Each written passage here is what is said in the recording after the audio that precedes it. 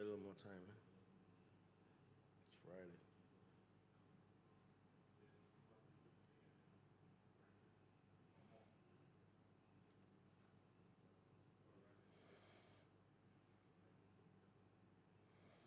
Yes, sir.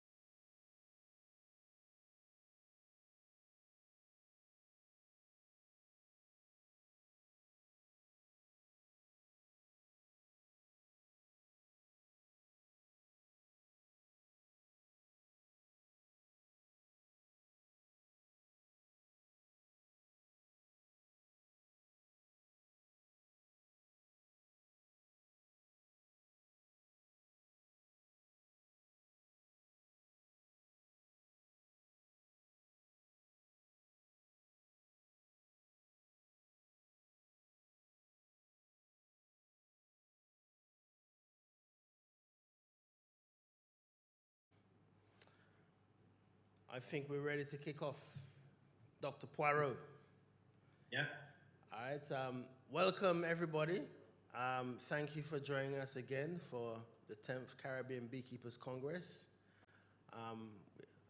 We're having a fantastic Friday start. So it's a little bit late, as usual.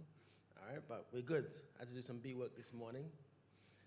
But we're good and we're ready to start. Dr. Poirot is right on time, ready with his presentation. I think this will be one of the most talked about and featured presentations after this Congress. Dr. Poirot is my personal mentor, John's mentor, and a mentor of many of St. Lucian beekeepers. He came here in 2019, or was it 2018? Yeah, 2019.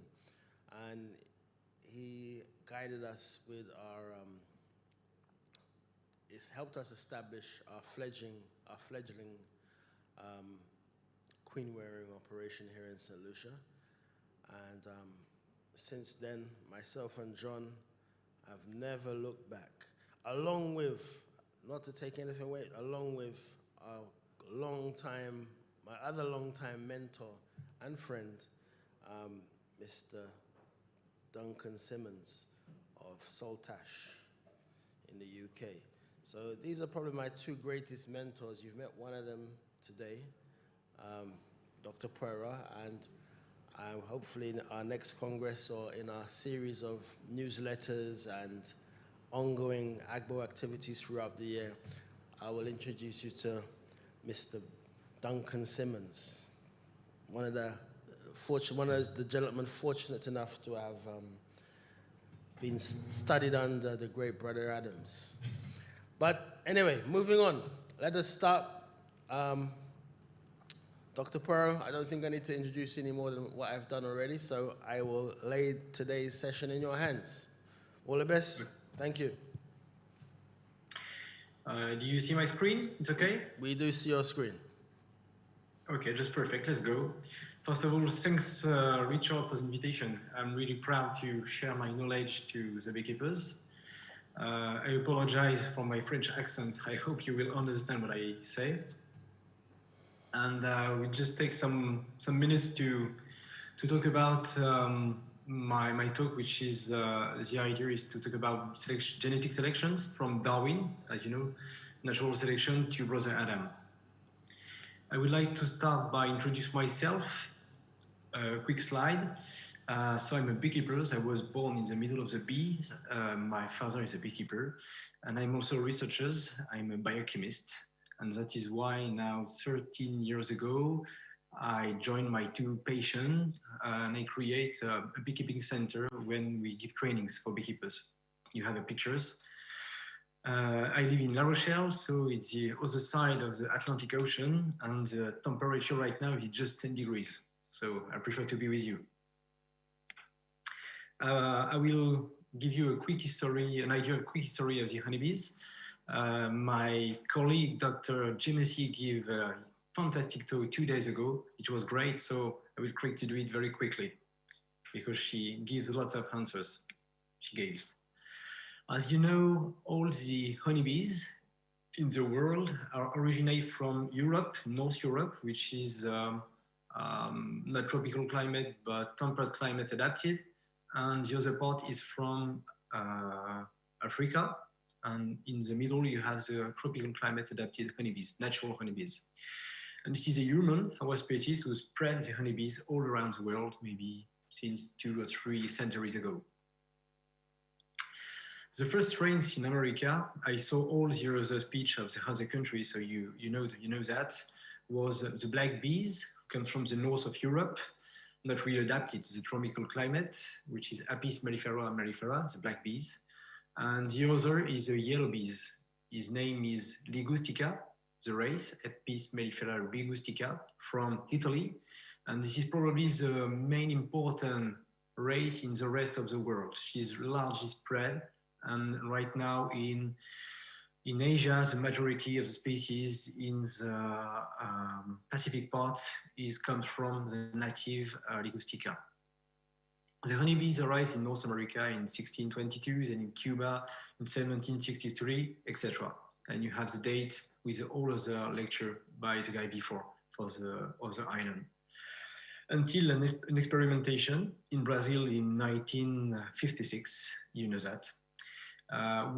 Maybe a team of scientists have the bad idea, unfortunately, to try to adapt, to create an hybrid between the local honeybees in South America, which was the Ligustica in general, with another strength of bees who comes from Africa and South Africa. This is the Scutellata. The Scutellata is really adapted to its climate. That's right. She's really adapted to the diseases, and maybe it is what the scientists are looking for. And they try to combine the strength of Scutellata with the strength in South America. And unfortunately, they created the now called Africanist honeybees, which is perfectly adapted to the environment, tropical environment. That's why in half a century, she spread, she was very quick to the south, from Brazil to the south of the US. And unfortunately, this honeybee is not adapted to the beekeepers. She's adapted to the environment, that's right. She's be able to swarm a lot, be able to fight against viral diseases, for example, and other diseases. But on the other hand, the problem is the honey production is lower. She's be able to produce a lot, but she consumes a lot, and she stings a lot. You know that she's very aggressive. And for the most of the situation in the island, in the Caribbean, you have a problem of place. It's very hard to find a place to put your beehives. And when your neighborhoods don't want to have honeybees because she's too aggressive, it could be a problem. This is really the aim of my job. When I go to work in Central America, my job is to help beekeepers to move from the first situation. You have pictures on my left in French Guiana as the years before. You have to protect yourself. It was some nest of Africanist bees. To the next situation, maybe to recover the situation before the Africanist bees. And you have on the right pictures of 4 years ago in Martinique Island. And after in Martinique 3 to 5 years, we have a success, and we realize an introduction of a new species, and we have tropicalized the species. And now, as you can see, the beekeepers don't need to protect themselves, and they have a huge production of honey. To do that, we use Brother Adam method. There is only one method in reality to change for a genetic plan. This is the first one. That's why I talk about him. We have talked about before the natural adaptation. That's why we talk about Darwin. But now we want to adapt the honeybees to the beekeepers and not the contrary. So to do that, the first really, the first stage is to teach beekeepers to breed. Beekeepers have to be able to produce themselves queen cells. This is really the stage one. We give lots of training lessons about bee breeding. And after that, the second part is really the honeybee selection. And to do that, we have 3 steps. The first one is the beekeepers have to have a careful observation. That means, what qualities are you looking for in your honeybees? If, for example, you're looking for viral resistance, you need to take some notes and to have a scientific attitude and to have a scientific observation. We need to have data. The second point is probably the most complicated. We have to control the mating. We have to control because we want to have one queen, virgin queen, for example, a very sweet, and some drones with a high honey production. But to do that, we have to control when they mate, and there is not lots of techniques. The second things what we teach the more is the insemination techniques. We help the beekeepers. I work with Richard and his colleague, Lucia, on this part. If you can control the mating, you can't have an evolution of your genetic stocks. The other idea, if you can't or if it's pretty hard to realize insemination, you can control in an island or in a protected area without drones from other columns. But it was very important. And the last point is the selection. Even if you have a very good queen and very good drones, the result, the F1, the next generation will be not always very good. So you have to find into all the descendants, the very good, the perfect queens, which is really adapt to your ideas, to your ideas of the selection. What quality are you looking for?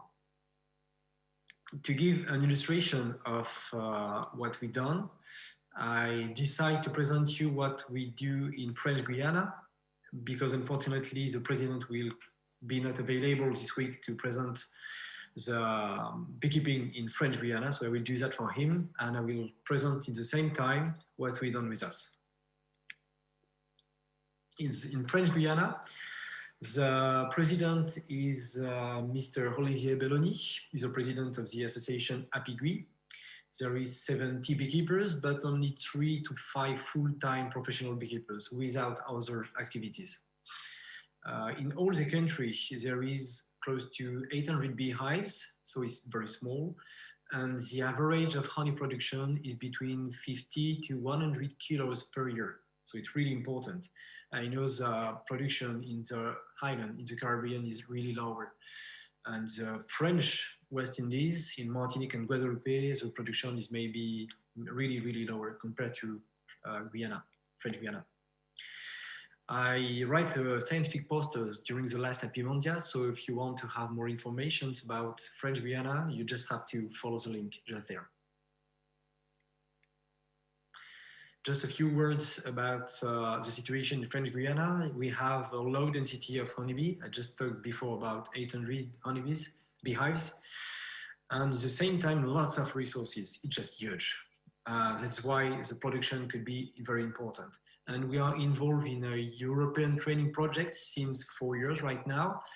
In this way, we give trainings, we teach people how to, for example, you have a pictures to how to graft.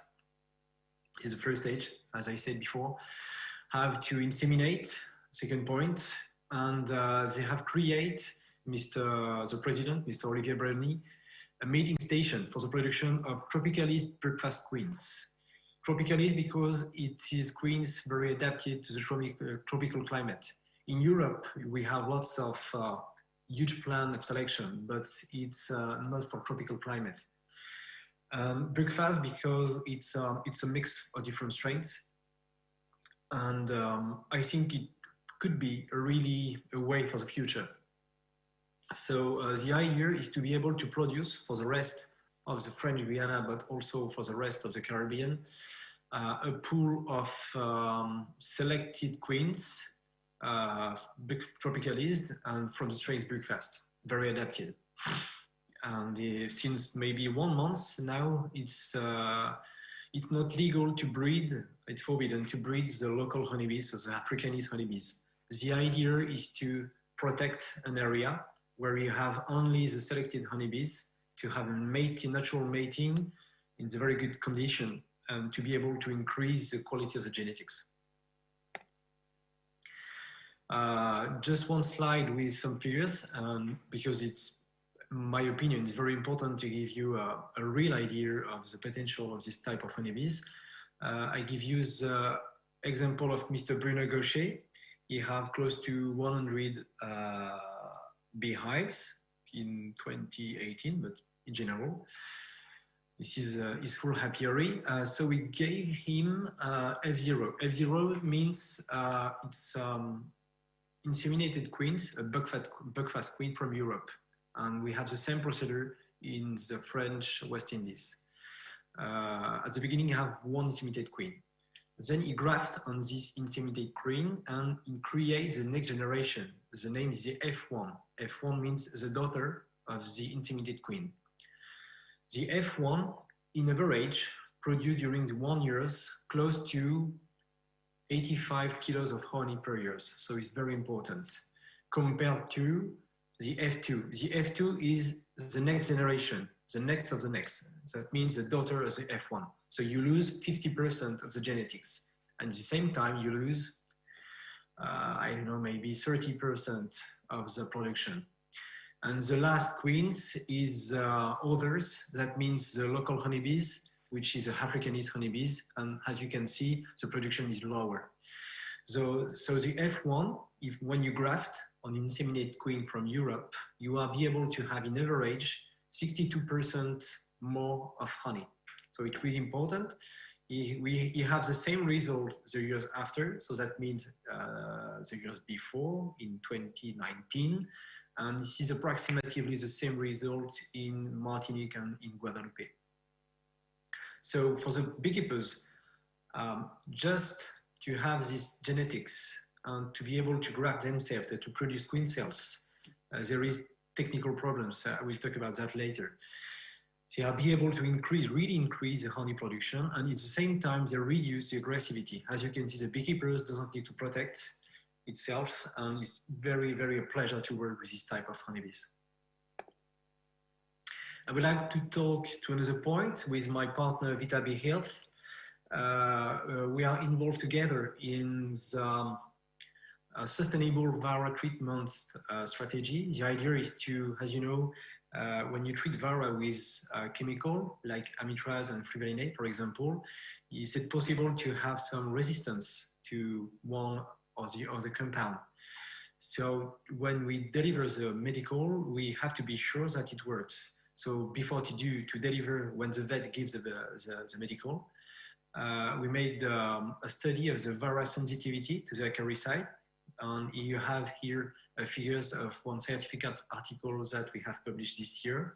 And you can see the map of the French Guiana. And on the map, we are able to say the varroa in French Guiana is more sensitive to fluvalinate than to amitraz. And that can help the beekeepers to choose themselves the compounds that they want to use. Thanks for Vita for the help to do these studies. We will redo these studies the next week in French Guiana. My colleague takes the plane the next week, and we will do the same type of studies in Martinique and in Guadeloupe the next years. If you are interested, please contact me directly. Normally, yesterday you have a feedback from Mr. Love in Martinique. Unfortunately, Mr. Benoit Foucan from Guadeloupe Island was not available, but you have the same result. You can contact them directly, or you can send me an email and I can send it to you, the presentation. A future project right now, we are close to the end. What I would like to do is to create intertropical America, a network of honeybee selection centers. I saw yesterday and the day before that in the different islands, they have some bee breeding project, maybe selection project. So why not to work together? We have good results. Maybe we can share with you the results that we have, share with you the genetics if it's possible or not, or maybe to receive genetics from us, from you. The idea is to promote a Buckfast tropicalis queen. Buckfast is it's a nickname. Maybe we can have another name, an American tropicalis queen.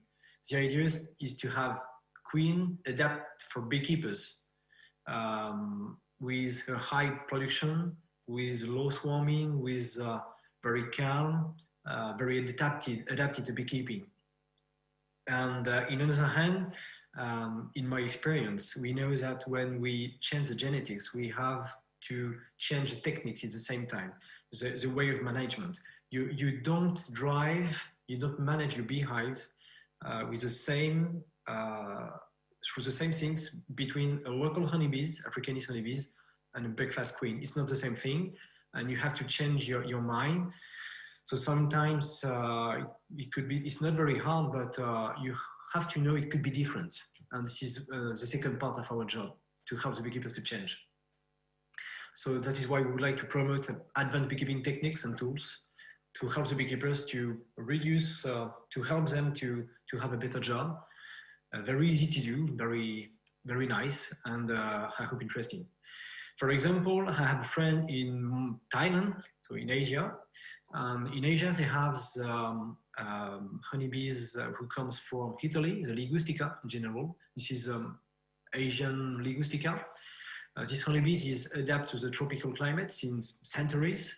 And the average is good, but in reality, without selection, the honeybees don't want to produce honey. They don't need to produce lots of honey in tropical climates. It's normal. So that's why, for the first time, we export honeybees buckfast tropicalis queen from Martinique to Thailand to try these honeybees, tropical adapted and selected, in this country, and wait and see if the production could be bigger, could be more interesting. So I give you my contact. If you have questions, you can contact me directly, of course. You have my cell phone and my email. Thank you. Thank you.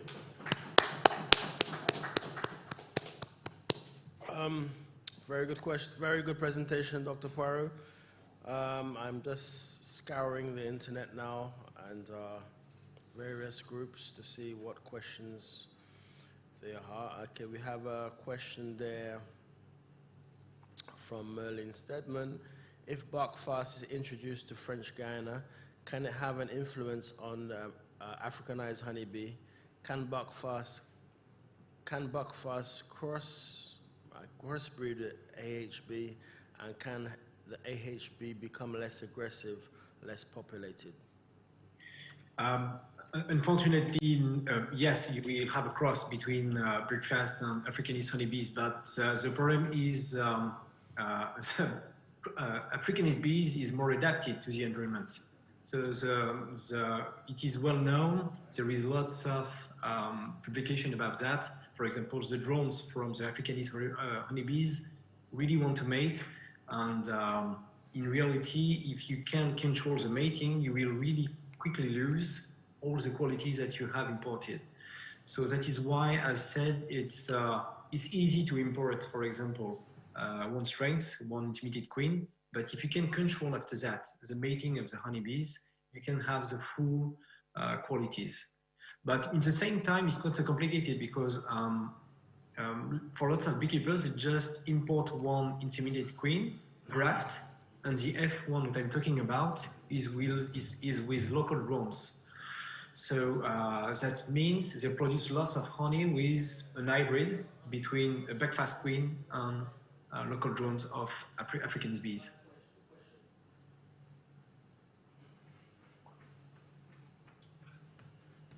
Okay, that's great response. I think we got a question there from Paul Shepard. I'm trying to bring him in live to ask you his question directly. Paul, can you hear us? If you unmute your mic, you can go ahead.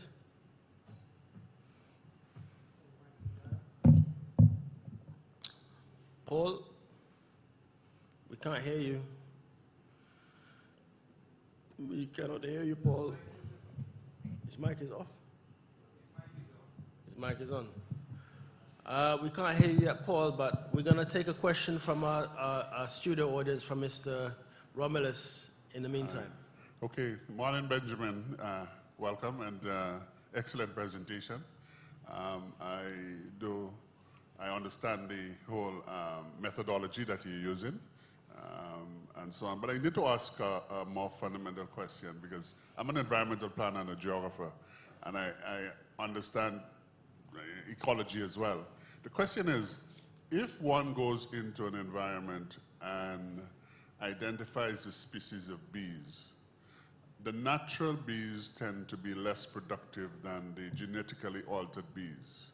My question to you is, if you go about doing the genetic change to achieve production levels, and that specific species begin to take over the natural environment, what happens to the ecological balance? And if there, have you ever observed any impact? Or the next question, is there a risk assessment you can do before you begin to do the interventions? And if there is, what is the methodology to do it? Could you repeat the question and summary? Sorry. Okay. I'll give it to him in French. En français? Mais créole, s'il vous plaît. Je parle français un peu. D'accord. When you select a species from a natural environment, usually the natural production tends to be lower than when you engineer or you do some manipulation to improve the productivity, okay? That is genetic engineering, and that's fine. My question to you is, if one enters an environment and selects the natural species there and genetically alters it, and it improves production, that's good for my pocket. But I'm trying to understand what happens in the natural environment, because that newly engineered bee might just take over the environment because it might be more competitive, it might outcompete the natural species. And in so doing, will it pollinate different flowers or the same flowers? In other words, Benjamin, I'm trying to understand what happens to the ecological balance, and if there is any. And the next question I'm asking, is there any way of doing a risk analysis before you begin such an intervention, so you can at least anticipate some of the changes that may occur? You cannot be 100% sure because nature is so complex. So if you could give us a little bit about that. Thank you. Thanks for the question. This is a real question. We start in general to talk about that because beekeepers don't want to change the genetics. They are afraid they could have trouble with the local honeybees that they have, and maybe the other species in the environment. It's maybe what you are talking about, what you're thinking about. It's not possible for us to do that in a country where there is a native honeybees. For example, when we work in Africa, we can't come with our genes, our pool of genes, because they have a native honeybees. And if I will come with my honeybees, I'm afraid there is a risk of hybridation. And I'm not able to know what is the consequences of what I do.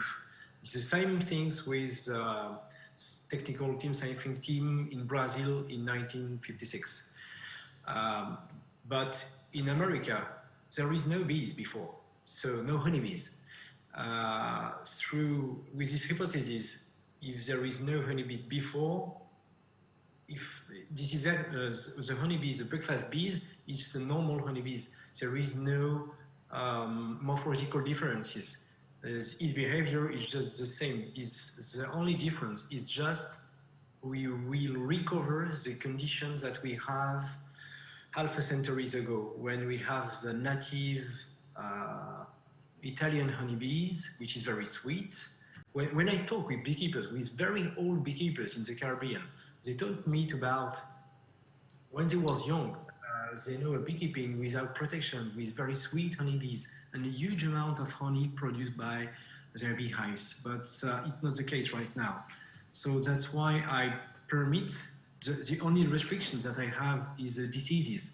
Of course, we are involved with the vet to be sure that we can't share diseases from Europe. This is most important. And after that, it's just honeybees, but with some different genes. So for the pollination, about me, there is no problem. If a problem have to be done, it will have arrived lots of years before. And I know lots of countries don't want to exchange their genetics because they are afraid about the vet problems, the diseases, the spread. But the Africanization of the honeybees give you the idea of how the bees can spread very quickly, and the decrease of the honey production. And during all, for example, the lecture you talk about, there is not enough young beekeepers. The age of the beekeepers increase years after years because young beekeepers doesn't want to become, young people don't want to be a beekeepers because you have to protect yourself. The honey production is not so good. So for me, it's really important to change. And the second point is my job is not to to share the genetics from Europe. What I would like, really would like, is in Central America to have a network through the island could work between themselves and to create a local honeybees very adapted. But if you want to select honeybees, adapt to beekeepers from the Africanist honeybees, you will need to have 15 to 20 years. It is well known in Europe when you restart, very often we take a new honeybees, we take something else, we try another strains. We need to have 15 to 20 years to have bees adapt to the beekeepers, and you have modelization about that. So if you have 20 years, you could start right now. But if you want to win time and to have inside your genetic pool right now the good gene, the best idea is to import honeybees. And I'm not afraid about that because there was no honeybees in America since the last centuries. I hope I'm clear.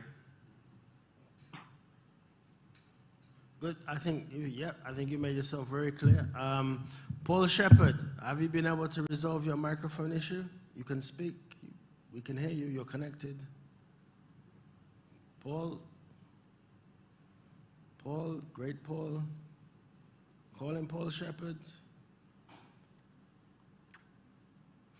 All right. I guess Paul is got technical issues. He doesn't have a fantastic technical team like I do, and Flo. Backing him up like me.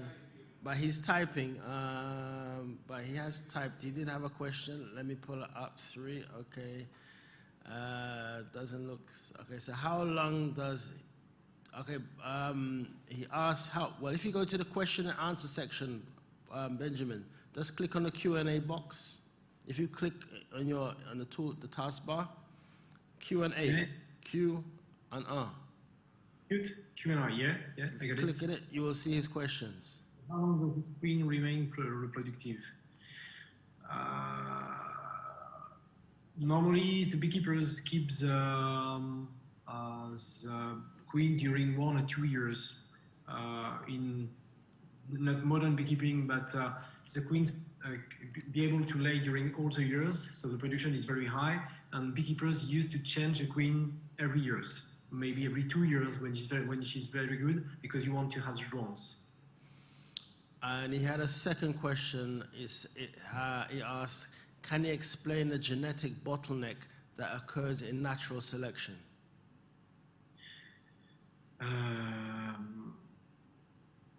Genetic bottleneck? I don't understand. Maybe he can make it. Well, I guess they can. The bees can only develop so far, and then they stop.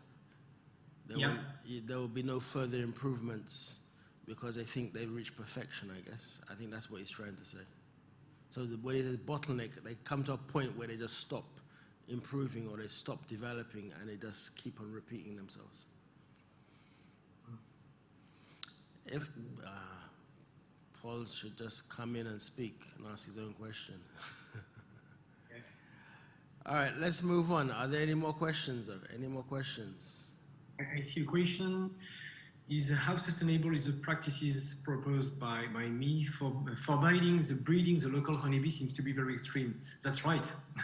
I was surprised myself that the local government in French Guiana allowed to stop the breeding of the local honeybees. But just to give you the idea, it's not forbidden to breed. It's just forbidden to breed local honeybees in this area. It's just a small part of French Guiana. The idea is to have a conservatory of these high productive honeybees. Because as we talk together, all of you, we have to control the mating, and the problem is insemination is very techniques, and the easy way is to have mating station. But if you want to have a mating station, you need to have a place without foreign honeybees. That is why it's just in one place at maybe 10 kilometers around, but French Guiana is very huge, so there is no problem. It's just to be sure that there is no another beekeepers with native bees who will come too close to the mating station. Okay. Paul Shepherd also asks, I live in France. I'm rearing bees by natural selection. Can natural selection work? Natural selection. What does that mean? Natural selection. It was the introduction of my talk. The Africanist honeybees. It's just great. She's completely adapted to the environment. That is why she spread very so fast. The Africanist honeybees is more adapted to the environment than the honeybees than we can come. When we have an importation of honeybees, the adaptation of the honeybees to the environment is lower than the Africanist honeybees. But at the same time, the problem of these bees is she's not adapted to the beekeeping. And we are breeders. We breed honeybees. Our job is to produce honey. It's not to help a natural adaptation. Natural selection is not adapted. Okay, great. Why does breakfast more efficient than Africanist increase breed production? No. This is one thing very important. The Africanist honeybees probably have the biggest brood production. Is it possible to see? Really, the first time when we come with new strains, they said this honeybees is not huge, it's not great because she don't lay a huge amount of brood. The amount of brood is lower, but the honey production is really better.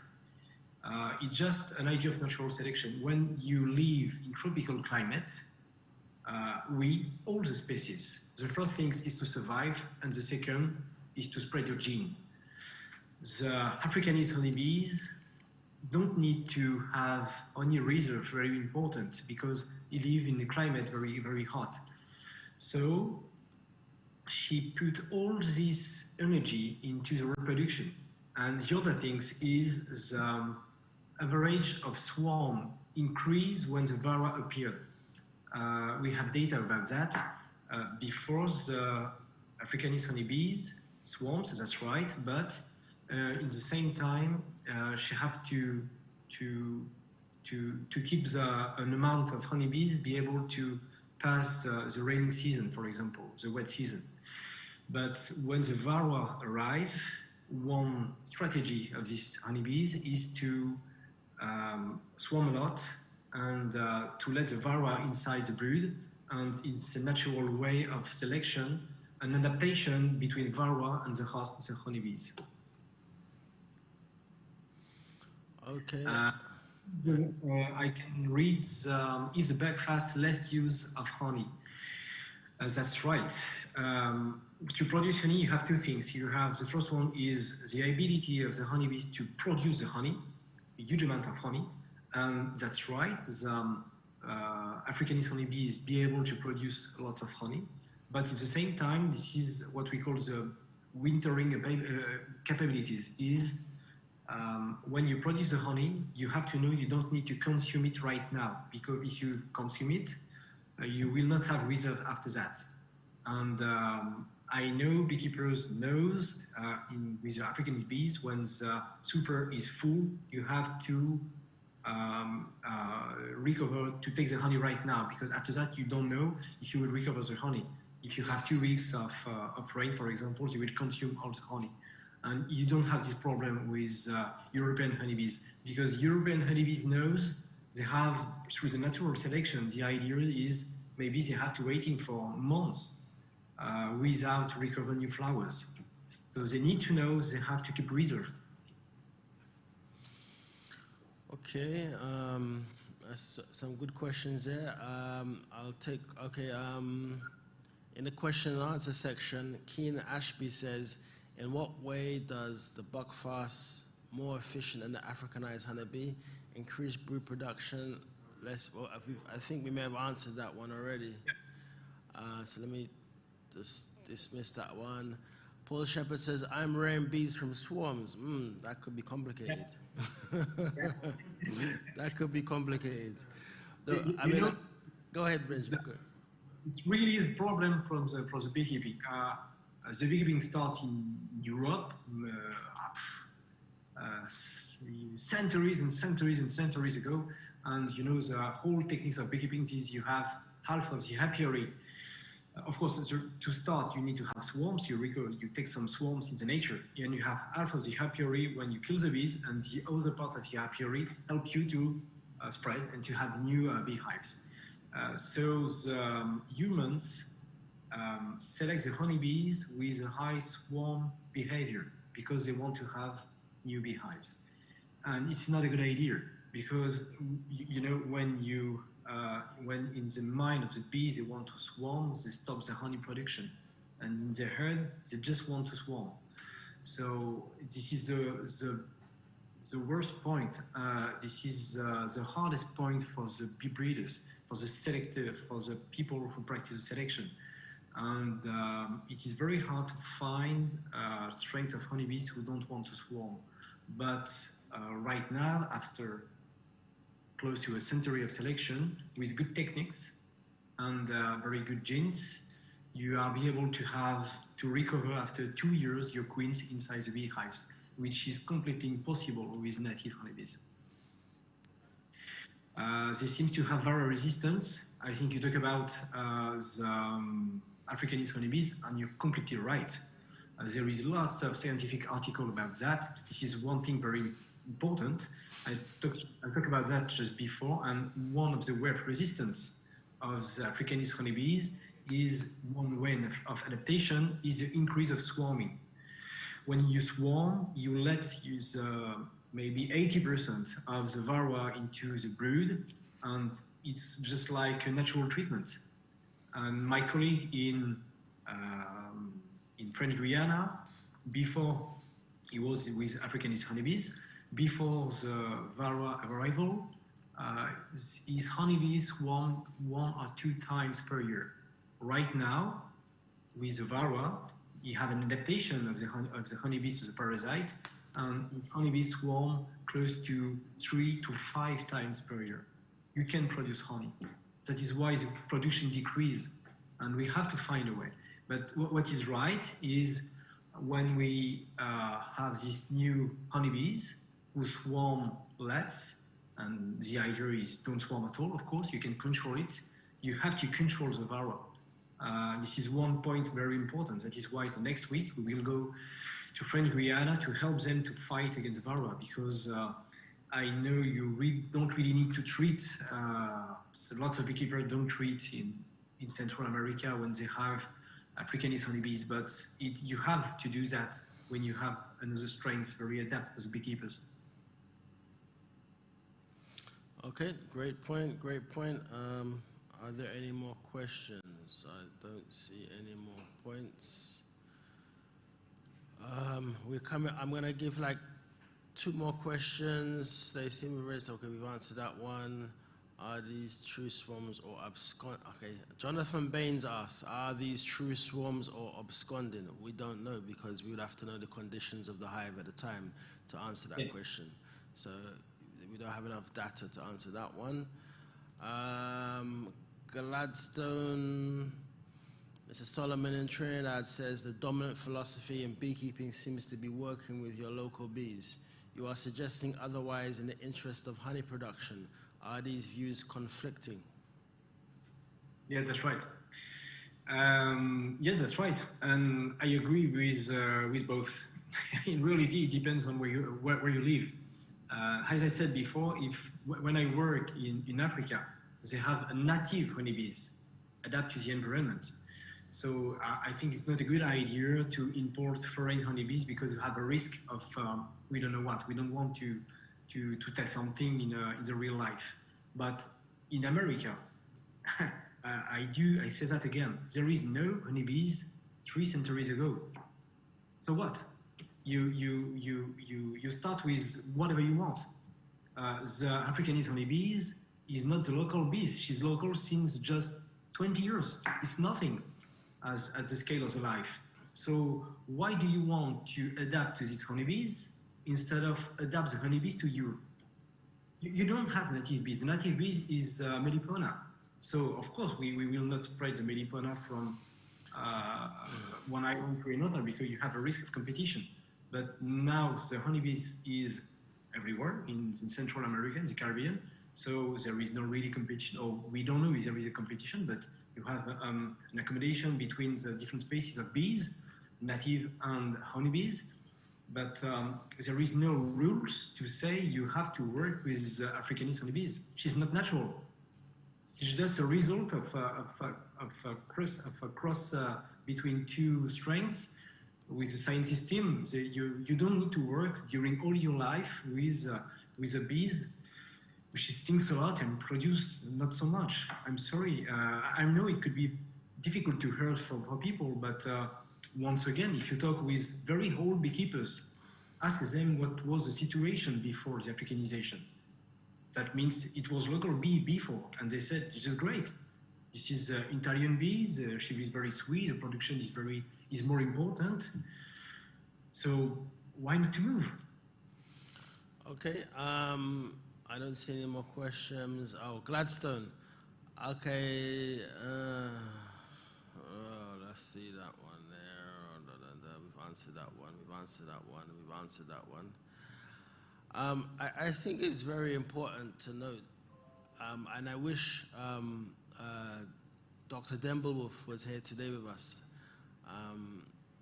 because she's very much into pollinators and the preservation of all pollinators, not just the honeybee.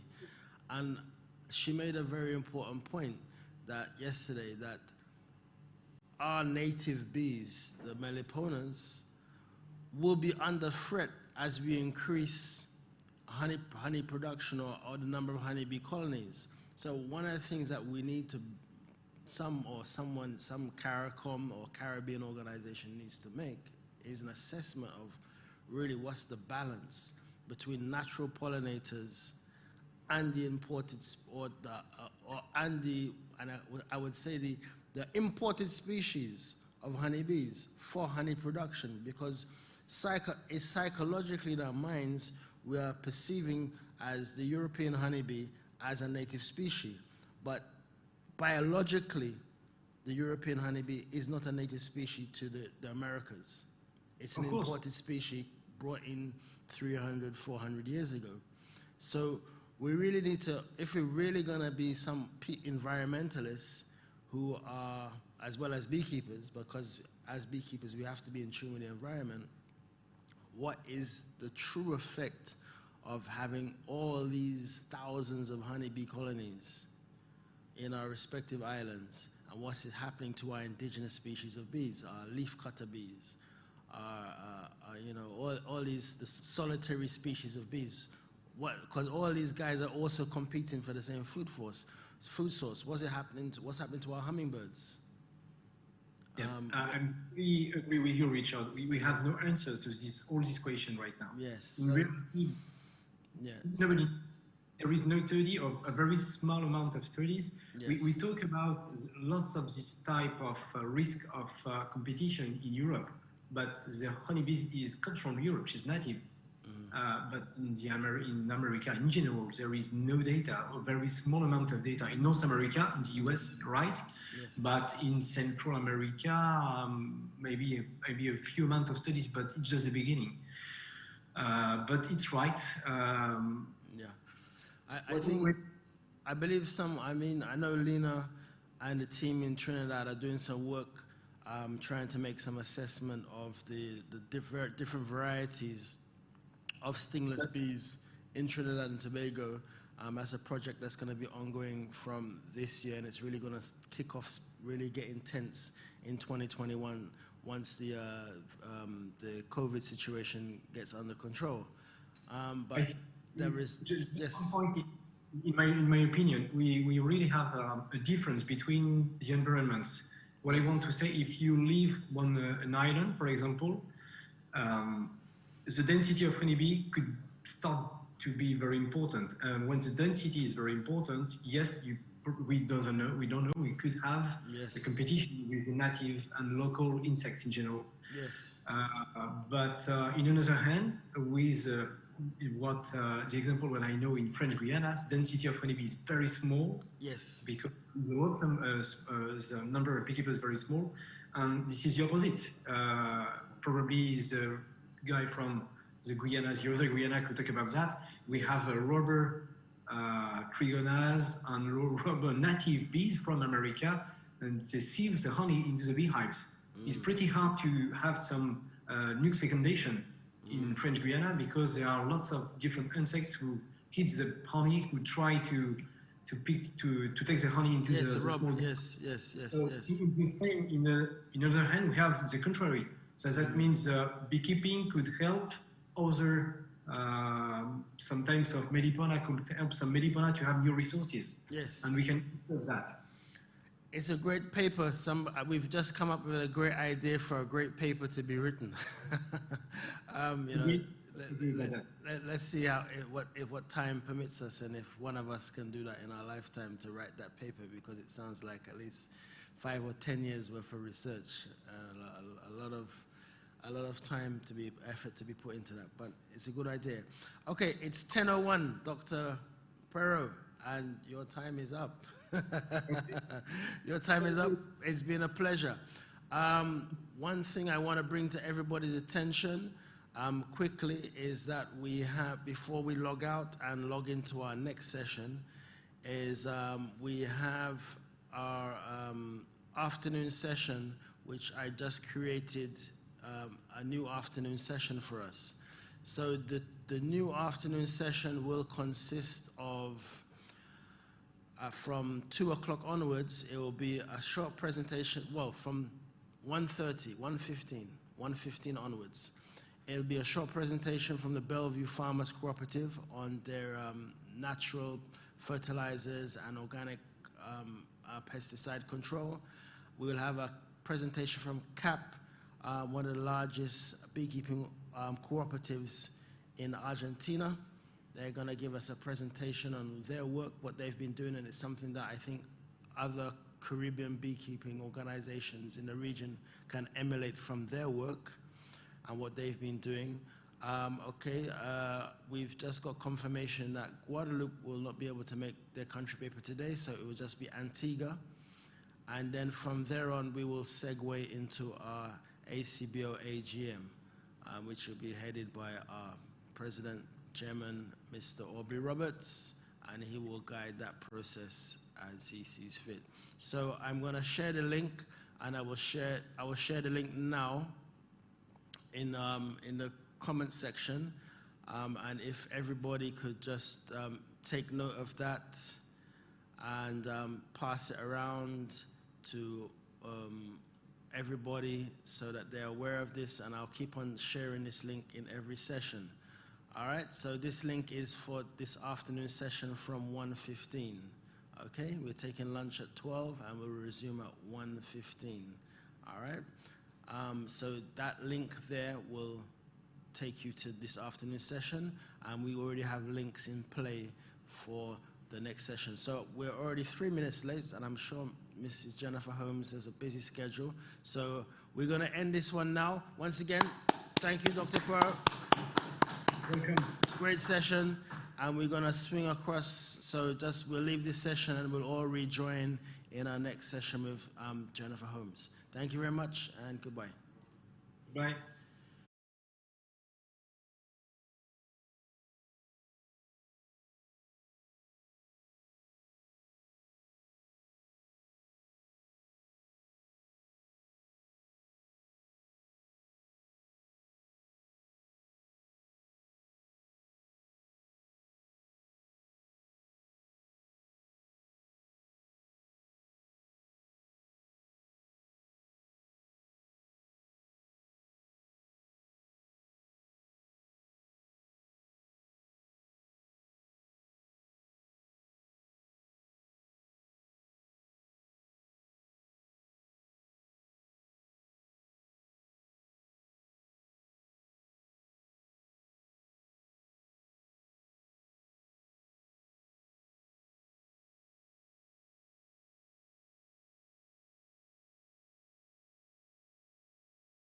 Okay, welcome everybody to our next session with Dr. Jennifer Holmes.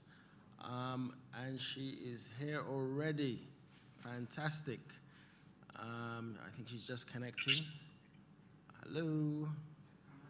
Your camera's on the side, Jennifer. Rotate your camera, please. You're perfect. Gotcha. Good morning. Good morning, Jennifer. 1,000,000,000 apologies for being 5 minutes late in joining you. We had a very engaging session with Dr. Poirot, but we are now with you. So we switched across, and we're now in sunny Florida. How is everything this morning with you? Beautiful. Thank you. So nice to see you. And I haven't had a chance to see if we have some participants. Yes. We do, and more will be coming soon. I think everybody's switching from the last session to this one.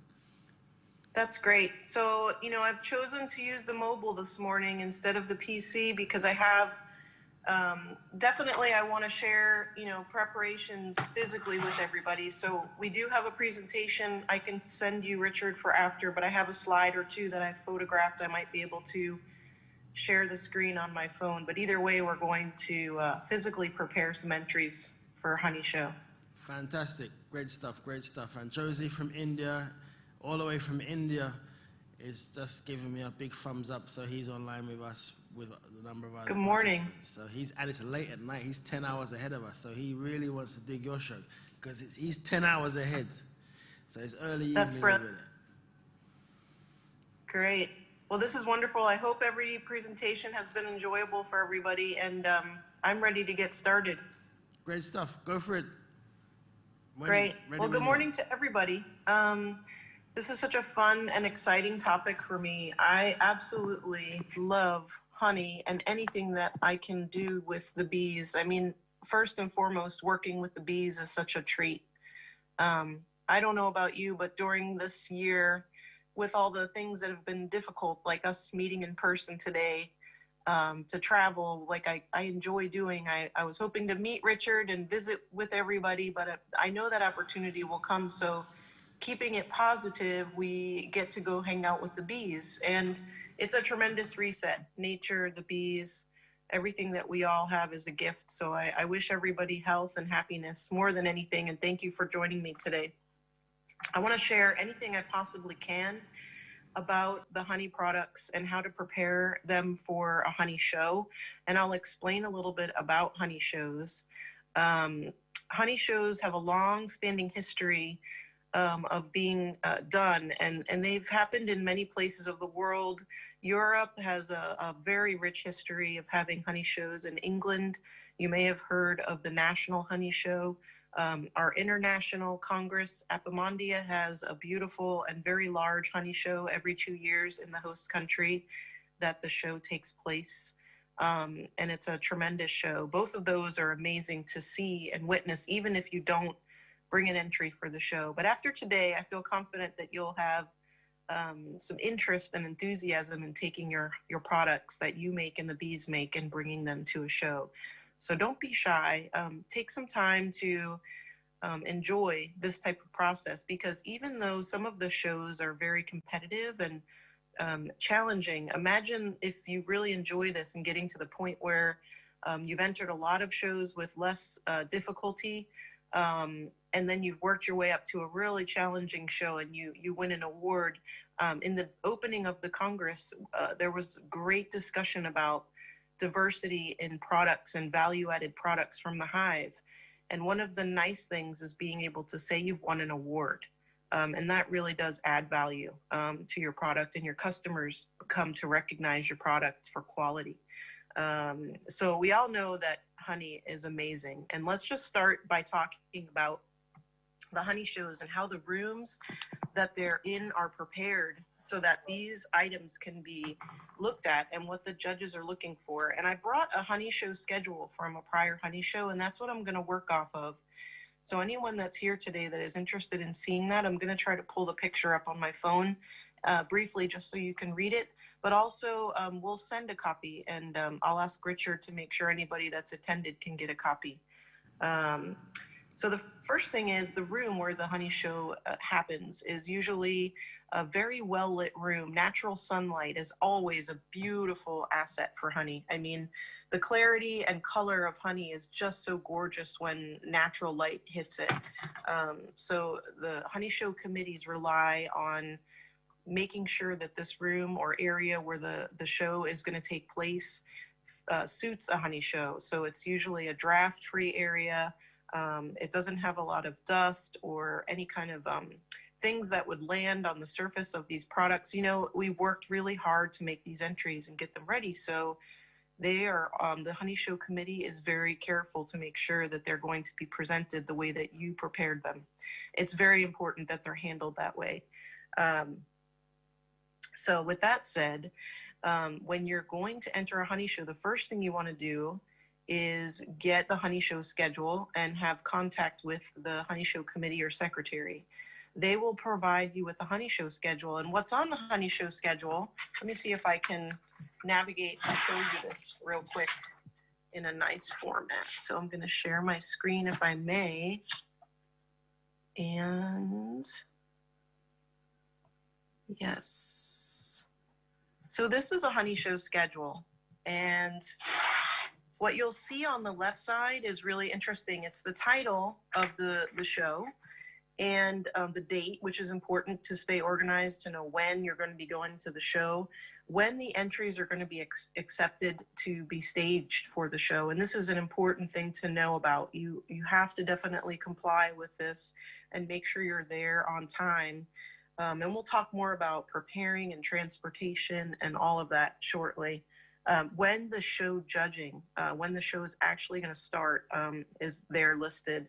And then the prizes and presentation award ceremony is really nice to attend. It's great to cheer on for all those that have entered, the show staff to thank them and congratulate those that have won. Then underneath, you'll see who's the manager of the show, the secretary, the judges, the stewards, and the referee, and any other staff that would be listed. And that's nice too, because you may know some of those folks, and you may like certain judges. So you may see somebody judging and be like, Jennifer, oh, that's really wonderful. Hi, Jennifer. Just a quick one. Is it possible that you could rotate your phone so that they can get a bigger visual? Does that help, How's guys? that? Yes, perfect. Much better, because it was coming up very small for the guys. I can zoom in a little bit too. No, like you don't. It's good. Good. Put it back how it was originally. You're too big now. Okay. Perfect. That's much better. Perfect. Thank you much. Sorry to disturb you. I'm sorry. Oh, no problem. Okay. Anything that's needed to make it better is perfectly fine. Okay. But so that's cool. This is good information to have, but I'm going to bring some fun points up right now. That's great. You may see somebody over there in that list that's a judge, but if the show is handled properly, if all the entries are brought into the show from outside the showroom and the judges aren't present, the way that entries are prepared, I will have no idea if I'm a judge that it's your honey. And that is a great thing to know, because if it's done right, there is no bias, and all of the honeys are prepared and can be judged without knowing who the entrant is. And if for some reason you make some, like say Richard, he makes a type of candle, and I get to know Richard's candles really well because he has this really fancy candle mold that nobody else has. Well, if I can recognize that candle and I'm a judge, I'm going to excuse myself from the class and not judge it because I would have a bias to knowing the entrant, and that wouldn't be fair. So just do know that these shows on the back end, right, on the show staff and the committee, these are handled very, they should be handled in that way so that it's fair for everybody. So I thought that's interesting to share with you. Then on the right, you'll see the classes. And each class, some shows are very detailed with many classes, and some shows only have several classes. But you'll see the first several classes are all honey.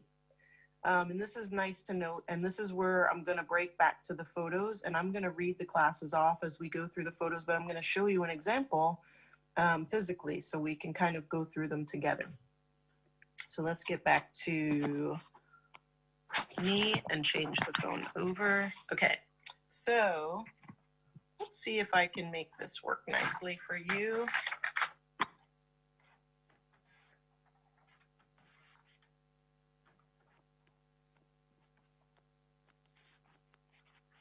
So what I have here for you are 3 honeys. And the first class, once again, can you rotate your screen for us, please? Absolutely. Thank you, ma'am. Anything you Perfect, need. perfect, perfect. Yep. Thank you. So let me get, this is always a little bit interesting trying to get this lined up with the phone. Let me get this like this. There's a little bit of a delay, so I apologize about moving so many times. Okay, cool. All right. We can't see the dark one. We can see the 2 light-colored ones, but the dark, perfect. Okay. Yeah. Yeah, it's in reverse for me. Sorry. A little bit of a fun time trying to get this right here. Yeah. All right, we're good. We're good. We'll work with it like that. We can't get everything perfect. Good. Wonderful. So this is a great way to see all 3 colors of honey. So the first class was light amber honey. So this would be the lightest honey that we have here. Oh, sorry. And then in the middle, we have our medium amber honey. And then on the right, we have our dark honey. Now, in order to know the color, you would contact the show and ask what scale they're using, because every show can have a different scale, but there is sort of a general knowledge of light, medium, and dark honey. I don't think any of us would argue that this is a nice light colored honey, okay? But sometimes it gets a little bit confusing from medium to dark. And where dark starts is sometimes closer to medium than you might have seen or recognized, and you might question it yourself. Once the honey is entered in the show, it usually stays in that class. It would be up to the show staff if they're going to decide to move it for you if it's in the incorrect place. And some shows are very strict and they won't move it. So it's really good to get to know the color beforehand, because that's part of your skill set, is the knowledge of where to enter your honey in the show. You'll also notice that we have 3 different glass jars here, and that's a great thing. Now this is up to you as well. Which jar do you think looks like a very high quality glass that's shiny, that's going to catch the eye of the judge and look like a presentation that is been very well done? And you don't have to answer, but it's up to you. It's your choice. But in the show rules, not just the schedule that I shared with you, in the show rules, there will be some notes about what type of glass to use, what packaging in general to use, how much honey should be in the container. And that varies all over the world. But this is a pretty standard type of few jars here. This is the Queen line glass jar, which I think you might notice that the quality of the glass is very good. And getting good quality glass, it can be very challenging. So what I like to tell people when we first meet is, when you buy glass, try if you can, and you can share this with others. If getting glass is difficult or hard on your budget, find a friend or 2 that is also interested in this, and try to buy some glass together and share the glass so that it's not quite as expensive for you to try to have to order so much glass, okay? And if you find glass that's in good condition, hang on to it. You can use it from show to show and store it so that it remains in good condition. So definitely a good tip is, if you find a really good jar, don't let go of it, okay? Because you'll use this for a show and you'll get your honey back after the show in most cases. And in some cases, you'll have an opportunity to leave the honey and it will be auctioned off, and the money would go to support a nonprofit or the organization that started the honey show, or to continue the honey shows. So that's also a neat thing to bring up now, in case you're not only interested in entering, but you're also interested on the other side. You want to promote or have a honey show with your local organization or your state organization. The other thing you'll notice is that the lids are different. So now we have a plastic lid on these 2. This is called a classic jar. These are all 1 pound in weight. And then you'll notice a metal lid here on the Queen line jar. The diameter of the opening on the Queen line jar is just a bit bigger than on the classic jar. Again, this is just a visual difference, plastic versus metal. And the glass, you have a different sloping in the shoulder and the neck. This is more uniform in how it descends down the side of the glass. This one has a little bit more of a taper coming in on the neck. But generally speaking, the glass is a little bit of a better quality on the Queen line. Now we're going to talk about the fill level. This is the fun part, okay? So the fill level on these jars is at the very top of the thread, the seat at the base of where all the threads is. There's one ring around the top of the bottom of the jar at the top of the neck. So there's a series of threads under the cap, and I can take it off to show you.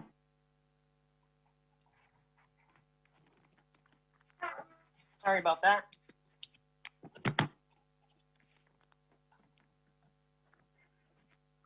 We've had to make a new way to prop up the phone this morning since I wasn't able to use the, there it is. I think that's got enough weight on it to hold it for a minute. I see it moving, but I'm gonna hang in there. So, this one's good and tight.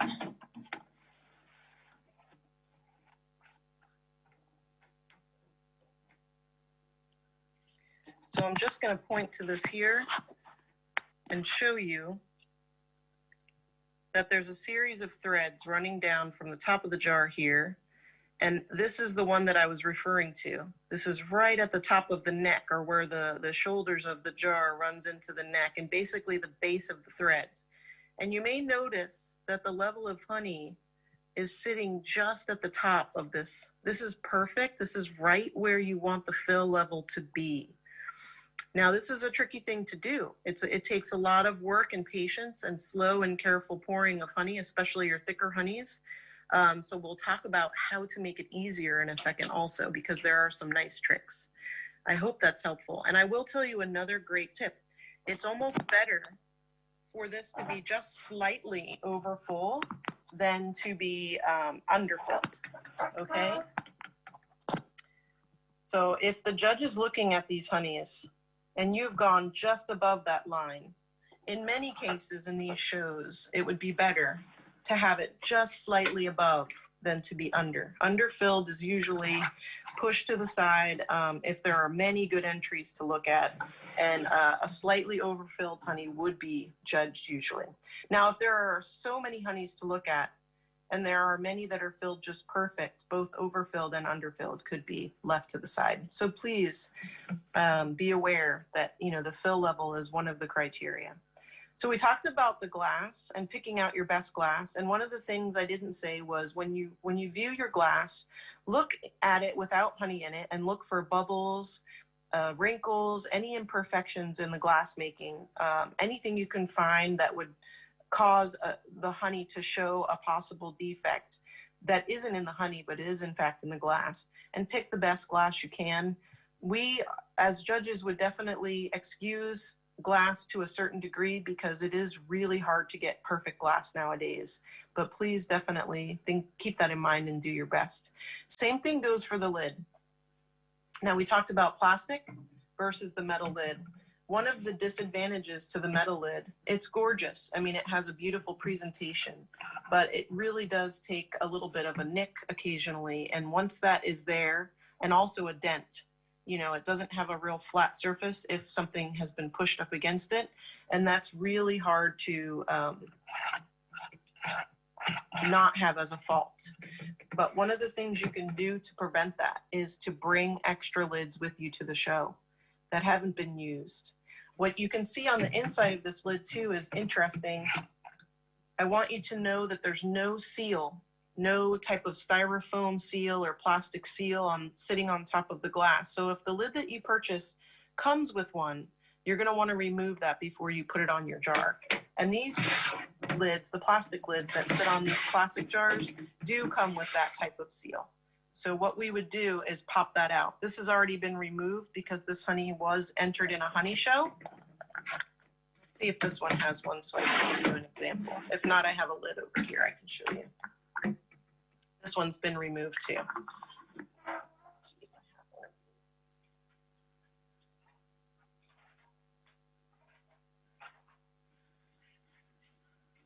these. This is a smaller lid for a different type of jar, but just so you're aware, if it has this inner seal, you want to remove it before you seal your jar. because this will leave a lot of glue on top of the glass, and that wouldn't be acceptable to the judge. I'm trying to give you as many tips as I possibly can while we're together today. So we talked about the fill level, and there's something interesting to note about this one. And no, nothing bad to say about anyone. The first time they've entered a show, they may not have ever had a chance to learn or read the rules about the fill or how much honey. But basically, this would be a very underfilled jar. And sometimes we do receive these in the show. And we wish that we had the opportunity, like we all have together today, to have shared that information with the person entering. But please just, I'd use this for an example so you could see that sometimes people will underfill the jar just simply because they're not aware. But I also want you to see that there's a lot of wax, and it may not be super easy to see because of the lighting, but let me see if I can give you just a little bit of an idea. Which way do I need to go? Here we go. You know, you can see quite a bit of wax and sediment is still in this honey. So that was the next thing I wanted to talk to you about, is how to get the honey prepared so that it looks nice and clear and shiny and beautiful like it does in this jar. One of the things that we're lucky enough to have here where I live is warm temperatures, and our honey is fairly high in moisture, which can be good and not so great. It's nice for pouring into a jar, but it's not so great for long-term storage because honey, as you know, and if you don't know, it's fun to share this fact, is hygroscopic. So it can absorb moisture from the air. So if your honey has not been kept capped all the way by the bees and then kept airtight and it has some moisture, after a period of time, that water will start to separate out of the honey and can start to ferment. So one of the things that is a tool for us as beekeepers and working with honey is a refractometer. And this refractometer is a manual refractometer. And basically, we have a lens here where we put a drop of honey and we close this over, and then we look through the scope, and there's a gauge inside that measures the moisture content of honey. So you're specifically using a refractometer that's been designed to measure the moisture in honey. And it can be calibrated. There's a technique to calibrate it using olive oil, and it has a standard moisture content. So there's other ways to do it as well. But these are pretty good. Sometimes judges will calibrate their refractometers together at the beginning of a show in case there's any honey in question. Everybody's equipment is working pretty much within the same range of percentage. Here in Florida, our honey has to remain under 18.5% in order to be saleable. And in some subtropical and tropical environments, honey stays pretty much within that range and higher. And, you know, that can pose a challenge for some of us. So think very carefully about how you want to prepare your honey in order to get ready for a show. One of the things we do is make sure that the honey is fully capped. You may have 1 or 2 cells uncapped, but generally speaking, pick your best frames. It's exciting when you have a lot of honey, but when you're getting ready for a show, you definitely want to use the honey that's going to be prepared and be at its best. So we look for honeys that have tested lower than 18 and hopefully even a little lower than that, that have been capped by the bees. And then we place them under fans in a room that has some dry air. You can use a dehumidifier if you have access to this type of equipment. But believe it or not, simple box fans that you can use to, you know, run some air around your home work just fine. We sit them under these fans with space underneath the supers, the honey supers, and the honey can sometimes dry anywhere from 0.5% to 2% more than it is. And so this is a great way to get the honey drier. But once it's thick like that, it is quite challenging to get in the jar and make look like this. So one of the things we have to do at that point is warm it up just a little bit. And, you know, we can do that with a water bath. So nice warm or hot water in a large container, not on constant heat like on the burner on the stove, but just, you know, in a water bath can really help get your honey, you know, to be a little bit softer and easier to pour and a little bit runnier, but not necessarily wetter. And so at this point, we get the honey to be a little warm. And this is something that we have to do for honey in a honey show. I think honey is beautiful the way it is, the way the bees make it. But for honey show, we want the clearest honey we could possibly get, free of bubbles, free of sediment or any kind of wax or debris. And we literally at this point would take this warm honey and pass it through some sort of filter. What I tend to use is a very good cloth made from cotton, but that has to be washed really well so that the cotton fibers don't end up in the honey. There's lots of really neat little food straining bags that are good for this. Some are made of nylon, but they have a very coarse hole so they don't trap all of the smallest debris.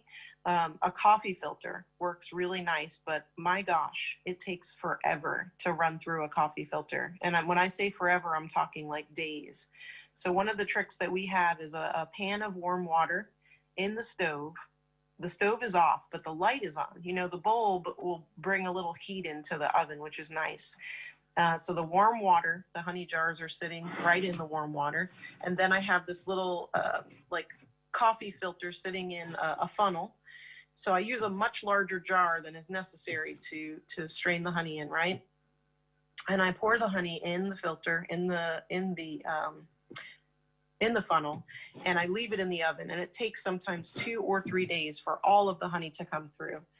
And the thing that we want to note about the rules, and we started this earlier, is for each class, like say the first class of honey, H1 was light amber honey.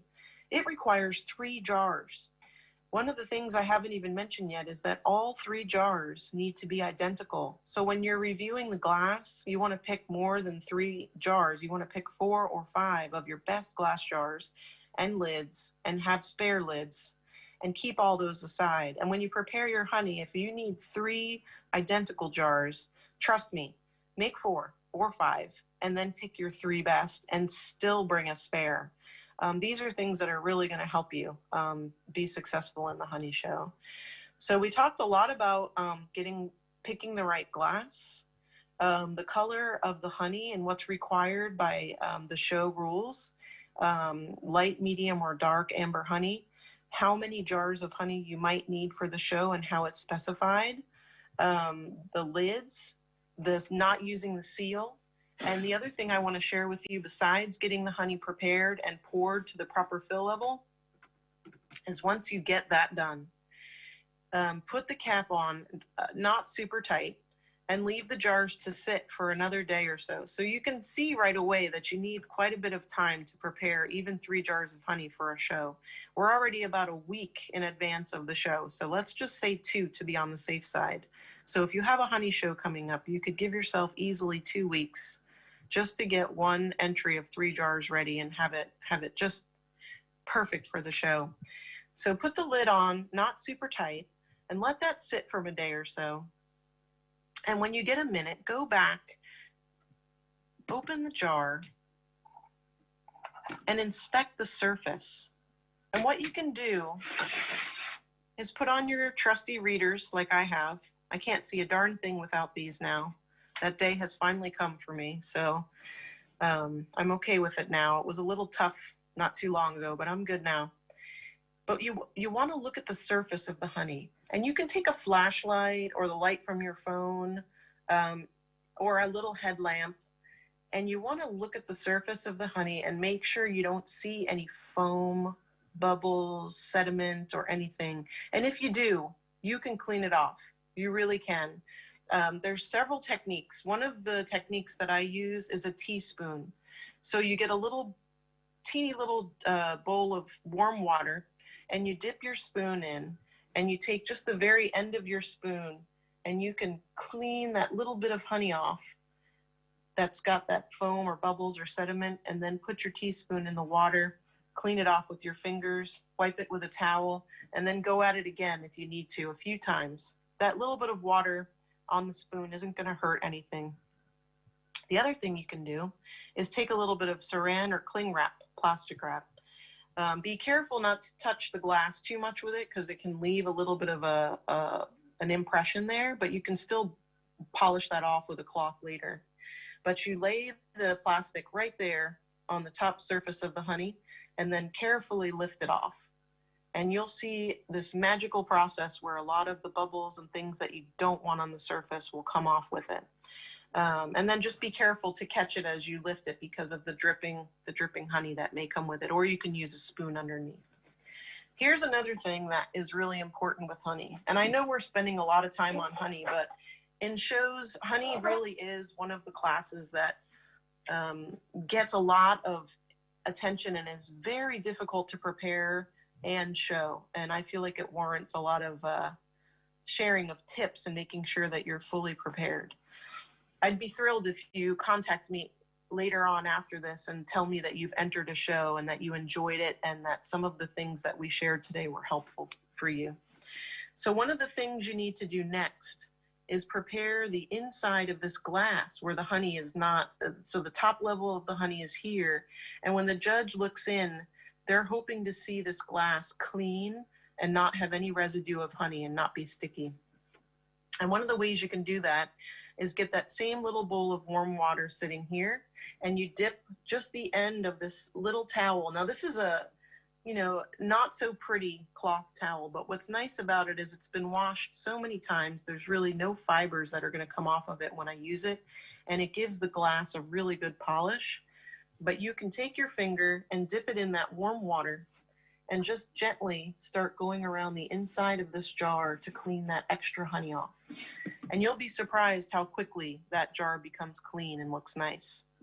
The next thing you want to do after you've cleaned the surface and the inside, just inspect the outside threads and make sure they're not sticky also. And if so, repeat the same process and then go ahead and give your lid a good look.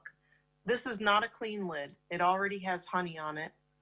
And the ring itself has a little bit of a stain. So there's like basically a plastic in here that touches the glass that keeps the metal from touching right on top of the glass.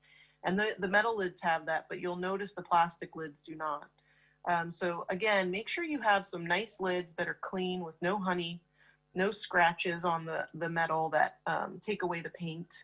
And you can polish them up nice too. And always put the lid on secure, but not overly tight. We don't want the judges to struggle to open the jars. And then from here, you're gonna polish the jar. I know I just mentioned about the cloth. It's seen better days, but it is still cute. It's got bees and a skep hive on it, so I do love it. But you can take a cloth like this, and once your honey is prepared, you can give it a good polish and shine, and you can take your flashlight as you go and make sure that you're removing any fingerprints or lint or anything that may be on the jar. And you can work at this as long as you like until you're satisfied. At that point, you would store this in a nice case or box until you get it to the show. Transportation is definitely a challenge. If you're going to be going by car or by bus or by train or by plane, likely this jar is going to tip or see some sort of vibrations that may bring bubbles into the honey. So wherever your destination is, you may have some preparations to do once you arrive at the show before you hand it off to the show staff to stage in the room for the judges to see it. At that point, that's where your extra lids, your polishing cloth, and please consider a nice pair of gloves. You can wear a plastic nitrile glove, or you can get a nice pair of cloth or nylon or microfiber gloves. If you end up getting cotton gloves, please be aware to wash them a good deal of times until there's absolutely no lint coming off them. More times than I'd like to, I have seen an unfortunate situation where somebody worked really hard on their honey, but at the very last second, wore a pair of gloves that got lint all over the jar. And then sitting on the show bench, the judge was, awed at the beauty of the honey and the preparation and the work that they knew went into it, but was sad because of the lint and maybe smudge marks at times with the jars. So there's one other thing here with the honey that I'm going to show you is this label. So the label is something that you're going to receive when you fill out your entry form with the secretary at the show. And at that time, it will have a number for, this is your entrant number and the class that you're entering in. And you are usually the person that would be putting the label on your jar, usually not the person at the show, but in some shows, the label will be put on by the show staff. So again, you have to find out what the rules and regulations are and follow them. In some of the shows, it's not written in the rules, but there is an accepted placement height from the bottom of the jar where the label would go. It's about 1/2 inch, and we have a little piece of wood that we lay on the table in front of this jar so we can figure out where the 1/2 inch is, but you can just take a ruler. At the very least, you can use your finger or just a quick visual guide, but one definite tip is to make sure that the label is as straight and centered as possible. This will definitely give your products the edge of looking neat and orderly. All 3 jars matching is also nice. So if you're going to be crooked on one jar, be crooked on all 3. I'm just kidding. Do your very best not to have the labels crooked, but you know, see if you can find out what's accepted for this type of show, and then do the best you can with it. So I feel like I've covered a lot with honey, but like I said, I feel like it's a very important class. And I want to note that besides the light, medium, and dark classes, there can be so many others in there, but one of the ones that's important is the novice class. If you've never entered a show before, you may find a class that mentions only 1 jar of honey is required. And the thought behind this is it's a great opportunity for someone who's never done it before. The challenge isn't quite as great to prepare the 1 jar versus the 3. And you'll find shows that are so challenging that the class will require 24 jars. And imagine making 24 identical jars just like this to prepare for show, just how much time and effort it would take, down to the transportation and getting them there to go into the show and be judged. So, and it's quite fun, but it really is, it's a lot of work, but it's really amazing when you can get that accomplished and then see that you've won from all your hard work. I'm turning the screen back so we can shift to another category, but let me know if it doesn't work to have the screen like that. And we're going to start talking a little bit about some of the other classes in the show. So we've covered the light, medium, and dark honey and the novice. And then there's a fun class that is usually just for taste. It's called Black Jar. Not all shows have it, but it's a fun one. Literally take the honey that you enjoy the best. No preparation necessary. There can be a minimum amount required. Sometimes it's 1/2 pound. And here's another tip. You can blend honeys. So you don't have to just put 1 honey in. You can put 3 or 4. This one's just for taste. It's the funnest class. And that one's judged just for taste. It's a great class. Then we start getting into some of the other types of honey. Chunk honey, which is going to be chunk honeycomb. And I've got one here for you to see, and I'll turn the phone in a minute to show it to you better. And then we're going to talk about section comb and creamed honey. So chunk comb honey is a really fun class, and it's really not an easy one. This is a difficult class to enter. I'm going to turn the phone again because I think this is going to give you a much better view of this honeycomb. So the first thing you can see here is this honeycomb. And when you're producing comb honey, you know, the bees are working really hard.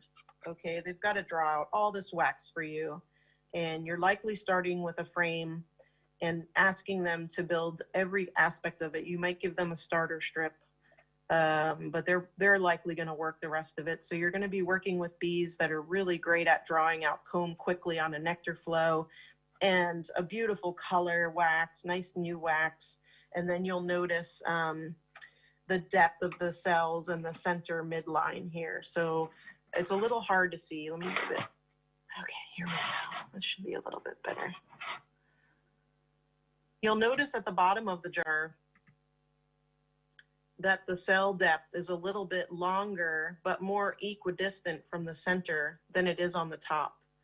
So here on this side, you'll notice that some of these cells are just a slight bit less deep than some of the others. And so the midline isn't quite equal. When you're doing this one, you're going to take, again, just as we talked about with the honey, you're going to have extra honey ready and extra jars ready. With this, you're going to take your best frame that the bees made, or maybe even two, and you're going to have a template made. So you can take this jar and you can take a nice piece of stiff cardboard and you can measure it to the exact center diameter of the lid. And then what you're going to do is make sure that you can place that cardboard inside, just about touching the sides of the glass, but not completely. Because what you want to have happen here is you want this piece of chunk comb to fill up the jar more than 50%. 50% is the minimum, but if we see something that takes up the majority of the jar from the bottom all the way to the top, and isn't floating in the honey, so once you fill it, you don't want it to be floating from the bottom, then you're going to have something that's really spectacular. Just quickly looking at the face of this comb, I'm going to say that the majority of these cells are capped and not wet. And that's another really nice thing to see with this type of section. So you want to pick something that has been capped all the way and doesn't have any perforated or uncapped cells. So nothing the bees weren't done with, and nothing that has been perforated, nicked, or in the cutting process gotten damaged. You're going to use the same template that you used that measured the inside of the jar and lay it nicely on top of all of the comb that you're going to be cutting. You'll have it laid out on a table, and you're going to take a very sharp knife, which you can get warm if you want. And I use a knife that has a serrated edge, and that you'll be able to use to cut your comb. And once you get a piece that you feel like is going to fit, do yourself a favor and get a few more. First of all, this is the same type of class as the other honey class that we were talking about. More than one jar may be required. It may require 3 jars. So that's a big challenge right there. You want to try to get 3 identical sections of comb in every way, shape, and form. So it can be very difficult to do. I'll show you an example right now of a piece of honeycomb that has some cappings on the bottom. I'll flip it over so you can see it. So now it's on the top. Let's see. Okay. So up here, you'll see that it's more translucent through, and you can see the honey. So where this is nice and opaque and white, this is actually a little bit wet. And we try to avoid that because when we fill it, it remains wet like that. And that would be an inconsistency. So that is something that we look for. We don't want that. And also, the next step for the section and the chunk, the ones that you cut, that you spent so much time measuring and getting the cut just nice and neat, and you looked at the midline and the center was equidistant from each side of the comb, and the cell depths are pretty measured evenly, you want it to drain. So you need a nice little wire rack like you use for baking, for cookies and that. And you're going to leave these sections to drain over a pan for at least a good few hours or longer, because you want that comb to have no bubbles in it. And in the case of a section comb, you don't want what you see here. There's actually a little bit of honey on the bottom. It's kind of hard for me to show you. It's not completely dry. This is a fairly dry piece, but there is honey. So we want this to drain completely. And when we put it in the container that it's going to sit in and go to the show, it will just be wax on the bottom of the container. No honey will have dripped out. So measuring whether you're using the comb container or the chunk comb jar, again, read the rules, find out exactly what size this jar should be. And that'll give you an idea of how to measure the honeycomb. And the same thing goes for the section. And 50% or more of the section in the jar is the minimum. Measuring the height and making sure it goes all the way to the bottom. I talked about how to cut it and the draining, but now I'm going to give you a quick tip on getting this to stay on the bottom of the jar without floating when you fill it with honey. So if you have a nice pan, thick pan, you can put it on the stove and just get it warm, not super hot. And very briefly, you can touch the jar to the pan that's hot, just long enough, and I mean really just a quick second, to get the wax soft and warm, not necessarily melted, because a judge will be able to see if the wax is melted.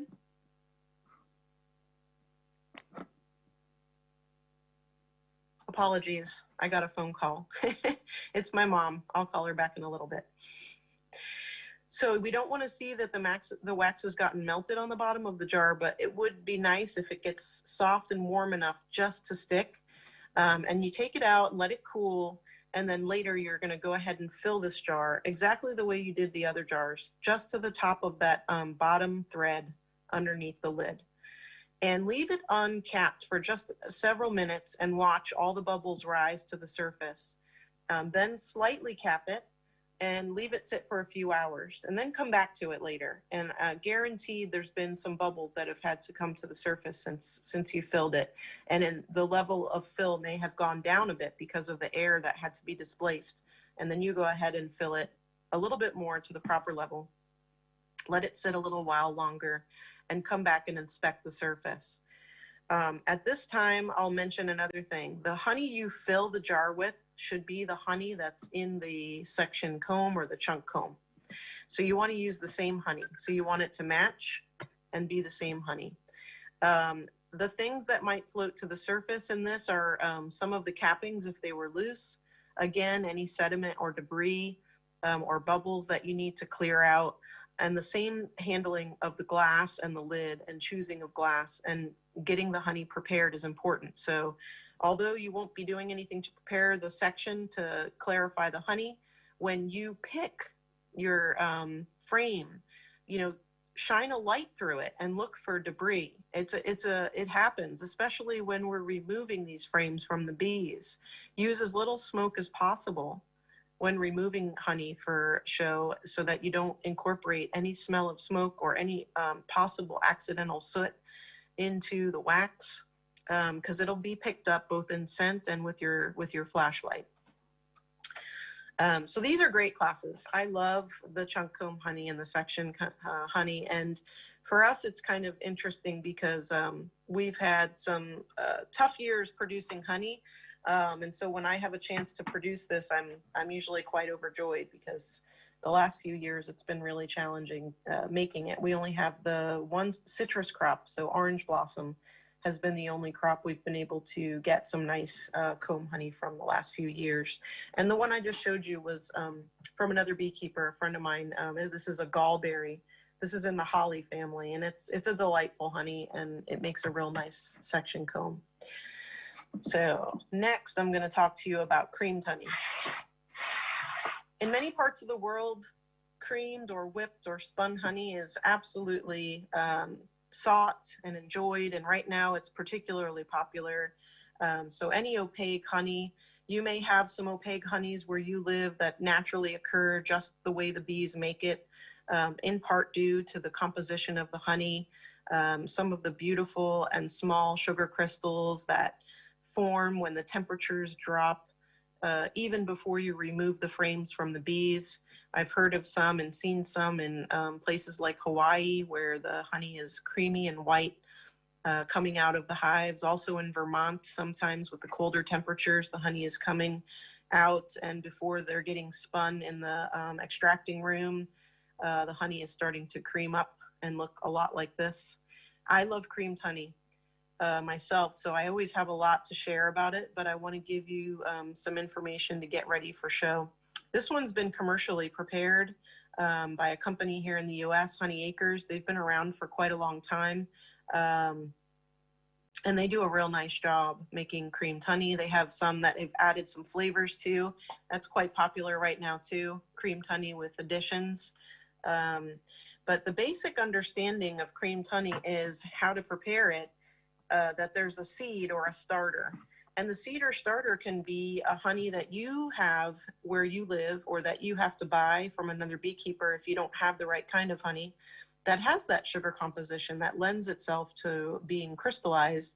And all honey has the ability to crystallize in a colder temperature. Some really don't want to crystallize. They just, we have a few here, Tupelo, the gallberry that I just showed you, and there are some others that year after year remain liquid. Either they contain a lot of enzymes or their sugar composition doesn't have a lot of sucrose and things that lend themselves to forming crystals. The other thing about crystallized or creamed honey is it can be natural or it can be something that you make. So we started talking about how you might have a honey that naturally crystallizes, or you might know somebody that has a honey that naturally crystallizes that you'll use. But if you don't, you would need a starter or seed. And the seed is usually just a certain amount. I will give you a quick recipe. 1 part seed to, 1 part seed to 9 parts liquid honey. So this seed is a honey that's already been crystallized. So this would be adequate.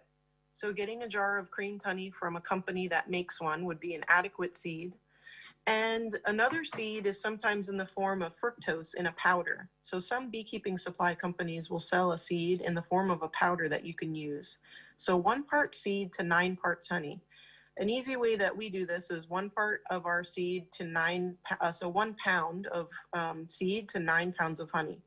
So at this time, you would incorporate that seed into your liquid honey, and you blend it very slowly without incorporating a lot of air bubbles.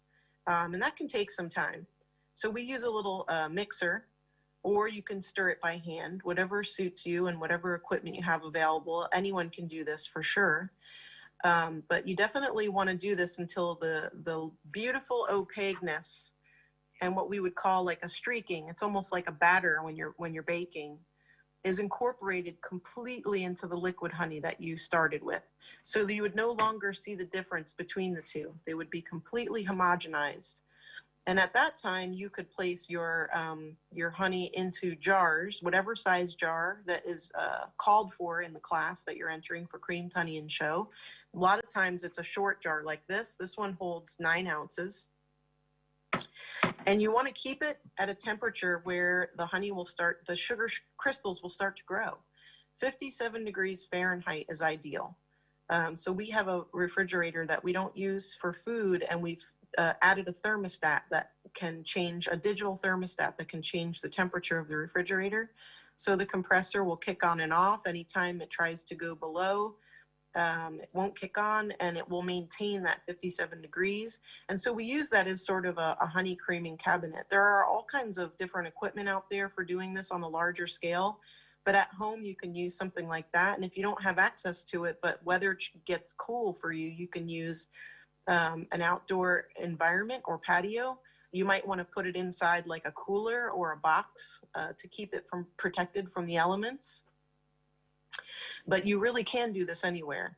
If you live in an environment like us where it's subtropical and it very rarely gets cold, this refrigerator comes in handy. But you can also control the temperature with ice, cold water, or ice packs, or all different types of things that you would like to use, and a thermometer. So simple equipment definitely works. And what you're looking for is a few weeks of time for your honey to set. The word set describes the fact that it's no longer moving. So what happens when you first make it is it resembles honey still. It's still pourable, but it's opaque. And you pour it into the jars that you want it to sit in, and you put it in the 57 degrees Fahrenheit, and a couple weeks goes by, and look what happens. Your honey sets. Now this creamed honey, I've already taken a spoon to and taken a little bit out, because what I wanted to show you is just how well set this honey is. In a honey show, the judges are usually looking for a creamed honey that is set like this, but when they tip the jar, it will start to move just a little bit, the honey. And so this honey is actually a little too set for a show.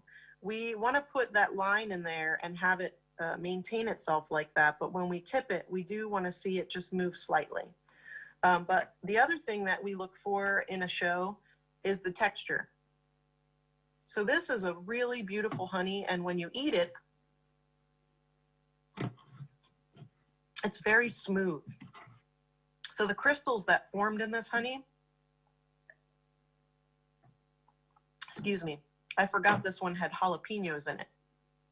One of my friends made it, and it's absolutely delicious, but there's no label on it, and so it's got a hot pepper, and that just got me a little bit.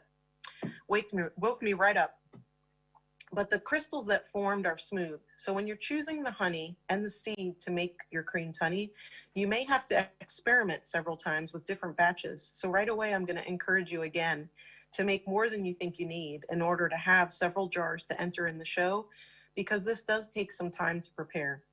And then you can taste each one and see which honey with the seed that you chose worked the best. And then write it down. Keep a little notebook so you have some records of the ones that worked well for you. Again, pick the best glass that you have for these jars. And you can use these things over and over again. Once you learn how to make this, people will always ask you for it. It's quite a treat. So that's a lot of information about honey. I'm going to move on to wax, because wax has several classes and also is a very special, hard, and difficult category, but it's another beautiful value-added product from the hive that I think warrants a lot of discussion. So I have just a nice piece of wax to show you here today, and I wish you could smell it. It's a beautiful piece of wax, and it's not from our bees. I do end up getting wax from a lot of beekeepers. I make a lot of candles, and I enjoy the process. It's very relaxing.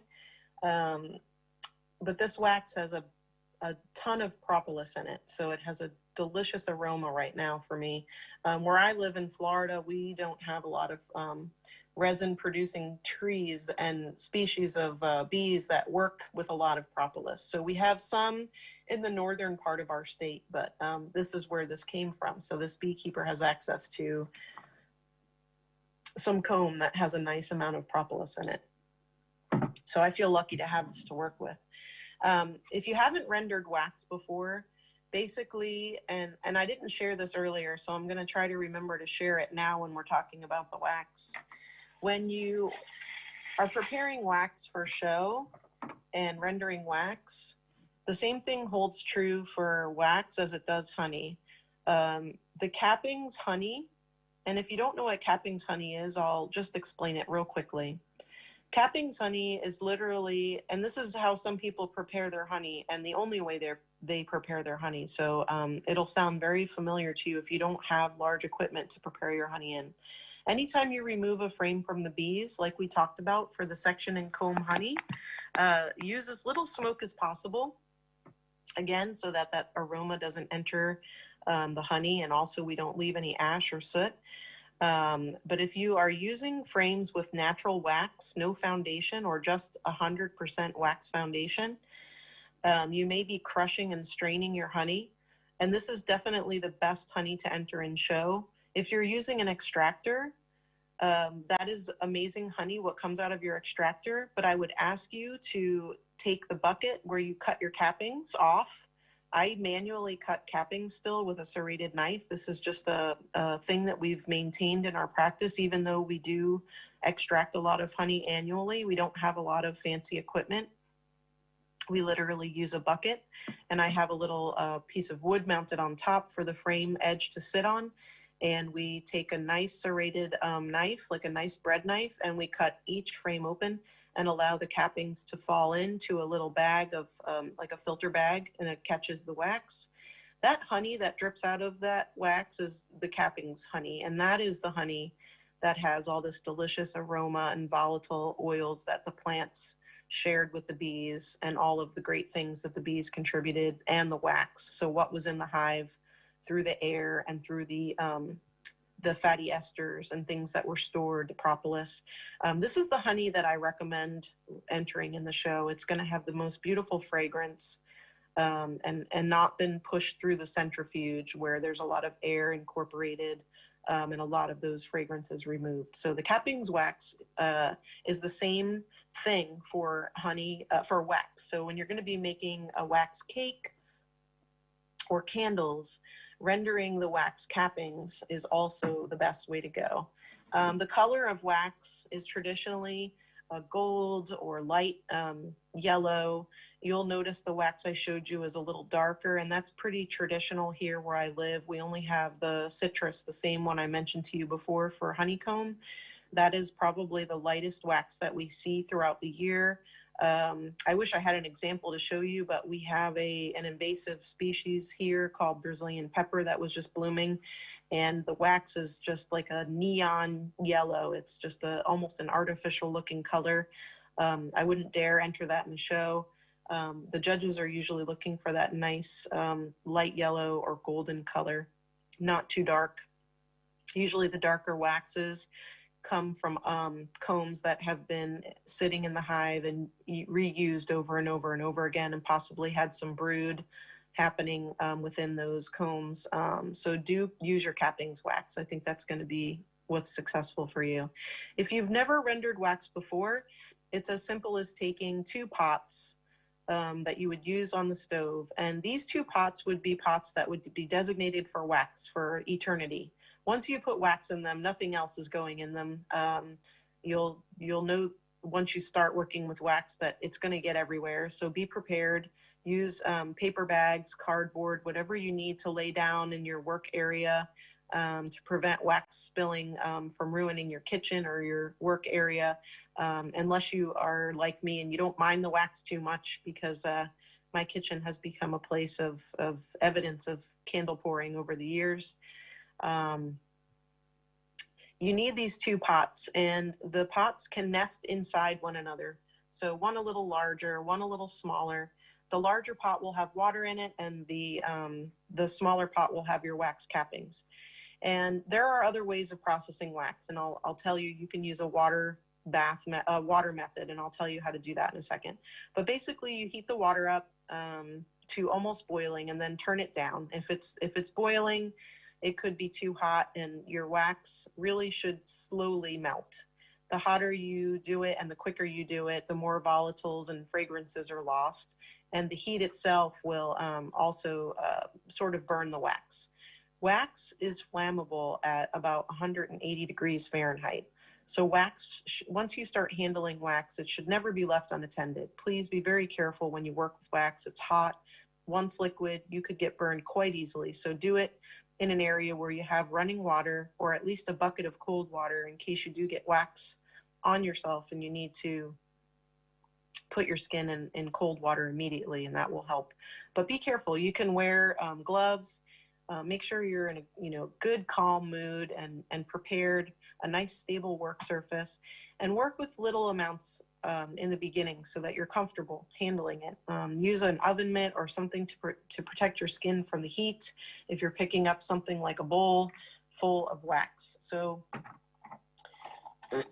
after you melt your wax cappings the first time and they're liquid, you take a simple bowl, or you can take a container that you've had juice in, something you've drank out of, like you purchase some juice, but make sure you get a nice, dense, hard plastic. Some of the plastic jugs that are more opaque, the plastic just isn't the right kind of plastic, and if you pour hot wax in it, that plastic might melt on you, and the wax might go all over the place, and you could get hurt. So make sure you use a really nice hard plastic. You can find something that you bought, or even a bottle like this honey bottle. This is the right type of plastic. It's not going to melt as easy. If I had a bottle like this that was a little wider, which I do,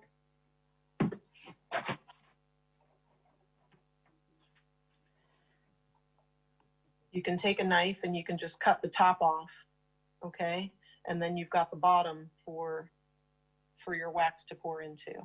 And what I use for wax, you can use, again, like a thin towel, a coffee filter, but get it a little bit wet first. And the other thing that you can use is a nylon stocking. So ladies will sometimes wear these little nylon stockings and they sell them at the grocery store, or socks, very thin nylon socks. And what you do is you trim the sock or the stocking and you drape it over the bowl. So you've melted your cappings, and there's going to be a good deal of honey still in here. I let my cappings drain for a long time before I process them. So you want to remove as much honey as possible before you melt them. But there will still be some honey in there. So you melt them down in your pot of water with your second pot that has the wax in there.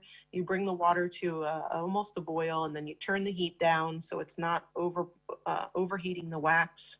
and causing some wax to bubble out or spill. So don't fill your pot all the way up in the beginning with the capping. Start with a little less. The level of wax will be a lot lower after they've had a chance to melt down. At that point, you can add more to it until you get to the desired level. And the first time you render these, you'll be pouring them into the container or bowl with the stocking, and you'll take that stocking out, let the honey and wax drip, and you can place that aside and let this sit and cool for a few hours. And when it does, you'll be able to remove the wax from the top. There will be a nice cake of wax on top, and the honey that was left behind will be underneath. And then you can wash this wax and let it dry, and it's ready for use. So that's a basic technique for preparing your wax. Now you have to decide how you're going to enter your wax in the show.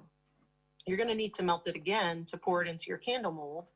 And again, you don't want to overheat it. So you can use the same pot that you used to melt it the first time. You can wash that pot out if there's some honey in there. You don't have to worry tremendously about removing every little bit of wax that's in there, but you can go ahead and melt that down. Use the same exact process. You'll use a nylon stocking, a bowl after it's liquid, and you'll pour it in.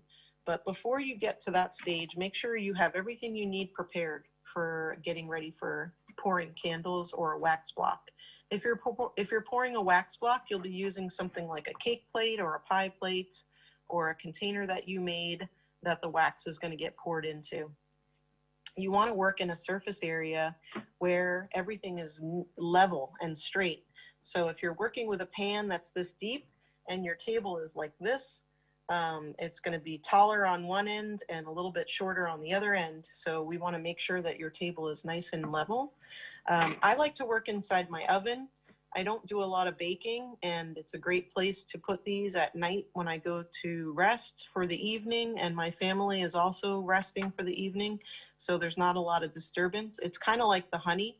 Once you pour these, if there's a lot of disturbance, the evidence will show up on the surface of the wax. So if you're pouring a cake of wax, these little ripples that you see on this candle base will be evidence of the fact that the wax started to cool while there was movement or vibration.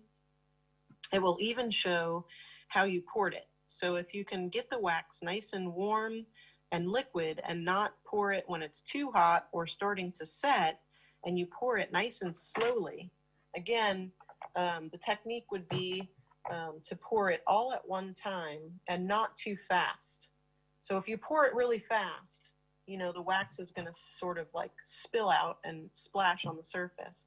If you pour it in a nice even stream, nice and slowly, and fill it to the level it needs to go, it should cool and have a nice clean surface. The other thing that determines the surface is going to be the time that it takes to cool down and set. So you can make it go a little slower by not doing it in a very cold environment. So the oven is nice for that too. Just like we said before for the honey, you can turn the oven light on and it'll keep it just a teeny bit warm in there, and that'll help the wax cool down a little slower. You can also wrap everything nicely in a blankie or a little towel, so you give it like a little insulation, which is nice. Plastic is a horrible conductor for heat. Metal is much better. But if you need to, you can put some towels or blankets in there. If it's candles, the next thing we'll talk about now is candles. Candles are quite tricky. The mold itself is going to help determine how your candle is going to come out. So if you're doing a decorative candle like this, you're going to need to have a mold that you can repeat the process in several times and get the same result. And the crispness of detail is going to be important, and the centering of the wick. So getting this just right takes quite a bit of practice. And again, it's relaxing and fun, but you're going to want to make many extra candles in order to get this right. So if I was to choose to make this type of candle, I would use the same mold and make 4 or 5 of these candles and pick the 3 best ones. I wouldn't buy 3 of the same mold and then use all 3 different, because there could be a slight difference in between this mold and this mold. even though they're the same candle. And that might be apparent to the judge. So that's a really fun tip that I like to share. Use the same mold, even though it's going to be more challenging because you have to repeat the process several times and wait for this candle to cool. It's more likely to be identical. There are other classes too, like tapered candles, where you literally are dipping wick into liquid wax and then hanging it on a rack and then repeating it over and over again. And usually it requires a pair. So the wicking is joined like this. So there's like the top is just like this, a loop. And then this is the first time you dip this, it will help the wick become straight. So when you go to dip it in the second time, it'll start to form a candle. And then you have to have a place for these to hang. That's a good deal of fun making tapered candles. I'd like to, if anybody makes them, I think they're lovely and I would love to see them. I really admire taper candles. It's not something I've spent a lot of time learning how to do yet. And we mentioned just briefly, but I'm going to go ahead and mention it again. Centering the wick in the bottom of the candle is really important. This one is hard to see because I pushed the bottom of the wick down, but let me show you again. This is not centered well. I made this just for fun, and I sell candles, and I'm not anywhere particularly as worried about where the wick is in these candles as I am the ones for show. I do still like them to be quite centered because they actually, one of the reasons why that's a rule in a honey show is because they burn much better that way. The other thing I haven't sorry, mentioned Jennifer. yet. Hi, Jennifer.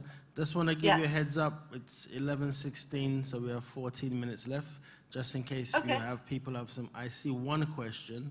So far, I don't see I see a lot of complaints about the screens and the options of screens, but that's nothing to do with you.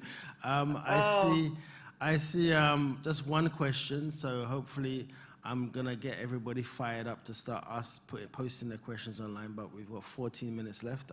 Just give you a heads up. I can. So how far you are, and if you want to leave 5 minutes, do like 5 minutes of Q&A. All right. Absolutely. I can wrap up wax and I've got mead and then I'm ready for questions. What? Mead? Okay, well, we should have gone to mead a long time ago, man. We're in the Caribbean. Right. You know, we always like our rum. So you should have led with mead.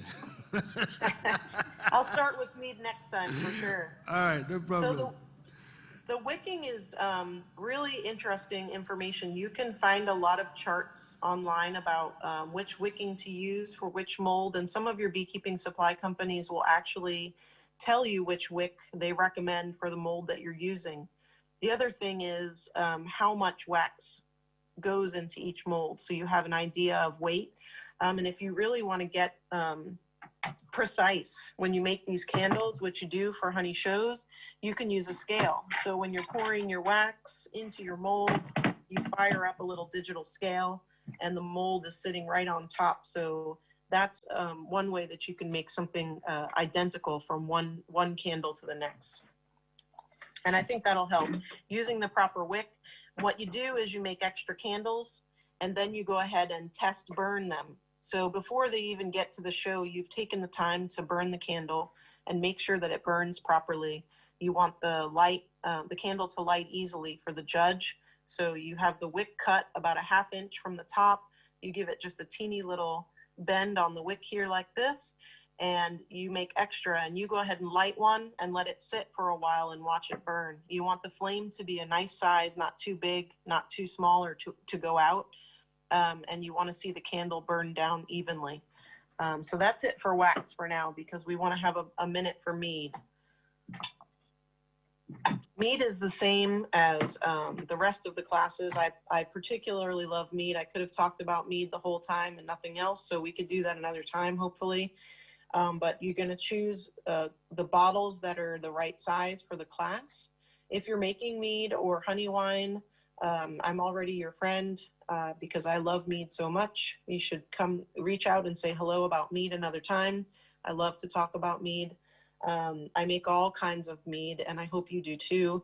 But entering mead in the shows are great fun. Again, find your best glass, the size bottle that you need, and make sure to find out what type of cork they're requiring. This is just a simple tea cork, which is the type of cork that is good for when you've already opened a bottle that has a standard cork, and it's easy for the judge to get off. And many shows do require these tea corks, but some will require a traditional cork or a screw top lid. So be sure to read the rules and bring extra of everything, just in case you have an accident or an issue and you get there and you're polishing your bottle and you see just a little smidge of something inside and you want to get it out. You can uncork it and put a new cork in there. Okay.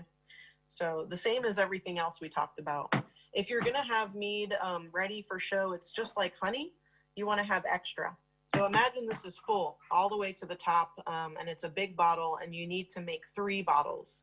And the thing with mead is after you've made it and it has a chance to sit on the bottom, there's going to be some sediment. There always is. So you want to choose the mead that's the clearest. And you can also pass it through a filter like we talked about before for the honey and the wax, to make sure it's clear, and then shine a light through it again to make sure it's not got any sediment. And do yourself a favor and smell and taste each mead that you're using, because it's very easy to open a bottle and trust that it's okay, and then find out after you've brought it to show that it wasn't. It had some must or some other issue, even though it was your best mead. Maybe just that one bottle had a problem. When you're pouring mead for show, you want to introduce as little air as possible into the mead.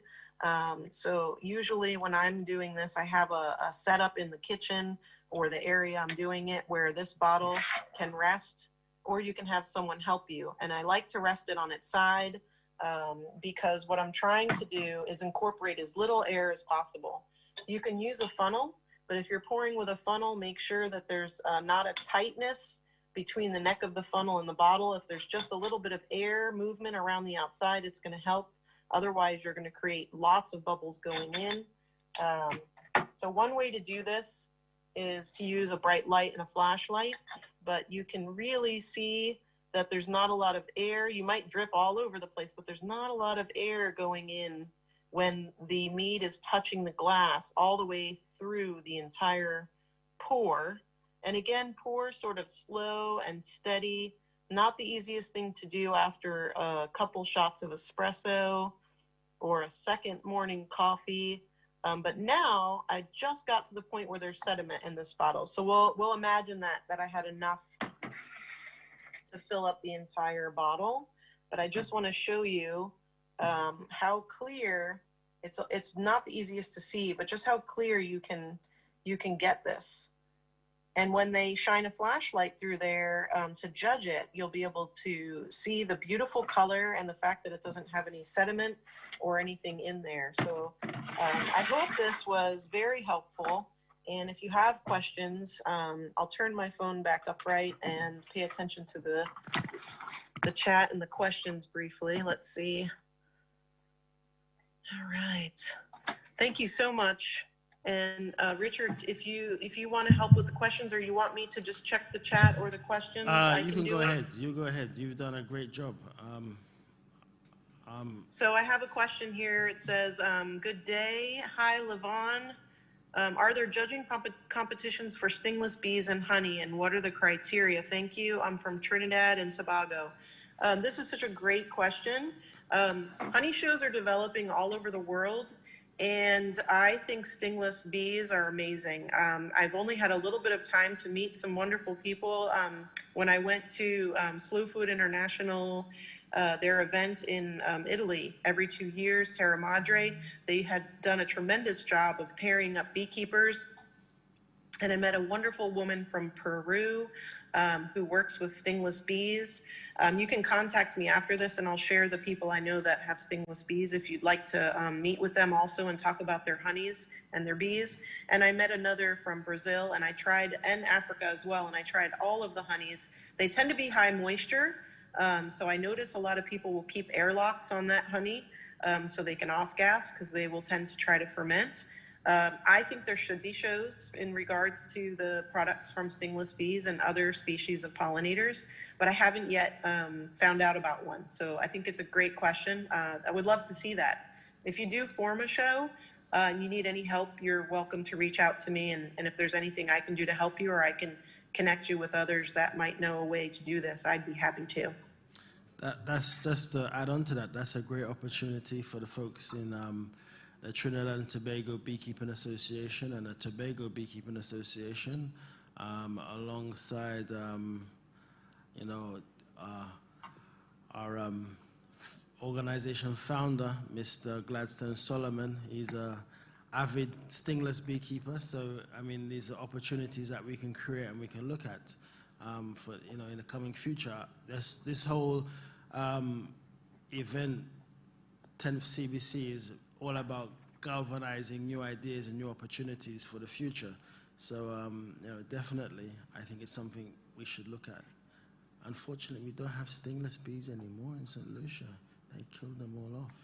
So if they had stingless bees here, I'd be the first to include them in a competition.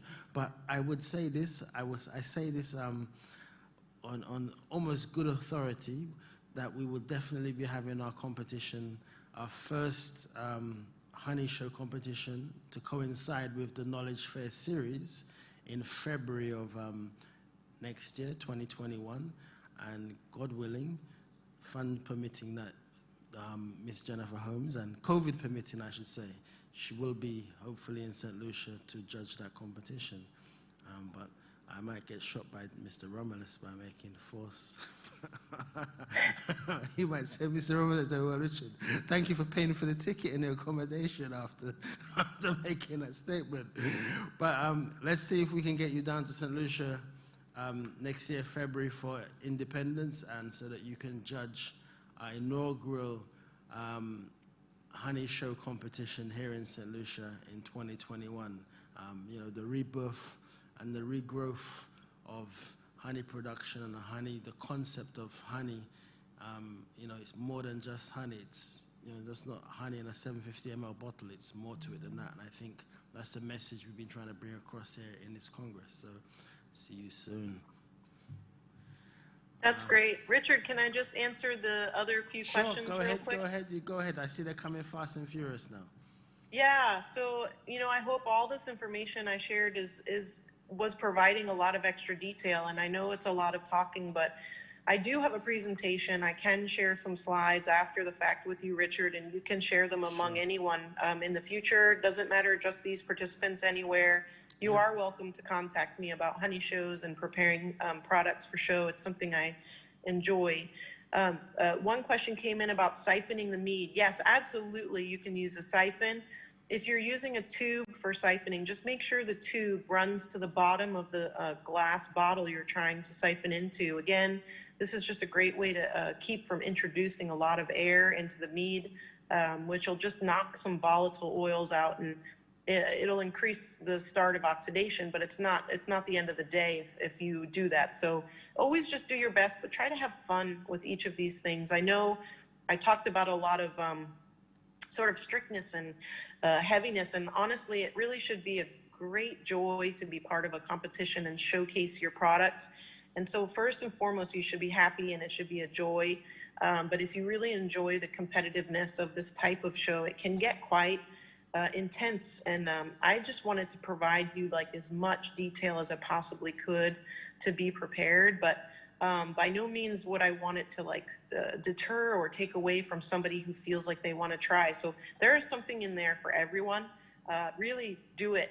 Take a chance and have a good time with it. And if you're not sure, it's okay. Don't be worried. It'll come in time, the answer. A lot of people are friendly, like we are beekeepers with one another. We want to help each other. So that's something I'll continue to offer to you. And I think other than providing the presentation and talking a little bit about the mead, we may have covered the questions, except for Richard. Do you know if the show will be open to other countries other than the Caribbean? At this time, it will just open to St. Lucia because you're not allowed to bring honey products from outside of honey into St. Lucia.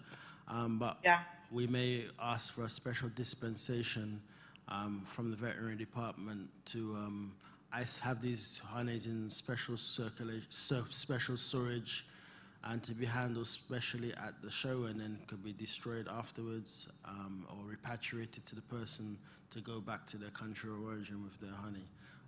But it's something that we would logistically need to look at because of the restrictions on island. But let's see what happens. It's a discussion we would need to have with the veterinary department and the Ministry of Agriculture. That's a great point, Richard, because each country has their own regulations and requirements in regard to honey.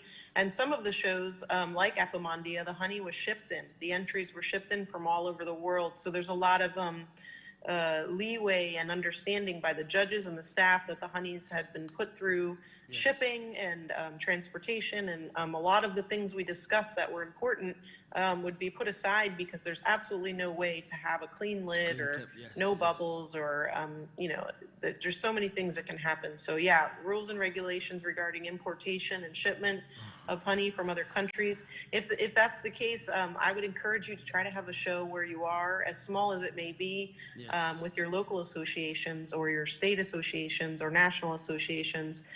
Just get the ball rolling. If you don't have rules to work with or classes, contact myself. I can send you something you can use and give you a hand. Great. I see Monique Johnson says, thank you so much for this presentation. We need a whole day dedicated to this type of topic. Creamed honey and beeswax in particular may have properties and processes unique to the Caribbean that would be interesting to discuss and document. We'd also have to like to talk about propolis.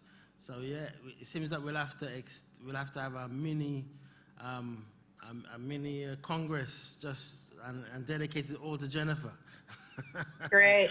That sounds so fun. Yeah, but definitely, I think our president has some ideas of what he's going to do for 2021, and we'll probably have maybe quarterly Congress meetings or half yearly, or I'm not quite sure. The details are unclear to me at this time, but definitely there'll be more activities using the internet, using these types of platforms to bring us all as beekeepers together. And one thing I'd like us all to note, especially a comment that was made, I can't remember which presentation, but they were talking about beekeepers being very secretive. And I want everybody to note that our international presenters from France, from America, from all over the world, everybody's been free to share their knowledge, free to share their information, because information kept in your head is of no use to anybody, because when you die or pass on, that information dies with you. All right, so it's very important that we share our knowledge, share our information, and come out of this very cliquish beekeeping behavior we have in the Caribbean, and to be more proactive and share knowledge and share information. Because if you don't share, you cannot grow. All right, let's go on. Rishma Sankar, do you have virtual sessions on value-added products? I believe that's the same. We've kind of touched on that. I think we probably will try it. If you follow the newsletter, we will try to add links in our newsletter to all of Jennifer's presentations that she has on YouTube. Anybody in the studio want to make a comment? So I saw somebody's hand up. Nope. Okay. Any special tips on infusions? Infusions are wonderful. I use a lot of dried herbs and additions. Fresh can sometimes be used. Again, just watch the moisture content. Low heat, if any, sometimes just steeping is helpful for a good deal of time. Our infusions will sit anywhere from weeks to months, depending on what it is. Sometimes very resinous or powerful herbs like lavender would be a good example. The perfume is quite intense, so just be mindful of how much you're using. Start with a small amount, like say 1 part of the herb for 10 parts of honey, similar to the creamed honey, and see if that imparts the flavor you're looking for. If not, you can add more. Same thing with mead. If you're making mead, if you're going to change the flavor, you can do so after you've made it. You can do it, long after, and start with a little, because it's easier to add than take away. But I think infused honeys are tremendous. If you're processing wax capping, when does the propolis get into it? So the propolis would be part of the wax as the bees brought it in and utilized it. So, you know, it's an aromatic, so it's quite strong, even if most of the propolis is used in cracks and seals. It's so fragrant, it almost always ends up in the cappings to some degree. Some more than others, depending on the species of bee and the type of plants they have access to.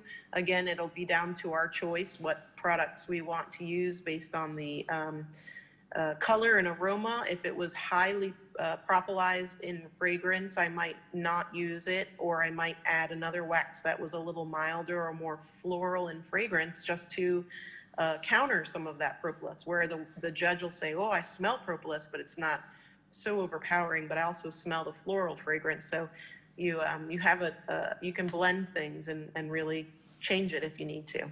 Great. Okay, would this not be an oil infusion? What can you suggest? Cold vs hot infusion for honey, which is best? I say somewhere in the middle. Warm is good. You can do cold. I wouldn't go hot. Hot will change the honey. And it will, you know, the flavor will be detected if it's been heated. So I would stick with cold or warm. Okay, and one last comment. Jason says, certainly I'm looking forward to see more. That's a lot for your kind of content. So Jason wants to see a lot more of this kind of content. Great. And, you know, one of the good things that what we've tried to do is to try to produce we'll try to produce a lot of Caribbean content, content from the Caribbean. So, you know, as we develop and we learn the skills, we learn to do candle making to international standard. We learn to process mead. I know the guys in Trinidad and the guys in Guyana produce a lot of mead. You know, so it's an opportunity for them to videotape their skills, how they do the mead, and share that with the rest of the world.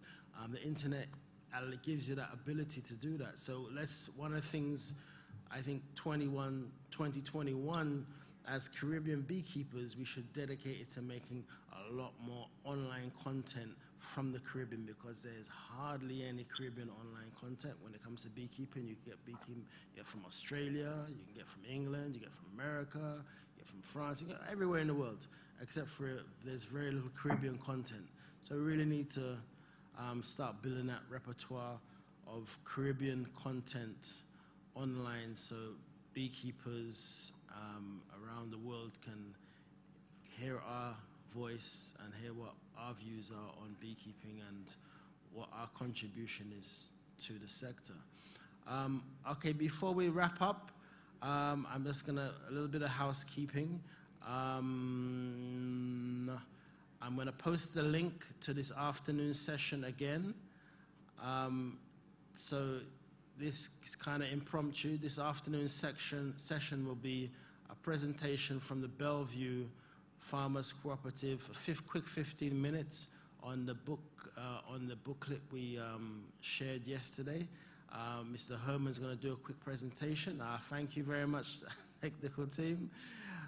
Mr. Herman's going to do a quick presentation. We will have a presentation from CAP of Argentina. That's the biggest beekeeping cooperative in Argentina, maybe possibly the biggest beekeeping cooperative in the world. Who knows? But they're massive, and they've got lots of information they want to share with us. Maybe they can help us. We have one country presentation outstanding from Antigua.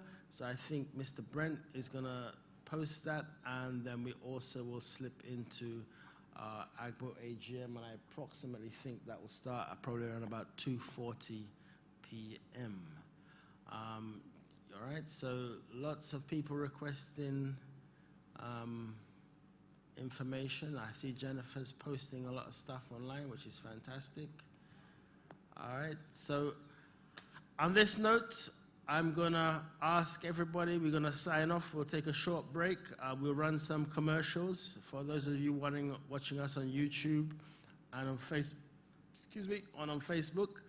And then we will resume with our panel discussion on our roundtable panel discussion on making the apiculture sector more attractive to investment. And part of that, we will have on board Mr. Ali Kajim of the Trinidad and Tobago Agri-Bank. We'll have Mr. Gavin Francis of the St. Lucia Development Bank, and we will have some input from beekeepers. I think Josie Lewis from India will be joining us, along with Mr. Gladstone Stollerman, Trinidad and Tobago, and our president, Mr. Aubrey Roberts, should be present also for that presentation, for that roundtable discussion, and yours truly will always be there just to keep the peace. So on that note, I would like to say thank you and not goodbye. We will see each other on the other side of 11:45. Thanks once again. Jennifer, you've been a star, a stellar star. Thanks, everybody. All right, really appreciate your contribution. Let's give a round of applause, guys. Great fun. Keep sharing with one another. And be warned, watch your email box. I'll be emailing you soon for us to have another specific webinar very soon on making some Xmas mead or something of that nature. But great stuff. Thank you once again, Jennifer. Bye-bye.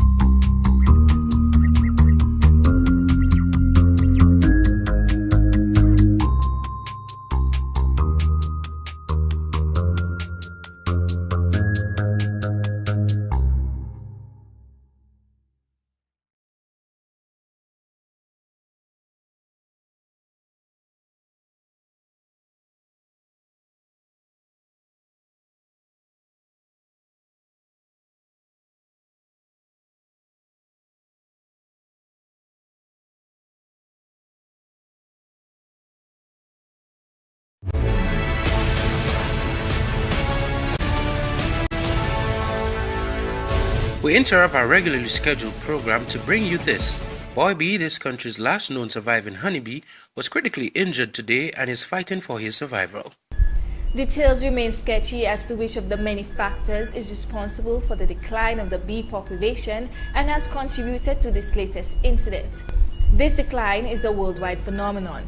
Natural disasters such as hurricanes can destroy the natural habitat of the bees and also affect their sources of food. Also, diseases such as the deadly viral mites have all played their part.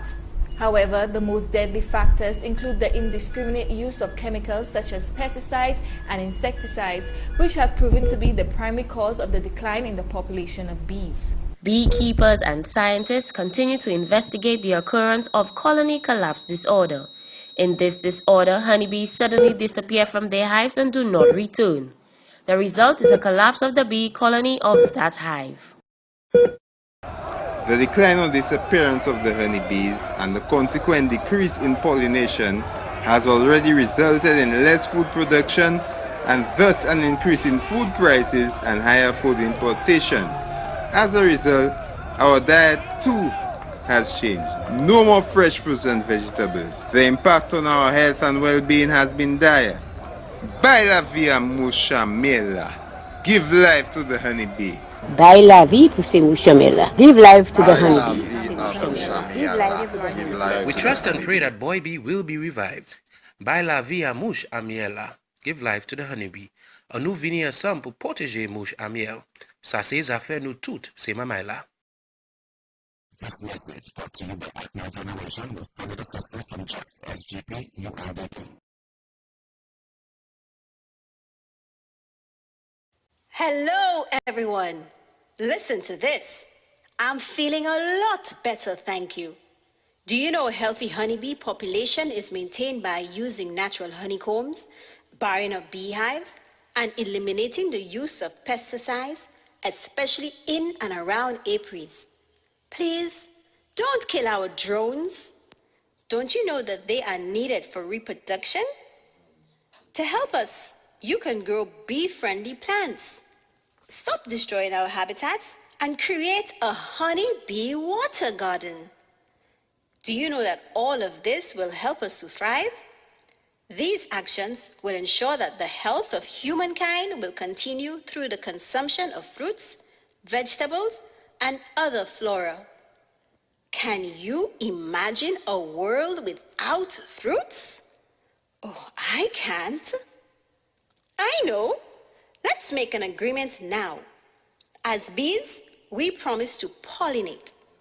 And as humans, you can promise not to destroy us. Let us all agree to work together to protect the environment and to ensure that our future is not compromised. À nous venir sans pour protéger mon champ miel. Ça c'est affaire nous toutes ces mamaïla. This message brought to you by Acme Generation with funded assistance from Jeff, SGP, UNDP.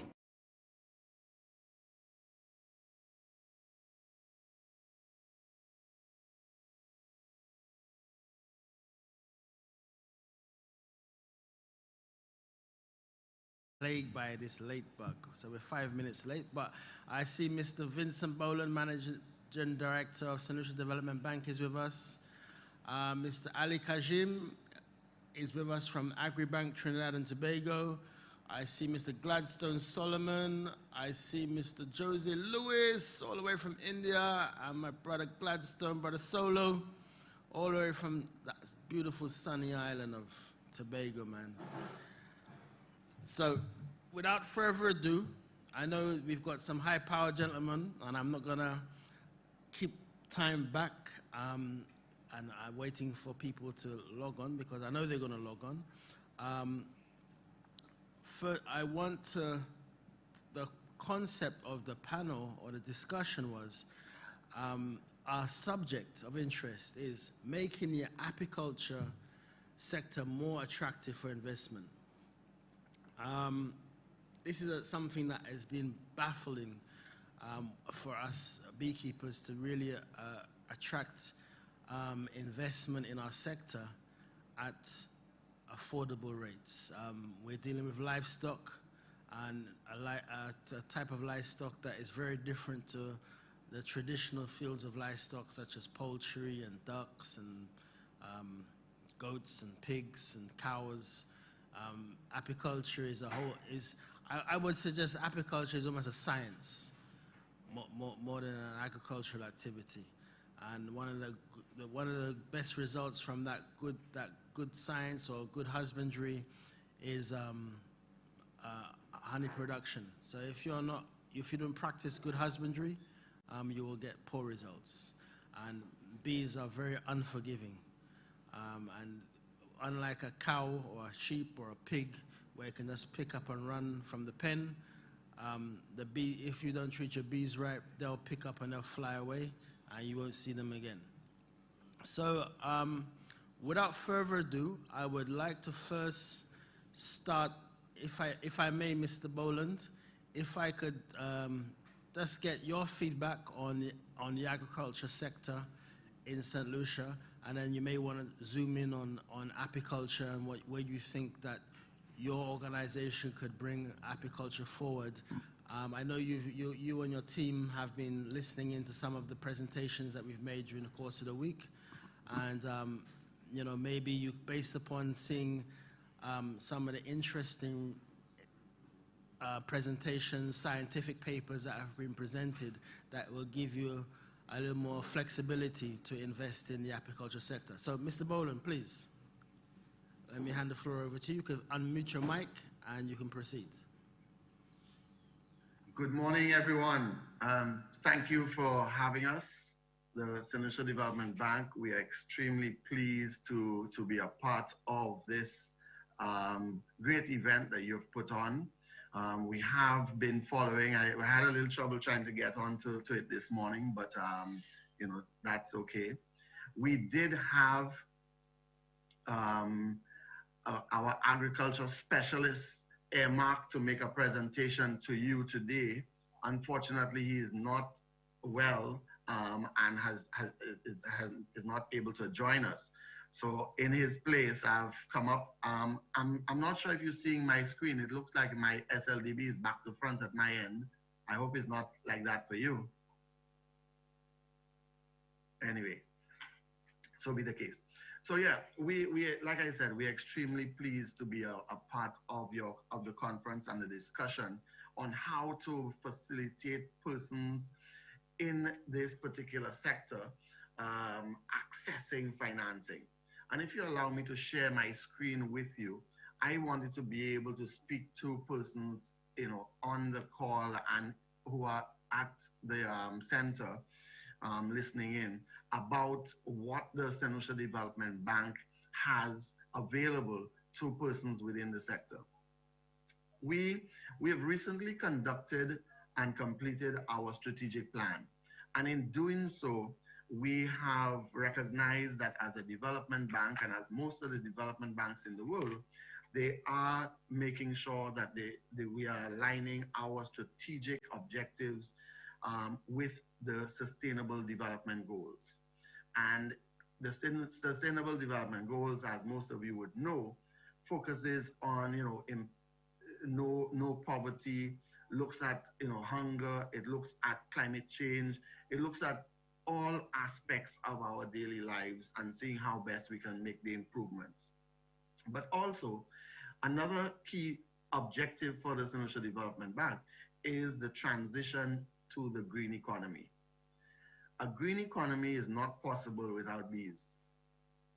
We know that bees are center to a lot of the activities that have to take place in the agriculture sector.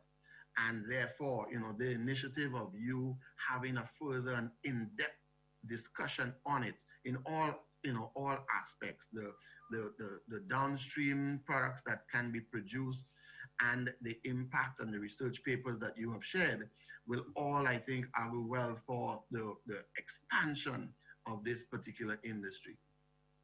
And so therefore the Development Bank, we have always had a focus on supporting the agriculture sector. And in particular, we're this morning here to talk about how we can assist in the apiculture sector.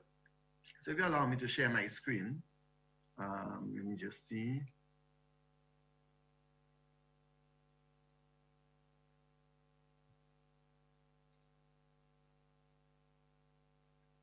Can you see my screen? Yes, we can, sir. We can see your screen perfectly. Brilliant. So ideally, the St. Lucia Development Bank, we have been provided with a facility that has come from the World Bank, and in particular from the Climate Investment Fund. And the funding is specifically called the Climate Adaptation Financing Facility. And we think that it will suit the farmers, it will suit the persons who are investing in the agriculture industry, primarily because one, it provides some better rates, it provides terms, but also it allows us to look closely at how the industry operates. And let me explain. You know, most people, when they go to the banks, they end up having what I refer to as a vanilla loan, meaning that your loan is basic. Here's the principal amount that you have to repay, here's your monthly installments, and off you go.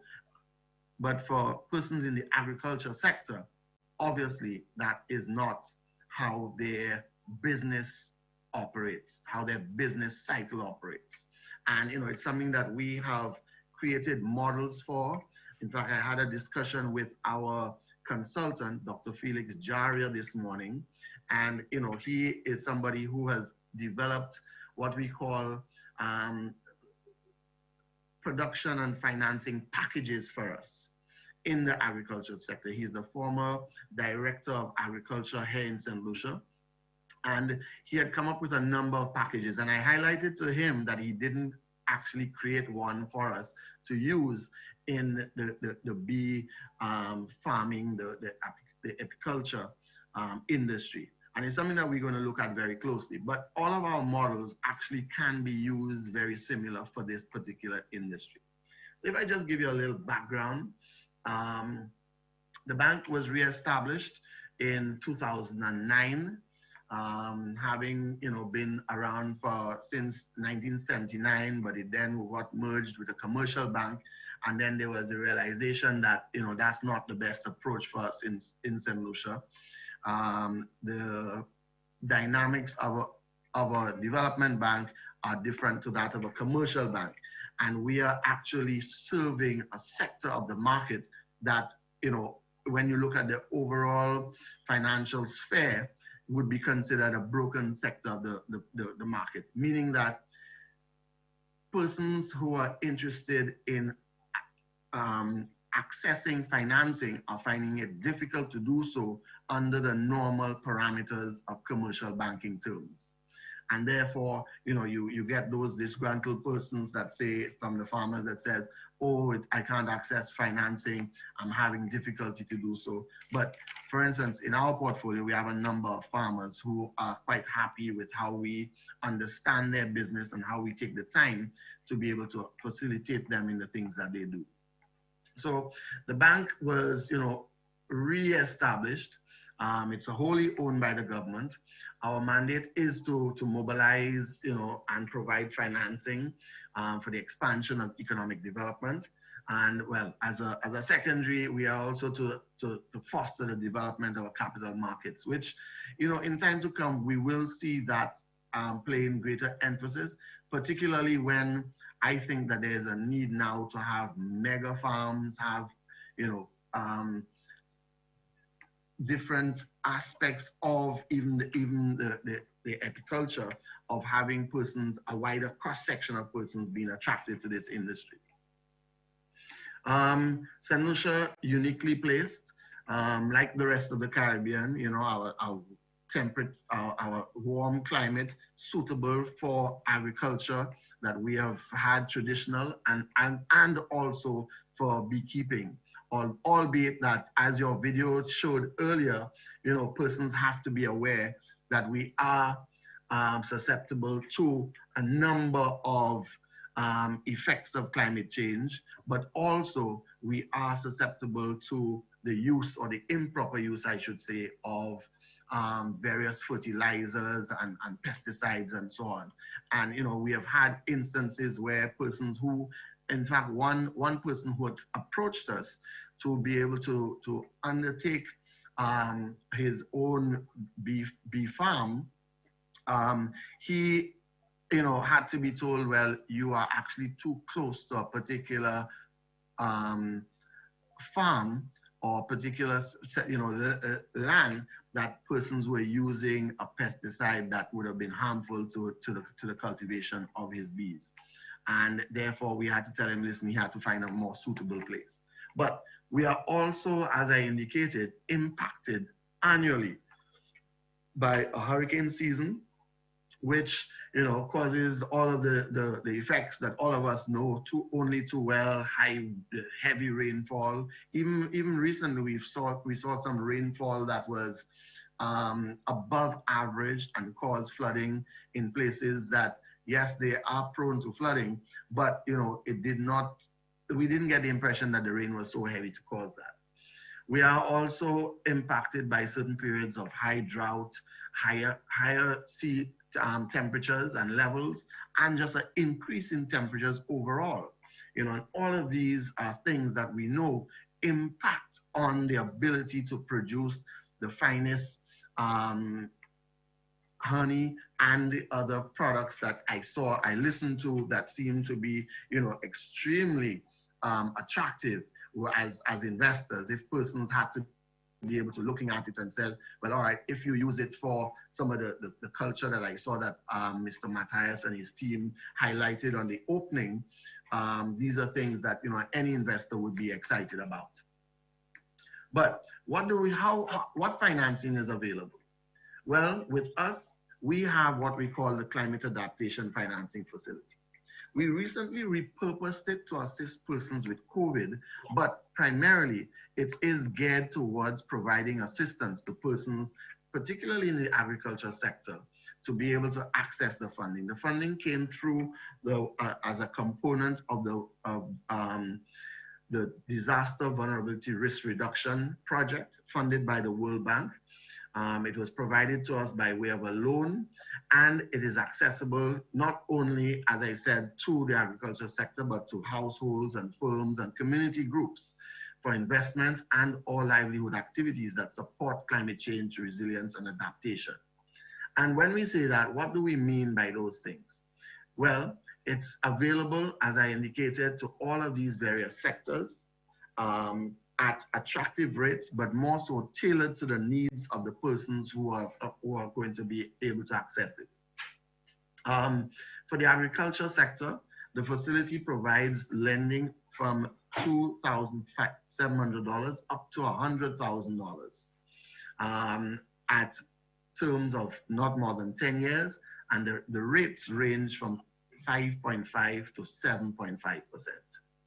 And when we look closely at what it can assist with, we know that, you know, as we saw a while ago, where your animation indicated that persons should create an environment that's, you know, attractive for the bees to be able to allow them to thrive, we are seeing that there's a need for water holding facilities, there's a need for rainwater harvesting, and even for some proper irrigation to take place for persons to be able to facilitate the bees and their expansion.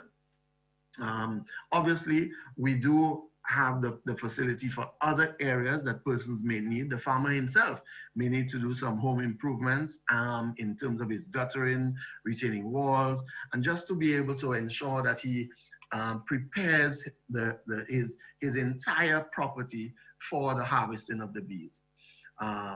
We have seen where, for instance, there's a need for soil stabilization, just to ensure that you can create the environment that will allow the bees to thrive.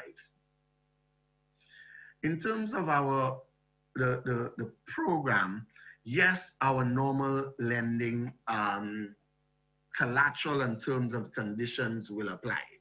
For instance, what we have done and is key is that we have been able to utilize and get the World Bank to agree to utilize a guarantor.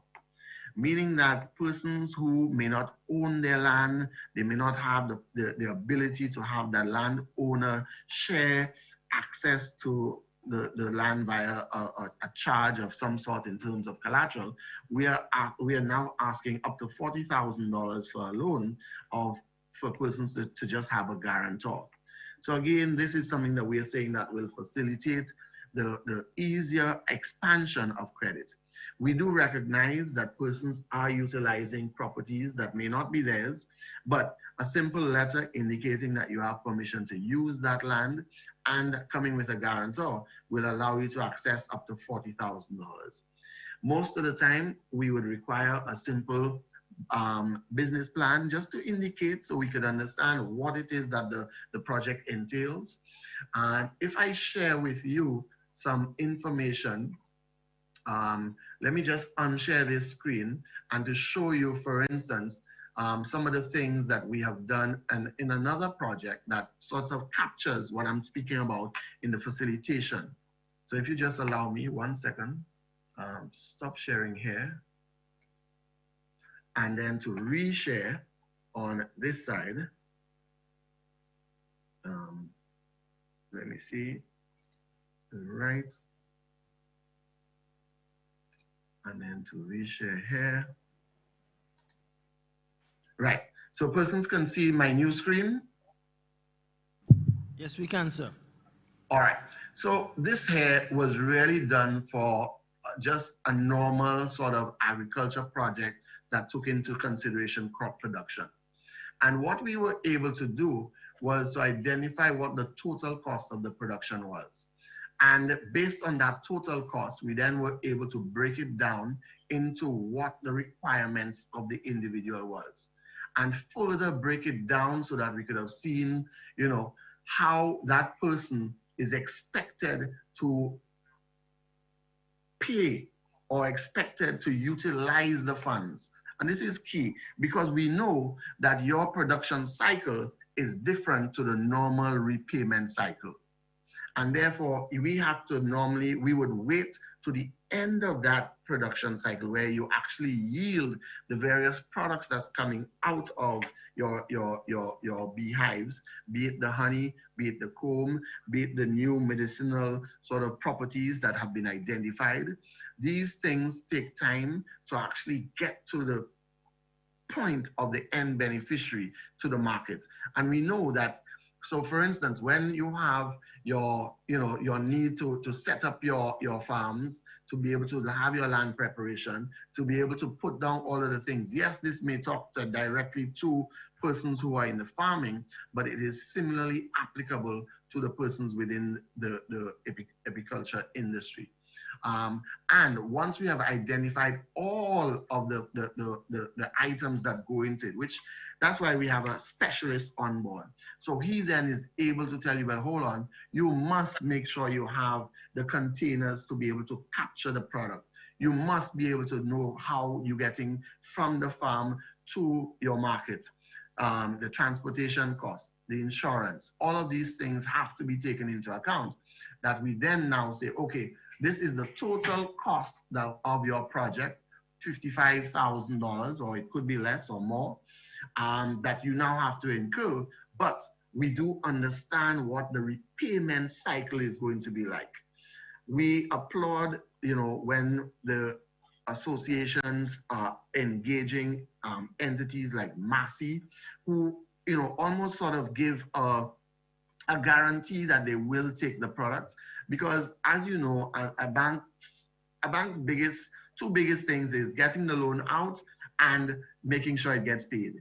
And, so having suppliers or persons who are going to take the product, confirming that, yes, we will be, whatever this is produced, we will be able to take. It means that it allows us to set a payment cycle that will suit the individual needs of each of the persons in this sector. So that's why I wanted to be able to share that information with you, where we have developed, Dr. Jaria is going to develop one similar for the apiculture industry, where we could identify the risk, how we mitigate against those, the things that need to be done. So persons, most of you on this call are what I would refer to as subject matter experts. And these persons, may not be, sometimes you're preaching to the choir, but at the same time, there will be persons who will be attracted to this industry and business, particularly given the great work that is being done by Mr. Matthias and his association and all of the members on the ground. We will start to see, once persons realize that there is funding, once they realize that there is support from the financial sector, we see them as being attracted to this particular industry. I will reshare where I was on my, hold on, no. Where I was in terms of the presentation, just to be able to indicate that, we do have the ability to look closely at some of the requirements that you would have to prepare, which is fairly simple in terms of, yes, we want to be able to understand how you have been generating your revenue or what your revenue potential would be. Some of these, when they say a job letter, obviously would not necessarily pertain to the entrepreneur who is doing the bee cultivation, but it does make reference to that for persons who are interested, who may have a job and want to get into this for the first time. Just an example, for instance, depending on the size of loan that you take, if you took it for 5 years, these would be what your repayments tend to look like for this particular size of facility that persons can take on. We have brochures that we've conducted a number of events which have taken us through a number of areas and speaking to persons to be able to share the information. And we are absolutely delighted that you all have given us the opportunity to come and share with you this afternoon. Well, it's just turned afternoon. So I thank you, and I'll take any questions that you may have now. Thank you, Mr. Boland. That's a great input. It obviously sounds that the bank is doing great things, and especially for the apiculturists, that they can obviously learn, how to move forward. I mean, this is great news. 5%, it's not bad. 5% is good. It's good. 5.5. Oh, sorry, I've been corrected. 5.5% is good. 5.5. Yeah, 5. That sounds strange. 5.5 to stay alive. But yeah, 5.5 is good. I mean, it's still a touch and go number for the agriculture sector, but it's still a very good number. It's a very good number, and I think the terms are very favorable. What you've presented. I wonder if we should do questions. Yep, we got a question. Microphone right there. Yes, Mr. Boland. Beekeeping can be very nice some years and very dodgy other years. I'm speaking in terms of climate change. A few years ago, the climate was so, unpredictable. We had a really, really, really dry season and all flowers dried up. Another year with a very wet season and the honey production was very little. In the event someone takes a loan, what guarantees the bank has in terms of if the sales or the production isn't what it's supposed to be? Is there some kind of insurance to shield the borrower or something like this? That's an excellent question. It's an area that we are looking at very closely to see how we can have that sort of insurance in place. When we did look at it in the first round, it's, the parametric type of insurance was coming out of our friends at, I think it's CICRIS, the Caribbean Insurance Catastrophe Fund, I think it's called. But yeah, that was expensive. So we are looking at other avenues to be able to be in a position to support this. And it's, it's a discussion that we're having with a number of individuals to see how best we can have that product available. The thing is that the development bank does try and see how best we can work with individuals, knowing that, the industry is susceptible to a number of these types of risks. I know it may not answer your question directly because, we presently don't have a particular insurance that covers it, but we are in direct talks with our friends at the World Bank, who they say they have those types of insurances in other regions, and they are looking to see how best they can share that information with us to be able to have the insurance made available to persons within the sectors. I'm not sure if you were speaking to the same situation. I know there is another institution that's across the road from you that do offer some kind of crop insurance, or it's based. I think it's based upon the weather conditions, climate conditions. So, if there's too much rainfalls above if rainfalls above a certain level, they do give out a small payout per hive. And I think if there's a certain drought conditions, they do give out a certain payment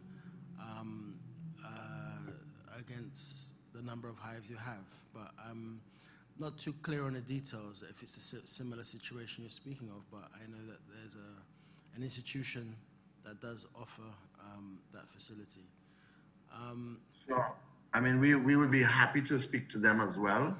Like I said, the ones that we have spoken to, the cost was prohibitive. When we looked at it and we said, well, how do we introduce this to a particular farmer or the agriculture person? It means that it becomes a higher cost. As indicated, any person operating within the agri sector, there is that higher element of risk. And normally, risk is normally priced into the interest rates that you would be getting. As you can see, our rates have not necessarily reflected that level of risk that can be associated. What we are saying is that if you look closely at your business, and that's why, for instance, with this business recovery program that we are running with the government, the key to it is looking at your business continuity plan. And people say, well, a business continuity plan is really if you're going to have a hurricane or if you have a fire. Well, not really. It's looking at all the risks that may impact your business. Definitely. And if you are in bee cultivation and you have, the impact of a drought, you have an impact of a pest, or other things, you have to say, how do I mitigate against it? Definitely. Our facility looks directly at that and says, well, all right, we know that one of the key areas that you may have issues with is drought. And therefore, have you catered to ensure that you have sufficient water supply on your property at all times? Yes. And how do you do that? Well, you start off by having the rainwater harvesting system. You have the water holding facilities. All of these are financed under our particular financing facility that we have. And, we try to make the terms sufficiently flexible to allow for your production, for the yield to achieve the earnings and the time within. Because I can't tell you to start paying your loan within a month or 2 months of you starting your business. That's just not practical. We have to understand the cycle that you have. And that's why, greater collaborations, and I applaud Mr. Matthias for this, because he invited us to hear from you, to understand the cycle. And the closer we get to you as the persons involved in the industry, it means that we now can try to see how we can tweak our products, our financing facilities to facilitate you. Great.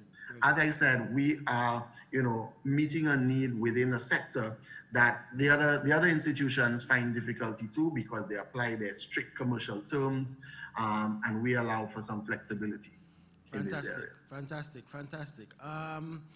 I would like to, if we don't have any more questions in-house, I would like to quickly skip across or head south to Mr. Ali Kajim. Ali Kajim. I had a fun time in secondary school.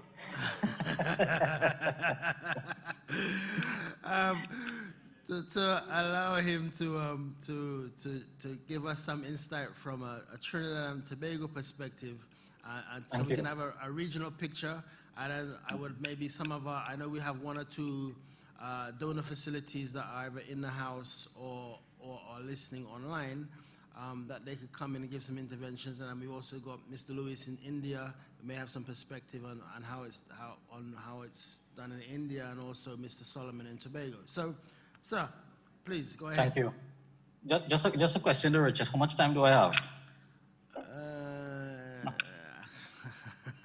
Is that a trick question?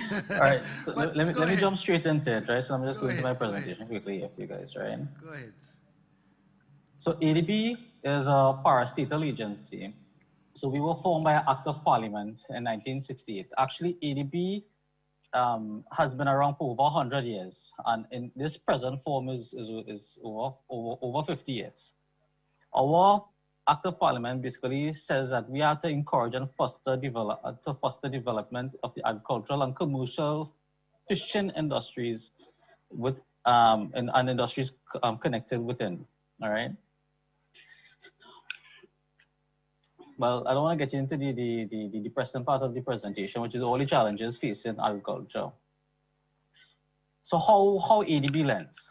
Now, with any bank, we look at the credit fundamentals. Apiculture in particular in Trinidad is a heavily regulated industry. So we look at the character, more or less the character of the customer. Character has to do with the borrower's integrity. How human beings are creatures of habit, and how you borrow from other agencies will more or less dictate how you borrow from the bank. Capacity, the project's ability to sustain the cash flow, capability, capital, conditions, collateral. Now, we purposely have these 6 C's in the ranking of order. And the first one is the most important one for us at the bank, ADB. The last one is usually the collateral, and usually persons believe that they have to have collateral. You need collateral is the pinnacle or the main pillar of getting credit from ADB, and that is not so. It's the 6 C's that we look at. Now, with respect to the bank itself and the paradigm that we have here in Trinidad and Tobago, with respect to agriculture financing, ADB, we have the biggest market share here. It's over 60%. And in terms of ADB's approvals, we finance for all agricultural commodities related within. So our most popular or most demanded in terms of loans, in terms of sector, is food crop, and then we have agricultural services thereafter. Now, who can access ADB's financing? So you have to be a citizen of Trinidad and Tobago, or company that's registered in Trinidad and Tobago, and cooperatives as well too are able to access financing as well through us.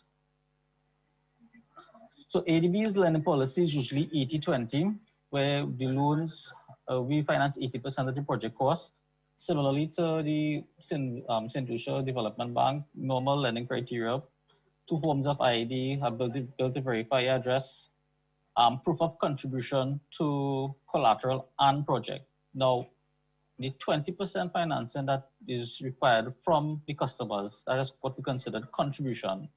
And the 80% financing that we do, that is the part that part of the total cost is what we look at in terms of collateral, and that is negotiated with the branch. Now, as I open in my presentation, we lend for everything. So if it is that you want to establish a project, you want to expand a project, you want to purchase property, purchase equipment, infrastructure works, even land purchase, we do financing for that. Training, certification, R&D, training. So here's a comparison in terms of how our loans are in comparison to other banks in Trinidad and Tobago. And what I want to draw to the participants' attention is that ADB, in terms of the interest that is collected from us, is almost half what in comparison to the commercial banks. And just like my colleague in St. Lucia, our interest rates are subsidized by government. So it's a government policy that provide subsidized interest rates to farmers. Now, this is a snapshot of the product suite that we have. We have the first loan package that we have is called a New Reality loan. Now, this is our most popular loan package because this particular package tailor-makes to the specific needs of the project. We try not to do commodity-specific loan packages because we'll end up having over 100 different loan packages. And the New Reality loan, because of how flexible the loan package allows us to manipulate for each personal customer, it is the most popular loan product. And you know, as with any project, you have to consider the timeline in terms of implementation. So we have something called a moratorium period, which is a period of time where you pay the interest on your loan. And what it is that we look at is the cash flow and when timing of the cash flow is. So to probably, let's say for like the apiculture project, you need 3 months to start, go buy boxes, get your hive going and start to, let's say 3 to 6 months, let's say 3 to 6 months, to start to get honey production. We factor that into our loans. Similarly, for other commodities like vegetables, root crops, those different commodities that we do financing for. Repayment mode is also matched to the specific type of project. So we have monthly, with the cash flow can accommodate monthly installments. We do that quarterly or half yearly. The second most popular loan package is, of course, is the vehicle package loan. We have our ADB secure loan, which is a loan that we specifically made to, specifically designed to mitigate the risk of perennial larceny.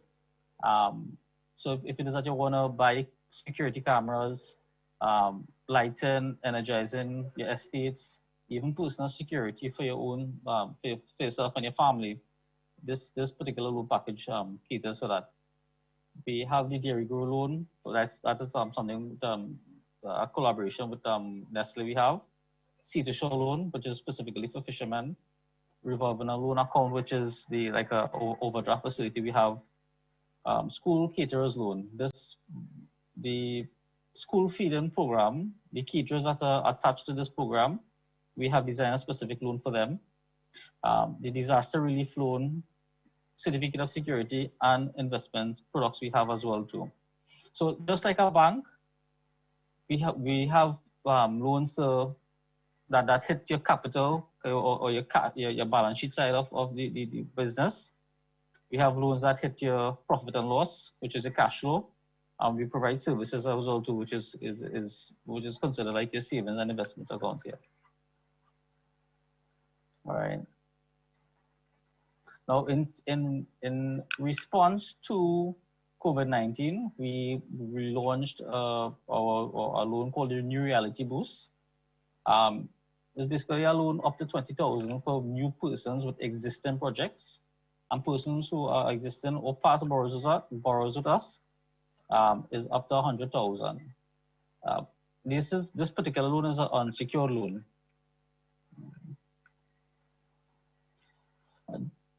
All right, so one of the things at ADB we do as well too is that we have cost of production models. Now we have cost of production models for over 106 different commodities. All right, now what the cost of production model, actually I'm the person who who assists in terms of updating the model. The model is a budgeting or a planning tool for farmers. It helps us in terms of the bank understanding the loan request and understanding what the cost to implement the project will be. And actually, our cost of production models are available for sale, $75 per model, and our models are updated annually. So we have here the crops, 55 different crops, right, from oil vegetables, the root crops, cereals, legumes, seasonings. We have corn, the tree crops as well, avocado, mango, pawpaw, coconuts as well we have here. And livestock, first on the list here is apiary. pigs, rabbits, you name it, we have it here. Now, one of the things that we do as well too is that we go out to the rural parts of the Trinidad and Tobago, because we realize that a lot of persons are sometimes intimidated by the institution or in our bank, you know, and we go to meet them on their grounds. So we go all over Trinidad and Tobago we go. Right. So that's more or less my take on terms of how the bank, how we do what we do here. Thank you, sir. Great information for all our beekeepers in Trinidad and Tobago. I see Chief Apiculturist, Mr. Hayden Sinanan, is logged in, so I'm sure he will relay this information on to his beekeepers on his travels, if he hasn't already done so or hasn't been appraised. What I would like us to do now, or Mr. Boland, you would like to add something? You would like to cut across? Sorry, yeah, just I think Mr. Ali Kajim, he took down his contact details too fast. I wanted to, just in case I have to get in touch with him. He has some exciting things. Thank you. I will direct message you in the chat. In the chat. Okay. Yeah. Brilliant. Thank you. All right. See, we're bringing bankers together. See, the apiculture is the invisible web that brings all your food supply, all kinds of people together. So you see, we're even bringing bankers together. You know, what more can you want from us, man? All right, you know. So, all right. So, what I would like to do now is I would like to get. I have some.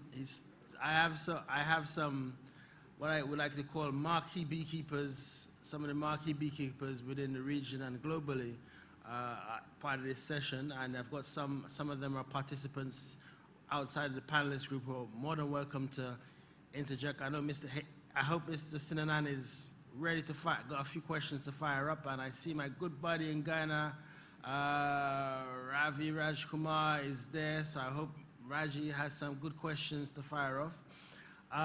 Mr. Solomon, based on what you've heard, both in St. Lucia and in your home territory of Trinidad and Tobago, what are your thoughts? All right. Well, thanks for the opportunity, and good day, everyone. It's a pleasure to be, presenting at our first Caribbean or virtual Congress. Let me acknowledge that the Caribbean beekeeping community in our congresses in the past, we have always sought to collaborate with a lot of the regional institutions. I have here with me proceedings from the first Congress, which was in 1998. And here we had presentations from ICA, and I'm going to give some credits here, no offense intended, but more acknowledgements. ICA has definitely been the regional beekeeping long-standing partners over the years, right? But we've had the FAO, we've had the CARICOM community, we've had various institutions, we have had CADI, we have had the Agricultural Development Banks, all doing presentations on the subject. And since I'm on that, I'm going to ask Ali to communicate. You recognize this, which is the ADB's calendar, and I have been making overtures to your PRO, Ms. Dixon, to have a beekeeping picture placed on it, right? We were too late for this year, she told me, but I've been trying that since last year. So actually, I am part of the team in terms of the calendar, so to Mr. Gladstone, so definitely we try to get something in for you next year. All right, thank you very much. All right, so let's move in. The subject is making apiculture more attractive to investment. And I mean, that's fine and good. I'm going to use, as the chairman indicated, on the ground, what I call a practical approach. Because I also need to acknowledge that I got into beekeeping in 1982 with a loan of $5,000 from the ADB.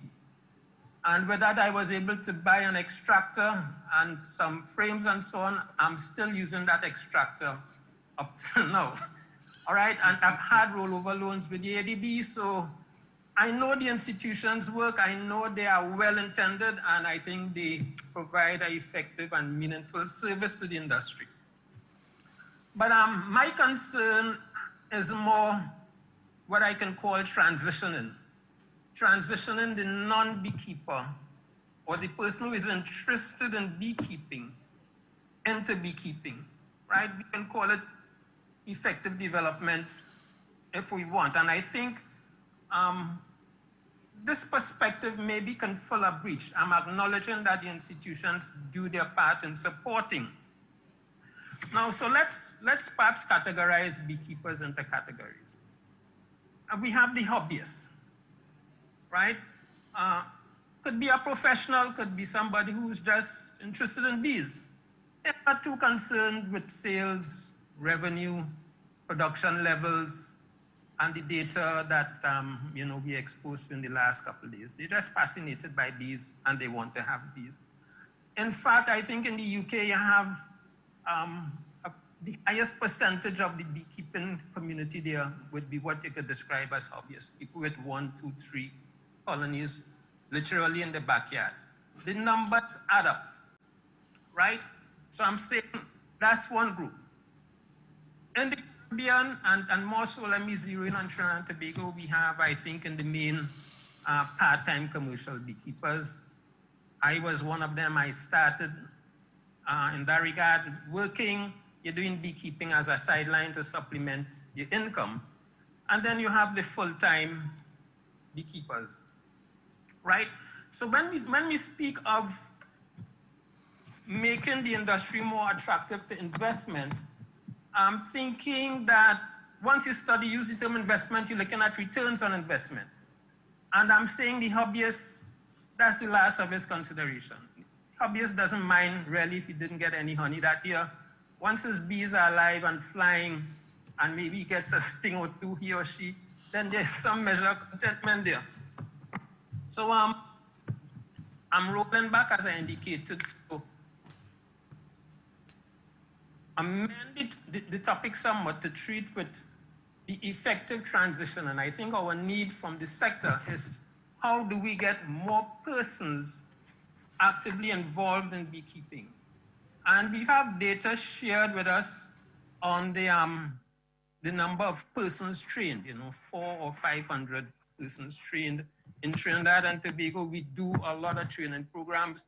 We do a lot in Tobago, and I always ask, how many of those persons trained, would have gone into beekeeping? And I think that's where the disconnect is.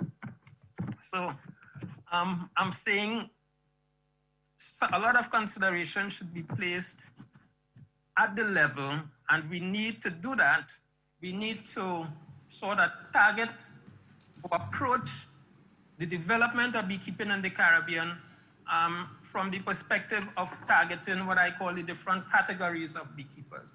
So starting with the hobbyists, and I'm going to give you, some anecdotal references. I was chatting with, a lawyer recently, and the person was saying, just tired here, and this person was about to retire. They sort of filled with treating with persons matters, personal cases. And their concern was, hey, doing something relaxing. They asked me about beekeeping. I just want to mind bees. Doesn't matter to them. You get significant numbers of persons with that line of thinking. They're going to impact beekeeping. They're not going to buy because they're going to be producing, and they would share with their friends. So I'm saying that's a strategy to expand the industry. And so we're looking at specific messaging to the different, what I call, segments within the beekeeping sector. Similarly, with part-timers, I indicated I was one, and I've been able to convince several persons over years who themselves were employed.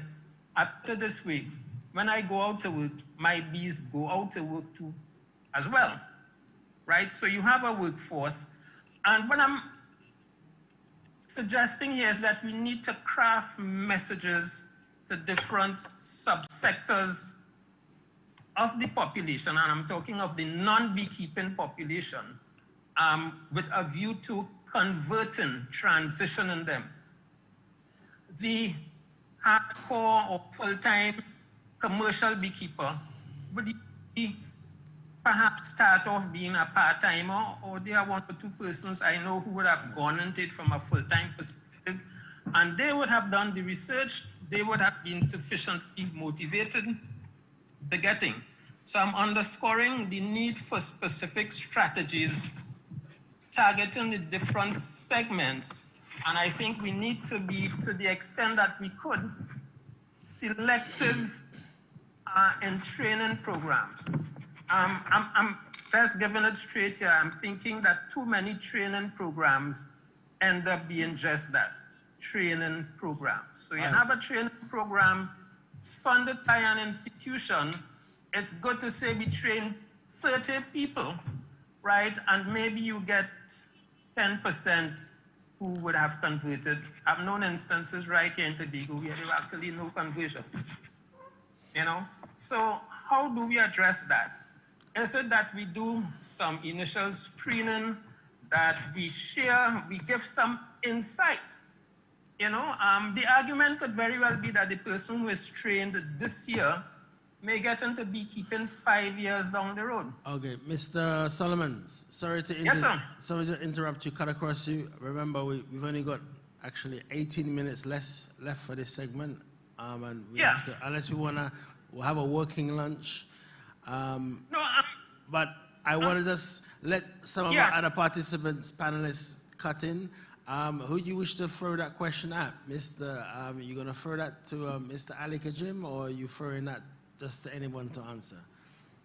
Well, I'm merely putting that on the table and suggesting that from a development perspective, we should pay some attention to how we approach it. I'm saying the institutions, as far as I'm aware, the banks and so on, they have the facility, but perhaps those who are involved in the project formulation should pay some attention perhaps to the transition into the conversion of beekeepers to the beekeeping community. In other words, how to be effective. Okay, that's a great point. Anybody would like to take up that subject matter, or we should move on to something, or should I pose a question to somebody? Anybody wants to take up that one? So maybe I can jump in. From the perspective of St. Lucia. We have seen the need to be able to create an environment where the packages are available, you know, because persons, they walk around saying, oh, there's nothing for the youth, there's nothing for this one. Right now with COVID in St. Lucia, the impact was tremendous, or is tremendous, because we are a tourist destination, and everything evolves or revolves around our tourism product. But persons now are unemployed, they're looking for something to do, and it's really now to find the avenue where we make it available and expose them. So I hear Mr. Solomon's plea, and it's something that, you know, we are thinking of what mechanisms to create that sort of interest where somebody can see. And I don't know, maybe, you know, this is a godsend for us, because we were thinking of maybe reinventing the wheel, whereas, you know, somebody like Mr. Ali Kajim has indicated that, you know, they have the models, they have the different, you know, tools that I was looking to see if I could have created a poster for each production package that we have. We have developed 7, and it's something that, you know, if we could have had a one sort of snapshot, I could get that out on our web page. I can get that out in schools, get it out to everybody who needs to access it. And if it is that we have to do it for, you know, for the bee industry, then more power, because I believe people will be attracted. People want to have a backyard garden. I may say, boy, I don't mind bees. I can keep, you know, have them, and he now will see his whole area start to flourish because the bees will be encouraged to, with the cross-pollination and everything that takes place. So yeah, it's an excellent idea and observation. Fantastic. I would just like to add one thing, and Mr. Romulus' hand up. I think that one of the greatest drawbacks that prevents beekeepers from accessing financing, other than land tenure, other than having the initial seed capital, is proper records, record keeping. Banks want to see a track record. They want to see what your production level has been for the last 1 year, 2 years, 3 years. They want to see some essence of, they don't want to hear, I produced 10 gallons or 50 gallons. Let me see your invoices. Yeah. Let me see who your customers are. That's what a bank wants to see. And I think a lot of us beekeepers are missing that point. It's a business. All right, and it's, and banks want to see a track record. And I think that's what both Mr. Boland and Mr. Ali Akram has been trying to put across. They want to see a track record, they want to see some consistency, and they want to see where you come from or where you hope to get to. And then through that information, they can help you plot the chart to get to where you wish to get to. Because they not only have access to money, they have access to resources, technical expertise, business management expertise, marketing expertise. So there's a lot of functions that reside within the bank that can assist a small business person to get to the next level, but you need to come with the information, and you should not try to be daunted by a banker asking you these questions. I'm going to quickly slide across to Mr. Romulus. He wants to make a contribution. And also, and we've got Mr. Mr. Sinanan is also online to make a couple questions. So I see already we're going to run over time. But let's let Mr. Romulus go first, and then Mr. Hayden afterwards, and then I'm sure the exchange will happen naturally, free flowing. Thank you, Richard. Thank you, colleagues, and good presentation, members of the panel. I'm thinking that the time has come for the donor community like myself, the Jeff, UNDP, Small Grants Program, that has done significant work since 2012 to bring the apiculture up to a moment where the private sector can take over. I think there's a time for us to begin to meet a meeting of the minds, Boland. I really think if we're looking at sustainable development of our respective country, and our colleague in Trinidad, there's a small grants program there as well, and there are other donor agencies down there. Perhaps we need to sit down and see how we look at the long range, the value chain. How do we take somebody from, let's say, 0.0 times 0, T0, to say T10? And maybe for the first 5 years, T5, it may well be grant funding. But the important thing is that there is a slow transition, and weaning them out of the addictive grant making, grant making that can happen, and let the private sector over time take over, and therefore have a growth and evolution of the industry over time. So that's just one point. Perhaps we can do that in our respective countries. The next point, I think, is Mr. Smalls talking about target strategic communications. We have a way of just putting out blanket communications out there. And, whichever fish it catch, that's fine. The time has come where we have to target our communications to the cohort we want to affect, or to the group of people we want to change their mind. And that calls for specialities, specific training in communications, where you know the conditions and the psychology of the industry, and therefore you design a program to fit that specific cohort. So these are 2 points I want to say. We really need to start to sit down, the private sector and the donor community. And we in the UNDP, UN system, would be happy to facilitate that kind of dialogue to begin to understand how we work and how we can help each other, and at the same time help our country people and build up capacity for long-range development and so on. Okay, thank you. Richard is gone. Anybody want to respond perhaps to that?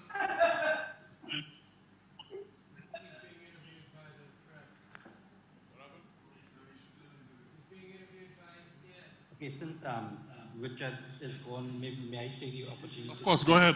Go ahead. Let's create a discussion now. Richard has been interviewed by the government service outside, so it might take him about 5 minutes or so. Okay. Go ahead. So, first of all, what you said, Mr. Romulus, basically covered quite a lot of what I wanted to to add, but I'll go directly to Mr. Ali Kajim. Years ago, we had, well, ADB had the honey money loan home. I don't know if you know about it. I don't know if you remember that. And on that honey money loan, we would have had, I believe ADB was using the collateral of the bee boxes and whatever else they would have purchased from your loans as collateral. Now it is very prohibitive for the budding beekeeper, for the startup beekeeper, to have collateral because of the land tenure issue. So if it is that for a startup beekeeper, or even for an existing one, the collateral can be used based on his enterprise, as was before, I believe, I think it would make it more accepting. And ADB, of course, will have a lot more interaction with the beekeeper on the ground. I hope that that could be taken forward. What is also important is if that ADB can also look at not only honey production, because we have a thing about beekeeping that once you talk about beekeeping, we're talking about honey production. So instead of looking at apiculture as a honey production unit, we look at it as a science of beekeeping and look in all the areas of development, all the downstream industries that a farmer, especially in the time of this COVID and losing jobs and so on, could go into production, because we do have a lot of beekeepers that produce very, very good wooden ware, very, very good bee suits and veils and so on that we use here in the field. If ADB can look at funding that sort of thing using the collateral of beekeeping. Yeah. So let me address Mr. Solomon. Solo, good to see you again. Nice to hear you. I know you're always for the industry. As far as the training goes, yes, we have done quite a lot of training, and yes, beekeepers do come in after a while. But from the ministry's perspective, our mandate really is to train through extension. So it would be difficult for us, or I guess for any ministry, to handpick participants. We would just have to do the training and maybe figure out ways afterwards on how we can move them forward. What I extend to people who have come into my training programs, as long as you have an interest, then we work with you on the ground. Get started, we show you how to get started, we get a supply of bees, whatever it takes, have you set up, and we work with you as part of extension training in the field to make things move forward. So yes, people have to be trained, people are going to come in and to the training programs and not get started, but that's one of the ways that we do get people going. Okay, thank you. Okay, I want to comment on one of the points you made about, one of the things we're trying to do in St. Lucia is look at the entire value chain, not only the backward linkages, but the forward linkages as well. And as you go up the value chain, the value for output increases significantly. 1 gram of apitoxin, $80 US. 1 bottle of honey, $70 EC, which is about 40 or whatever. I'm saying that we in the Caribbean have to look at the entire value chain and determine how we move up that value chain, develop our capacity and control it. I think we have a valuable industry that we should not allow to be run on the traditional cotton, sugar, banana, even tourism models we have. And that is what apiculture as a science, as you correctly said, is given to us. We are the University of West Indies, and we have other organizations in the Caribbean that are willing to do the research and innovation. And countries like St. Lucia have declared a decade of research and innovation. And that is why I'm saying we need to think of new models of financing. Let us look at the grant agencies as well. We bring a lot of money to the table in terms of, and maybe that's what we need to do. Invest in the formative stages of those groups. Get the collateral, get them trained, get them, and then transition. Or maybe let the private sector deal with the marketing concept, helping us to maybe identify the niches or so. So let's sit down and discuss how we can form a seamless transition from time zero, T0 to T20, and let's see how we can work together and come up with new models. Because I suspect the models that we have here are models that you all have just tinkered a bit based on the old classical models. And I'm thinking, in this post-COVID period, we need new models that are relevant to our history and context and our culture. And that is what I'm talking about. And therefore, as a member of the UN system, we are willing to sit down and we're going to fund the dialogue. And I'm putting it on the table, Mr. Boland, be careful. I'm coming after you just now. Boland is my friend, don't worry. I wanted to fund the models to buy it from the ADB so I can get Atul to send it for me so I can roll it out for solutions as well. We give Atul 2 weeks vacation in St. Lucia and you bring in the model first. Well, there you go. Could we get Jose in, please? Could we get Jose to make his contribution?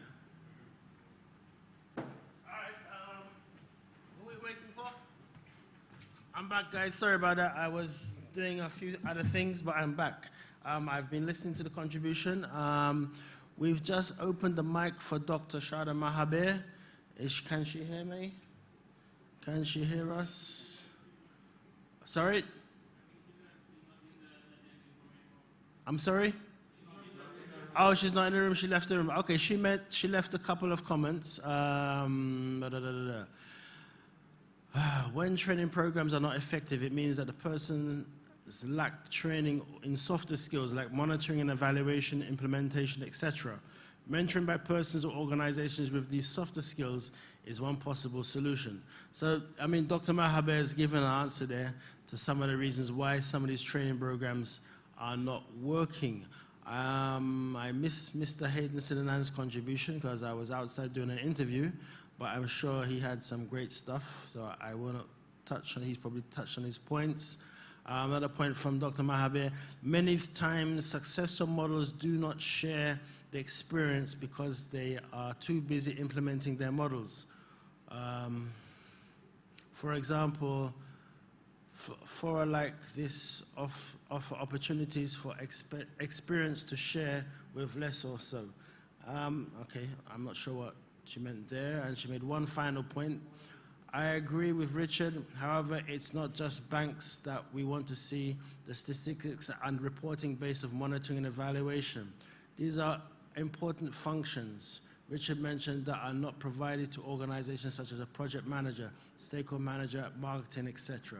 So I think she kind of concurs with some of the stuff we said there.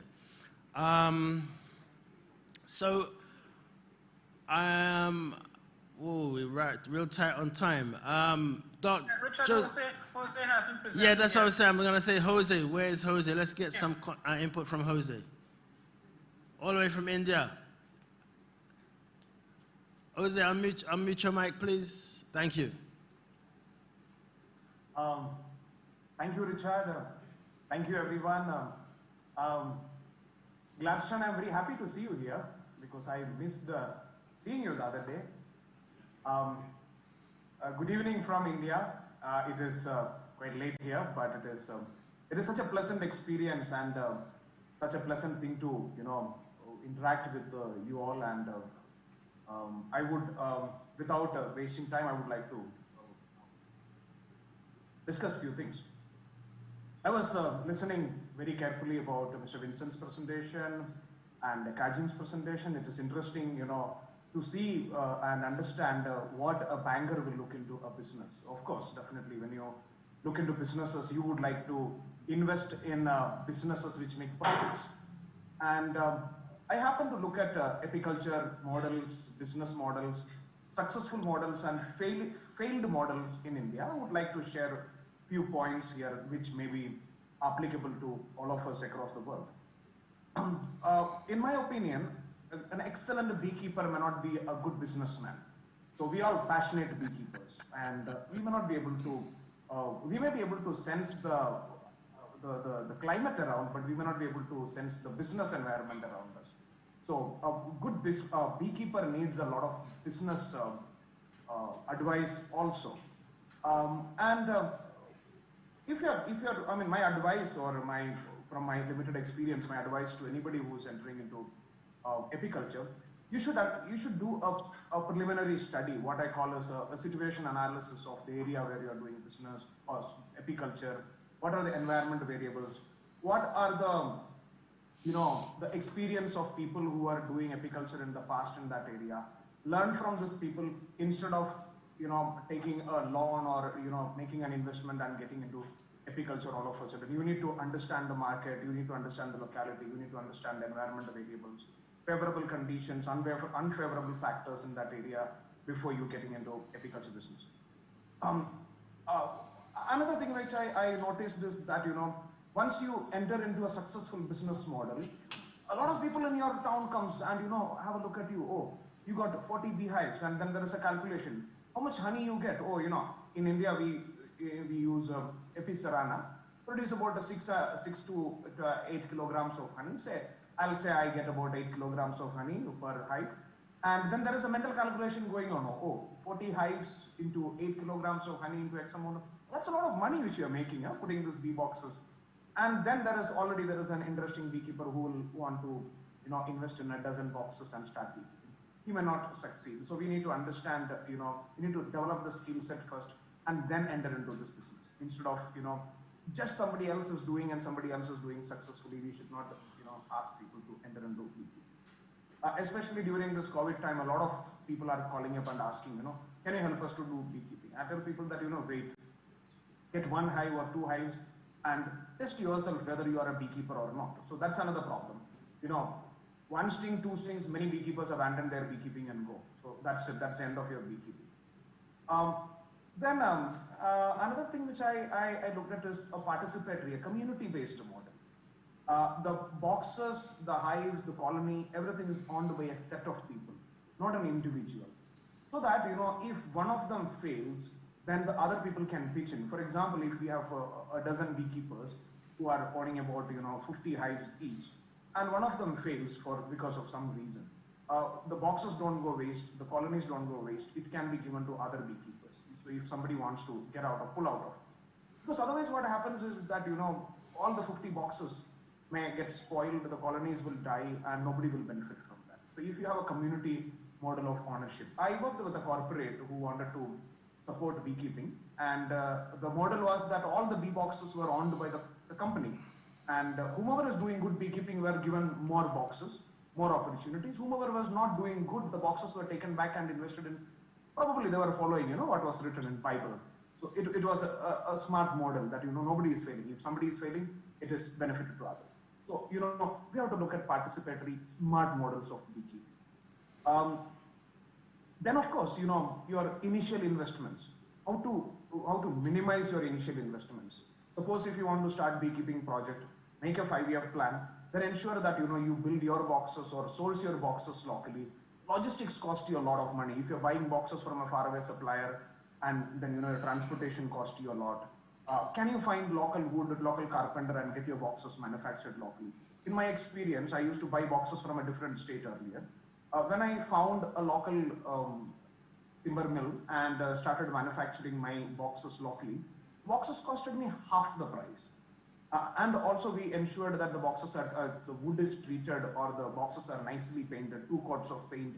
So these things ensured that your capital stays for a long time. Solomon, I really appreciate you for that. You told that 1982 extractor is being used by you even now. That is how you look after your capital investment. So you have to have long-lasting boxes and long-lasting. So that's a lot of attention has to be given into smart investments. So someone has to look into these things. Well, another thing is, I always tell people that if you want to start beekeeping, learn from elders. Go back to the village beekeepers or honey hunters, sit with them, understand what kind of bees are there and what kind of yield which they get and what kind of problems they faced. So there is a lot to learn from this. Always I ask people to follow an organic development model. Like you have few number of beehives, you develop your colonies, you divide your colonies, you build your own hives instead of making a huge investment and getting a lot of hives together, a lot of colonies together. Try to do it organically. You learn on the job. Well, yes, almost everybody talked about the value-added products, not just honey, but value-added products. So you should have value-added products, well-researched, well-developed, and marketed properly.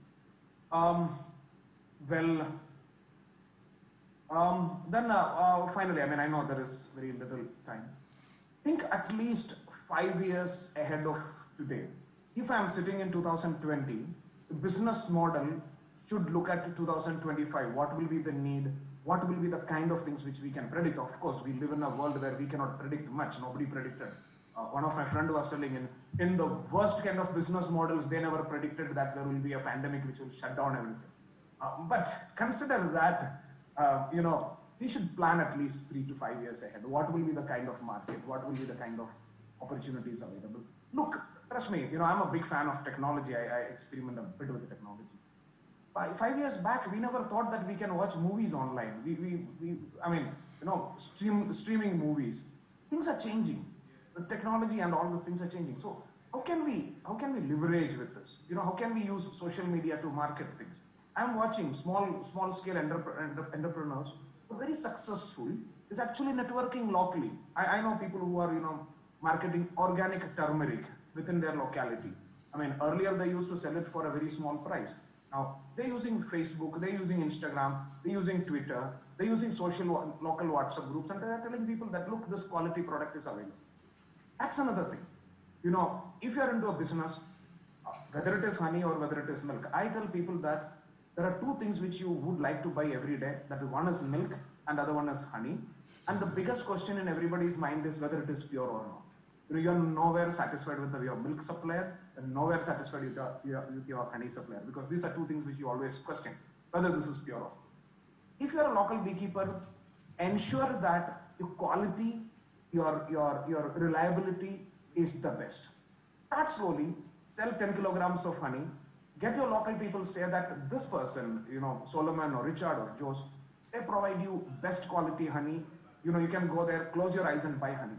My experience, I will tell you, we live in a market where there are corporate branded honey with, glittering labels, offers, 20% extra, 10% etc., ISI mark, the standard marks, all that tests, everything done, available in the market, cheaper than the honey which our farmers are selling. But people don't go to the shops and buy. Whenever they came and bought honey from us, they come back to us, they say that this is the honey we would like to buy because this has got good quality honey. I got customers, in our cooperative where people actually take honey from India to many other countries. They say that this honey is the best. Your quality has to be there. So this has to be a practice in your business, because successful businesses are based on ethics and good practices and smart business decisions. So this is much needed. I'll say a background study, a detailed planning, and an organic way of growth, a collective responsibility, and an ability to take risk. That is what we need. Then definitely Mr. Vincent and Mr. Kazim, you will come and say that, okay, here is the money. It looks like you got a better plan, you got a smart plan, we are ready to invest. I think that is how we should attract an investor into our business. Finally, I say that we can always look at corporates for corporate social responsibility partnerships, where you take investment them. This is something which we are trying to experiment in India. You tell them that you invest in this business, and we give you the honey back. You have about 3,000 employees. Why don't you give honey as the corporate gift? During Christmas, Diwali, or celebrations, instead of giving a bottle of whiskey, it's good to give a bottle of honey. It looks good. Instead of giving you, of course, Richard will prefer a bottle of rum, but yeah. I say good whiskey, good whiskey. Yeah, but tell corporates, instead of giving a packet of sweets, why don't you give a bottle of honey, which is more pure, more authentic? So this kind of practices, we have to be innovative, we have to think out of the box, and that will definitely make beekeeping and related business very successful. Thank you very much. Thank you all. Thank you, Richard. Thank you, Sharda. Thank you, Solomon, for this great opportunity. And I assure you that as long as God permits, we'll be there to support you and be partnering with you in all your efforts. Thank you, Jose. Great contribution as always. I just want to make one point as I see Josie on screen and swinging it back to what I spoke about record keeping. To punctuate that point,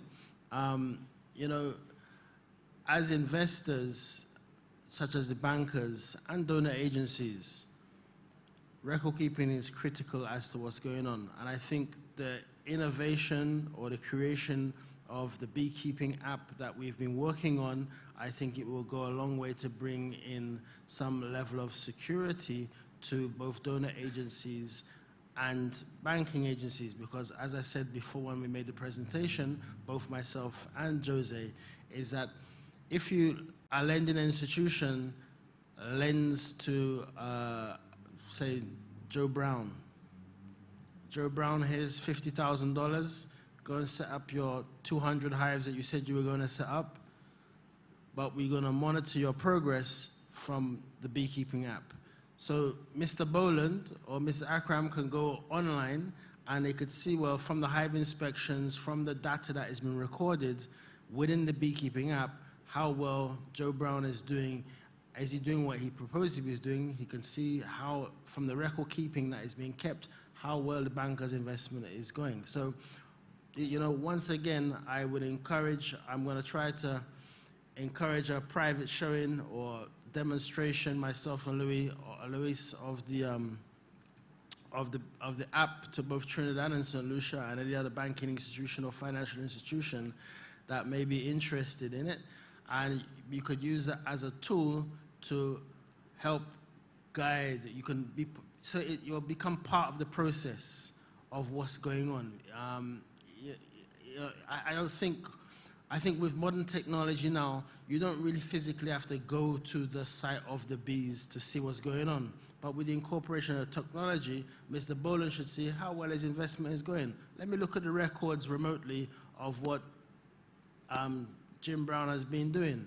And he says, wow, he sees all the pictures of the bees, he sees everything's going hunky-dory, he sees the record reports, and he has some confidence. And once Mr. Boland has that confidence, he may be able to shave off 1 or 2 percentage points on that interest rate, and he will encourage more beekeepers to come into the program. So this is what I'm saying. We have to build confidence in our market. Us as beekeepers have to generate the confidence in other sectors to come and invest in our sector. It's not just about, hey, we're beekeepers and we're struggling, we need money. Hey guys, we're organized, we've got what it takes, we've got our records in order, we're at the cutting edge of the industry, we're doing this, we're doing that, we've got multiple products, we're not just depending solely on honey, we've got other products that can give us revenue incomes, and we've got the records to back it.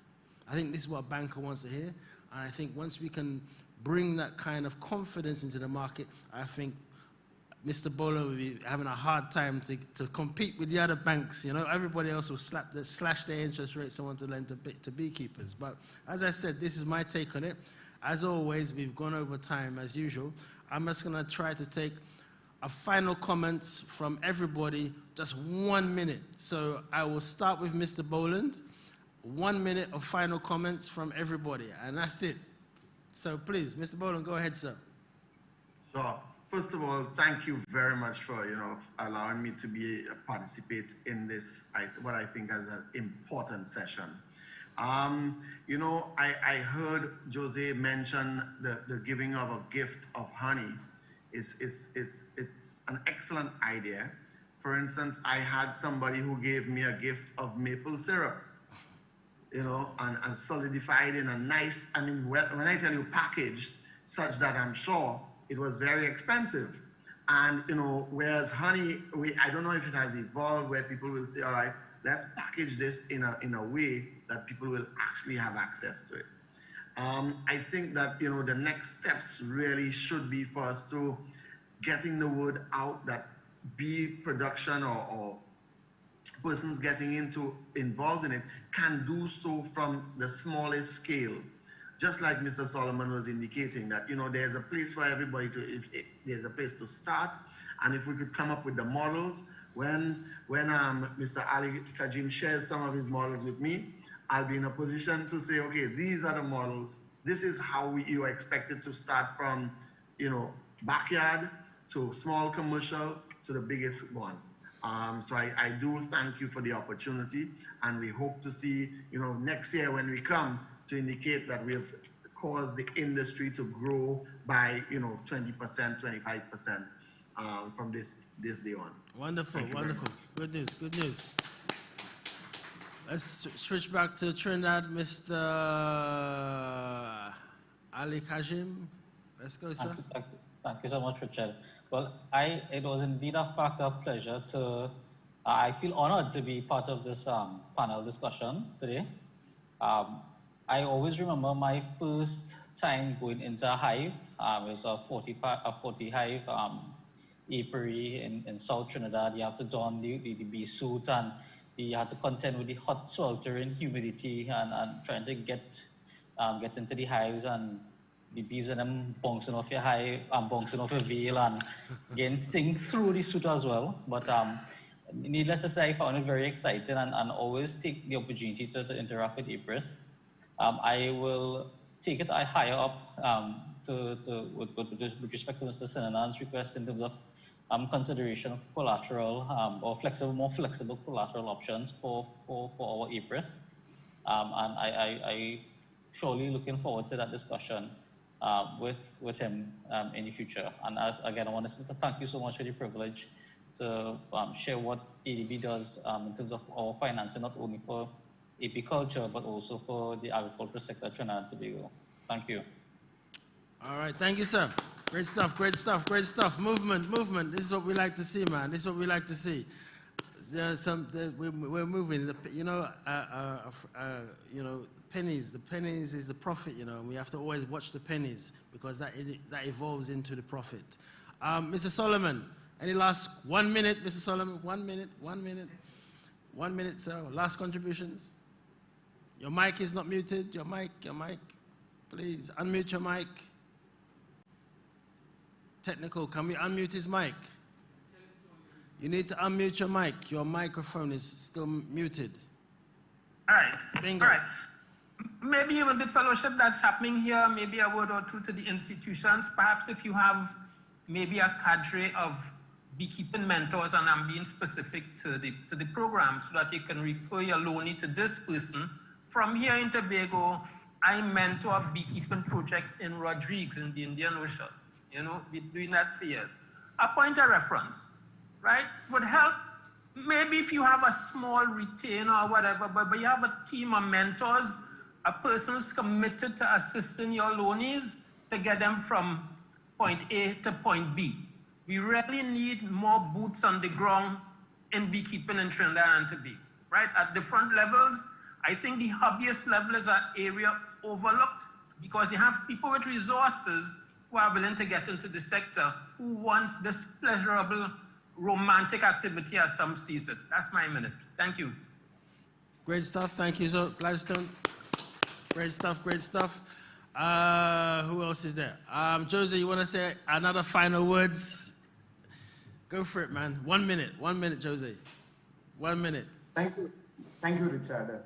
You know, from my first day of interacting with you and the rest of the gang, it was a pleasant thing. It's encouraging. And all I say is that this is a great journey.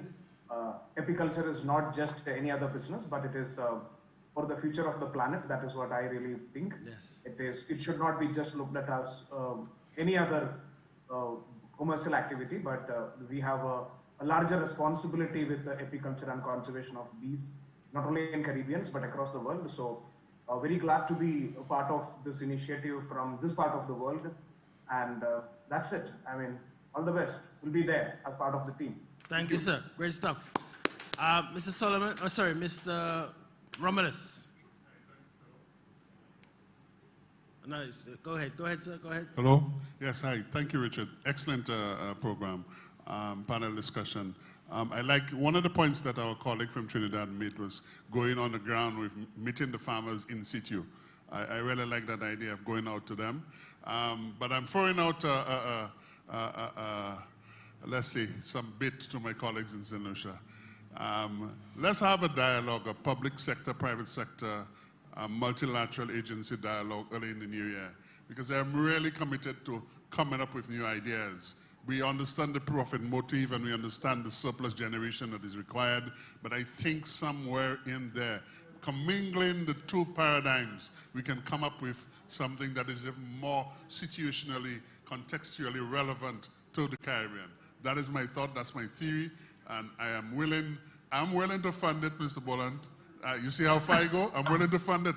So we will fund it next year, and I hope you'll be there, and we will ask you to go to the extent you can go so we can come up with original ideas that are historically and contextually more relevant. Thank you. All right, great stuff, great stuff. Okay, guys, gentlemen, I mean, you know, this has been a wonderful exchange. You know, there's an old saying, honey is money. And we definitely had the money and the honey on the table today. I just got a call for Argentina. Argentina is ready to trying to get into the room. The next session is, I mean, I think everybody should join the next session, and I really need to post again the contact information for that session. I think I posted at the last one. Shucks, I should have posted it again. Damn. But we really need to. There's obvious synergies that we need to make, and I think the presentations this afternoon with our brief session with the guys at out of Argentina from CAP Argentina is one of the largest, most successful beekeeping cooperatives. And and we have Bellevue Farmers, but at they kick off at 1:30. All right, so we need to get this going now. I'm going to just post these links, the links for the afternoon session. Have we ended it? We still online, guys? Okay, yeah, great.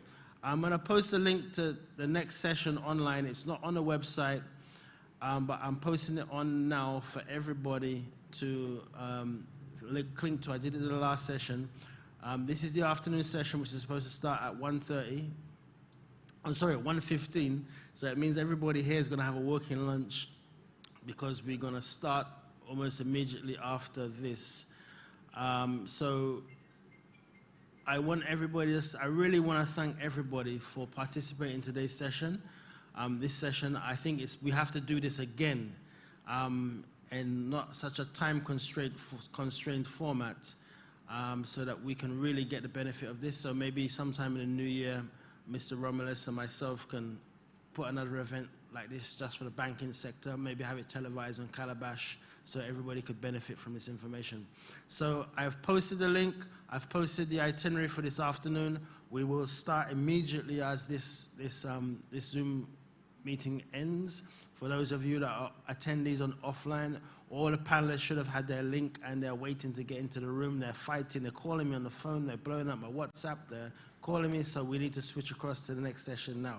So once again, thank you very, very, very much to everybody. It was a blessing. And as I said, where there's honey, there's definitely money. And both were on the table today. Thanks a lot, guys. Peace. Cheers. Bye-bye. Cheers.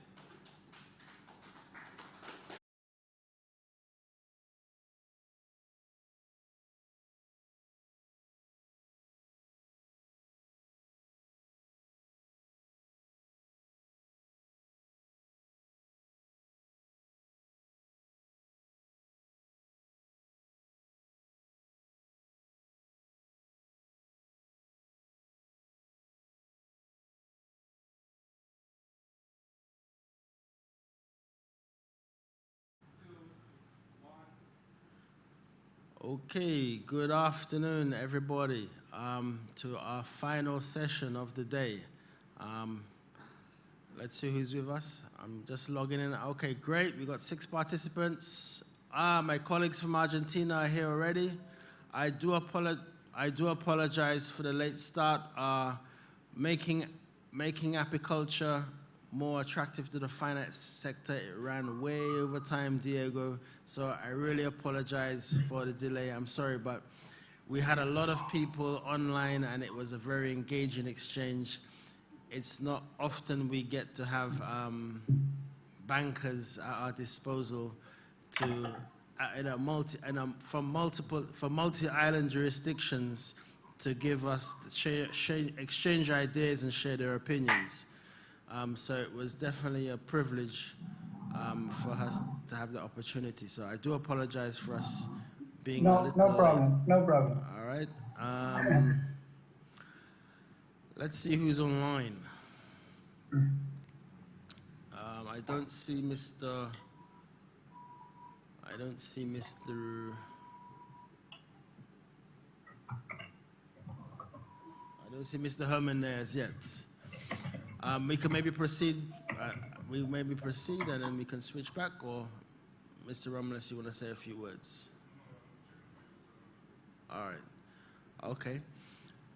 So just to let everybody know, today, this afternoon session, which we are going to run through, is a short presentation from the Bellevue Farmers Cooperative on their newly launched organic fertilizers and pesticides booklet. So it shows you how to make your own pesticides, organic versions, and how to make your own organic fertilizers. It's a first of its kind. It's all tried and tested scientifically in St. Lucia, so it does work.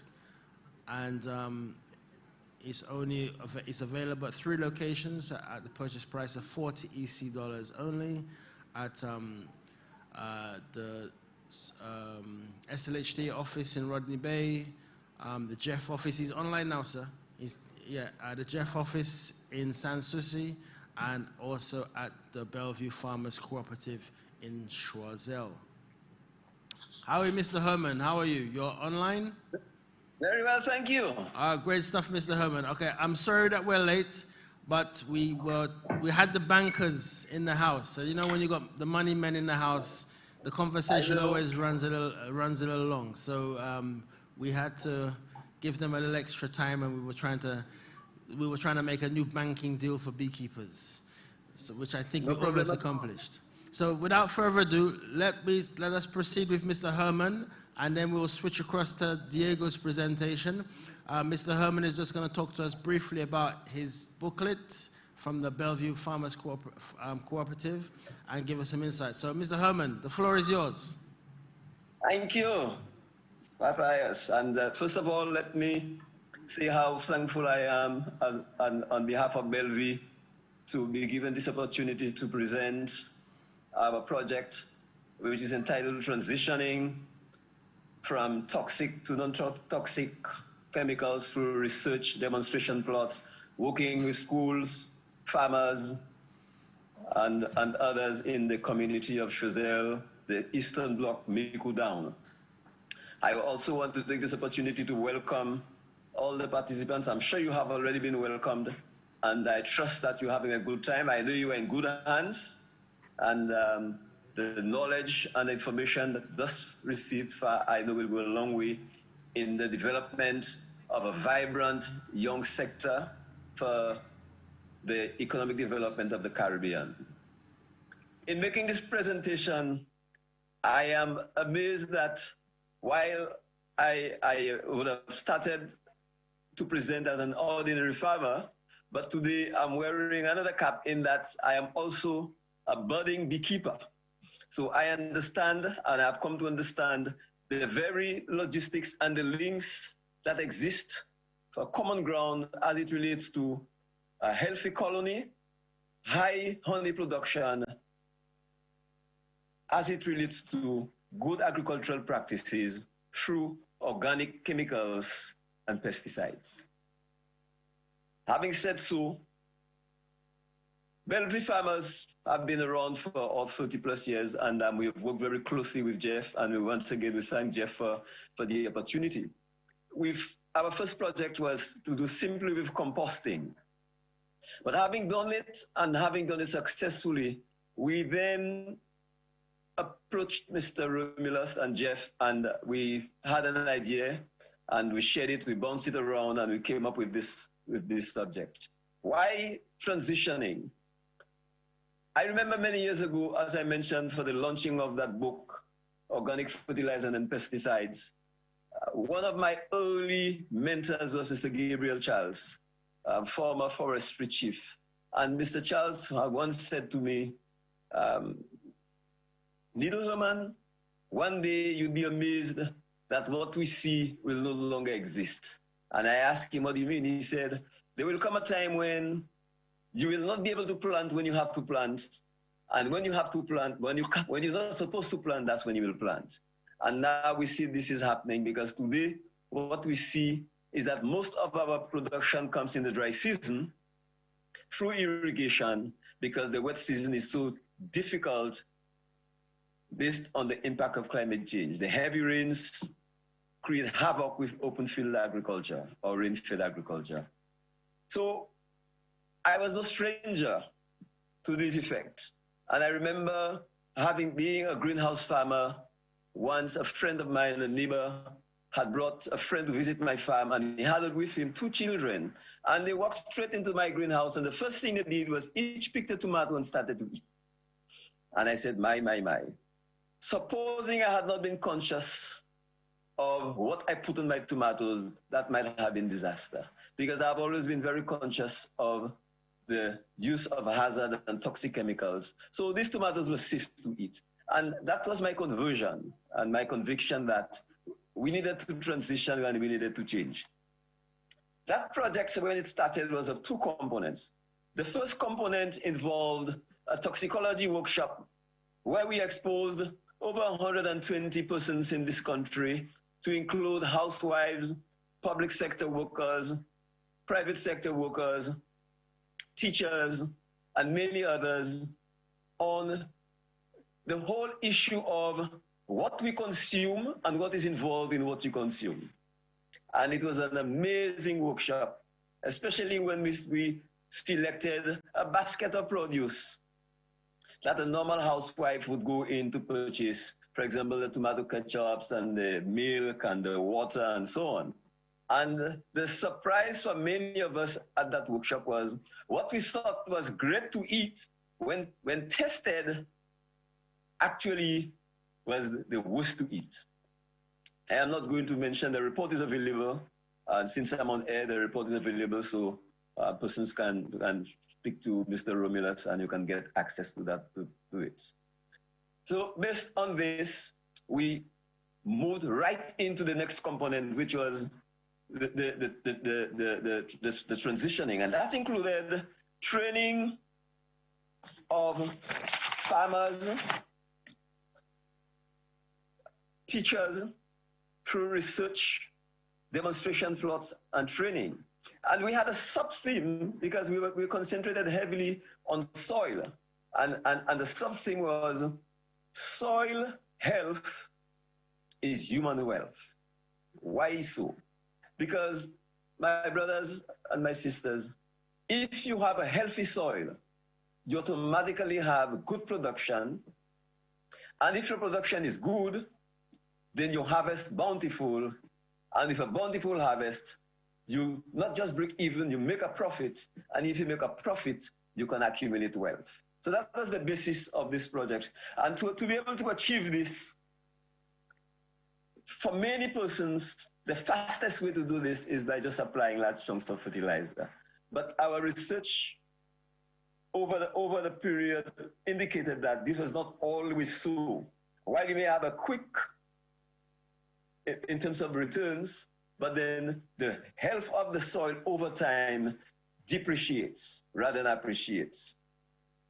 And we visited various parts of the island, Vieux Fort, Micoud, Choiseul. We looked at high rainfall areas and low rainfall areas to look at the various components of the soils in each of these areas and what were the nutrient contents of those soils, what did they lack in, and how you can make those soils better to be successful. For this, we were amazed at how little compost material or natural material or humus that some of the soils, especially around the coastal areas, contain. And the coastal areas, by definition, is where we grew large quantities of vegetables, especially during the non-traditional period in the heavy rains, because our soils are always able to hold less water. But we were amazed that this was not always so. And for us, what was once thought as the ideal was no longer the ideal. So we had to begin to think and come up with measures by which we could develop soils to allow them to sustain growth. How does that link with the week that you've been spending? I'm saying to you this afternoon that a healthy plot of tomatoes, cucumber, treated with non-toxic chemicals is health to our bees. I remember even before I was involved in beekeeping, I would see bees flying around when I was spraying with my chemicals. And in some cases, what I did, I either chased them or I said, okay, well, they'll go away.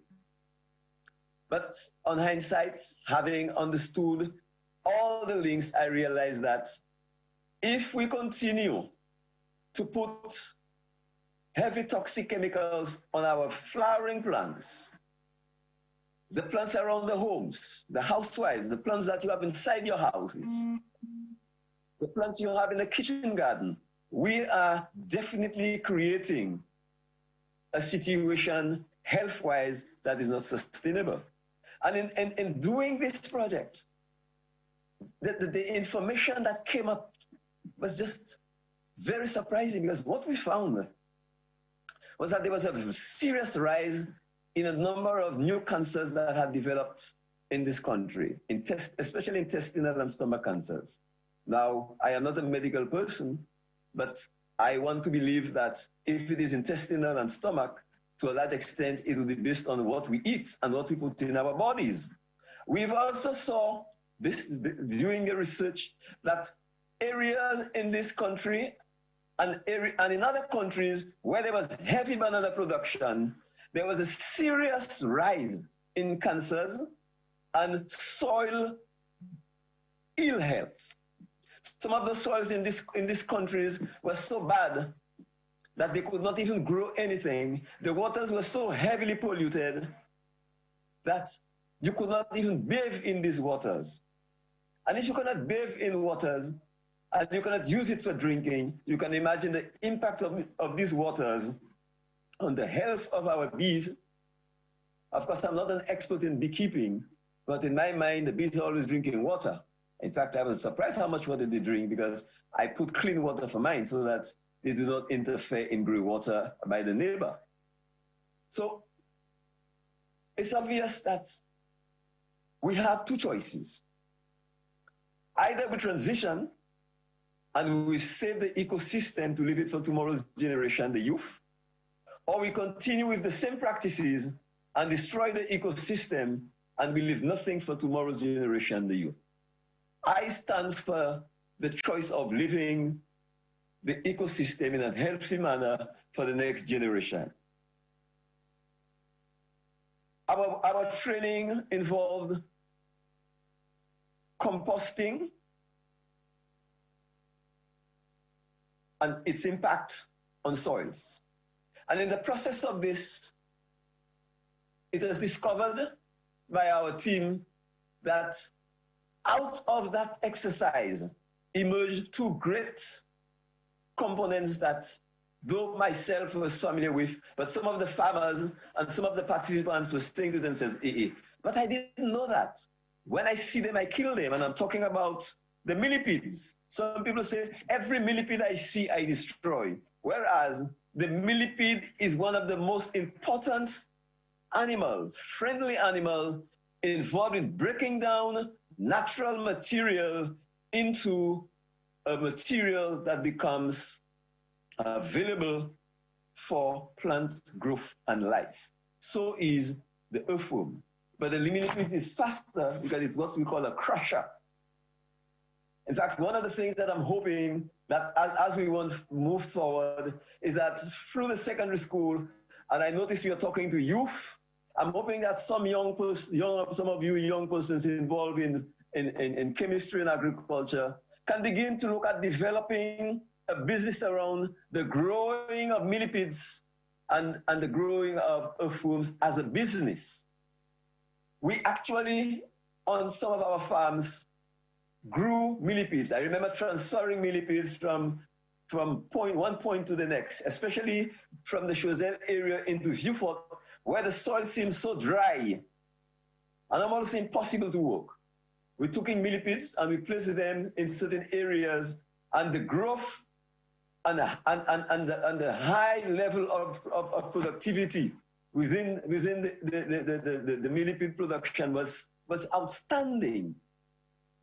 Can you imagine one person can, and it is simple, you take a bag of chicken manure, you place it in an area, you water it, within a short space of time, the earthworms and the millipedes will find it.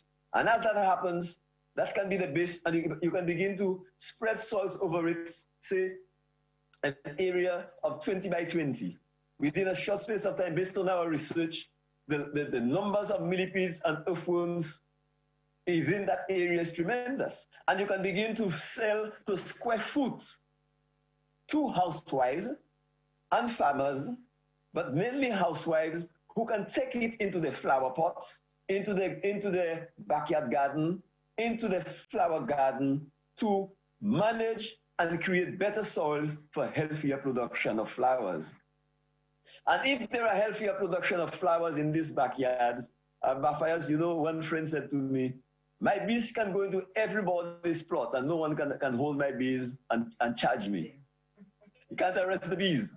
So if we can develop that kind of synergy and that type of approach, because of the organic movement, we can cause beautiful, healthy flowers all around this country, in St. Lucia and the other participant countries, and by so being, increase honey production.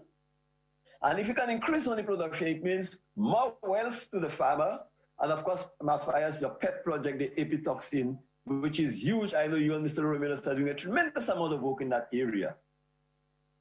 So having done this and see the success of that, we then went on to look at the various fertilizers and chemicals that can be used using natural material. And I want to point out in this to say that a lot of what we use was what we refer to as local knowledge. It is what our grandfathers used many years ago on the farms when organic fertilizers and chemicals were not available. I remember as a little boy going to the farm to pick out caterpillars with our hands. And sometimes our foreparents would be using the guava leaves and other things to use on the plants. And today we have used that knowledge and developed a beautiful document referred to as an introductory guide to organic fertilizers and pesticides for a safer and healthier alternative for all. This can only be great news for us in this part of the hemisphere. Because the one thing we know is that nothing we'll be using in terms of the development of these organic fertilizers and pesticides is not GMO related, but it is in its natural form.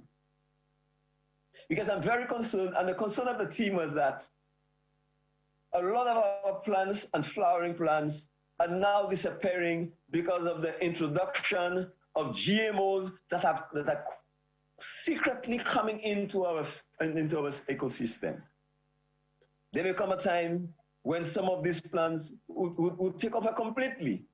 And would they be able to have the level of pollen that is required for a healthy bee to create a fortified honey?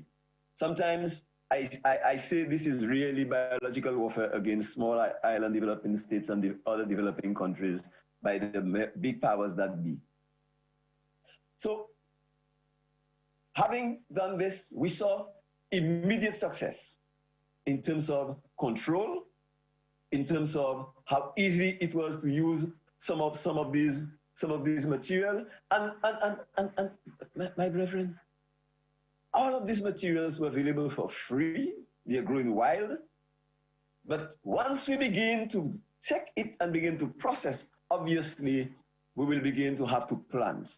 And if we begin to plant all the material that you'll be using for the production of the chemicals and the fertilizers, what does that give us? It gives us an additional income stream for especially women at risk and vulnerable women that can grow this at a minimal cost of production right around their homes to sell to us who will be involved in the production cycle, because some of us cannot just produce and produce the plants and produce the chemicals at the same time. We need to sort of have a separation so that there can be a consistent supply. And I'm excited by this because what I see is an empowerment of our women to remove them from a wait syndrome, waiting on men. Men, I don't want you to take this too personal, but that dependency syndrome where that they have to sit in and the men have to provide. Ladies and gentlemen, we have to empower our women and our young persons to do things for themselves. Because a child that is raised in a home where he sees things being done will do the same. I actually have my bees in my backyard, and I was frightful of bees, and now I go into the hive by myself. So this not only is an agronomy, an agricultural, but it is also a cultural issue. By reviving a culture, reviving a life form that existed over time.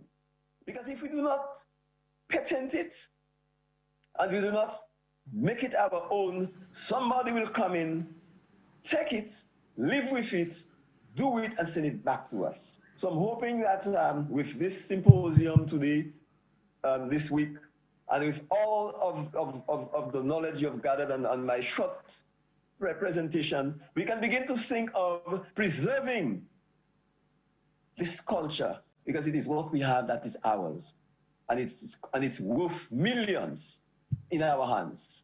So when we think that we are poor, we have millions in our hands. It's just a question of learning how to use it. Of particular importance to this project was the schools. Can you imagine, Matthias? You walk into the school garden, and the teacher is with his suit and mask spraying. Of course, he's spraying a toxic chemical over cabbage, tomatoes, whatever the case may be. And after he's put on his sprayer, in the next 5 minutes or so, the children, boys and girls, 12 to 15, 16, they walk right into that plot. They walk right into the fumes of these toxic chemicals unawares in terms of they being known, but we know. And it is not something that we've been conscious of, but we've done it for years. But now I'm raising this as a serious issue of health. The toxic chemicals can have serious impact on the fertility of these young men and these young children. And don't forget, these young children are the ones to produce the children that will take over from us tomorrow. Now, if they become infertile, where do we get our workforce from? We have no one to take over from us. Great point, so Mr. Herman. Great point. And I want us to pay particular attention to it. That is why I'm hoping that you participants, as you move to your islands, seeing this, you can begin to lobby the politicians and the policymakers that this book, as was recorded by Dr. Graham in her presentation, can become a research document to be used at all secondary schools within the Caribbean and the wider community to provide a safe environment in school gardens where school agriculture is practiced.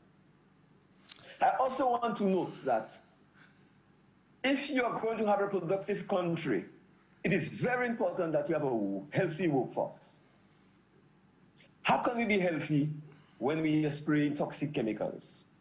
How can the children be healthy when they are walking and using toxic chemicals? I mean, there are schools that are using Gramaxone and Touchdown in the school garden. At Bellevue Cooperative, a good few years ago, when we started this project, we banned the sale of all weedicides.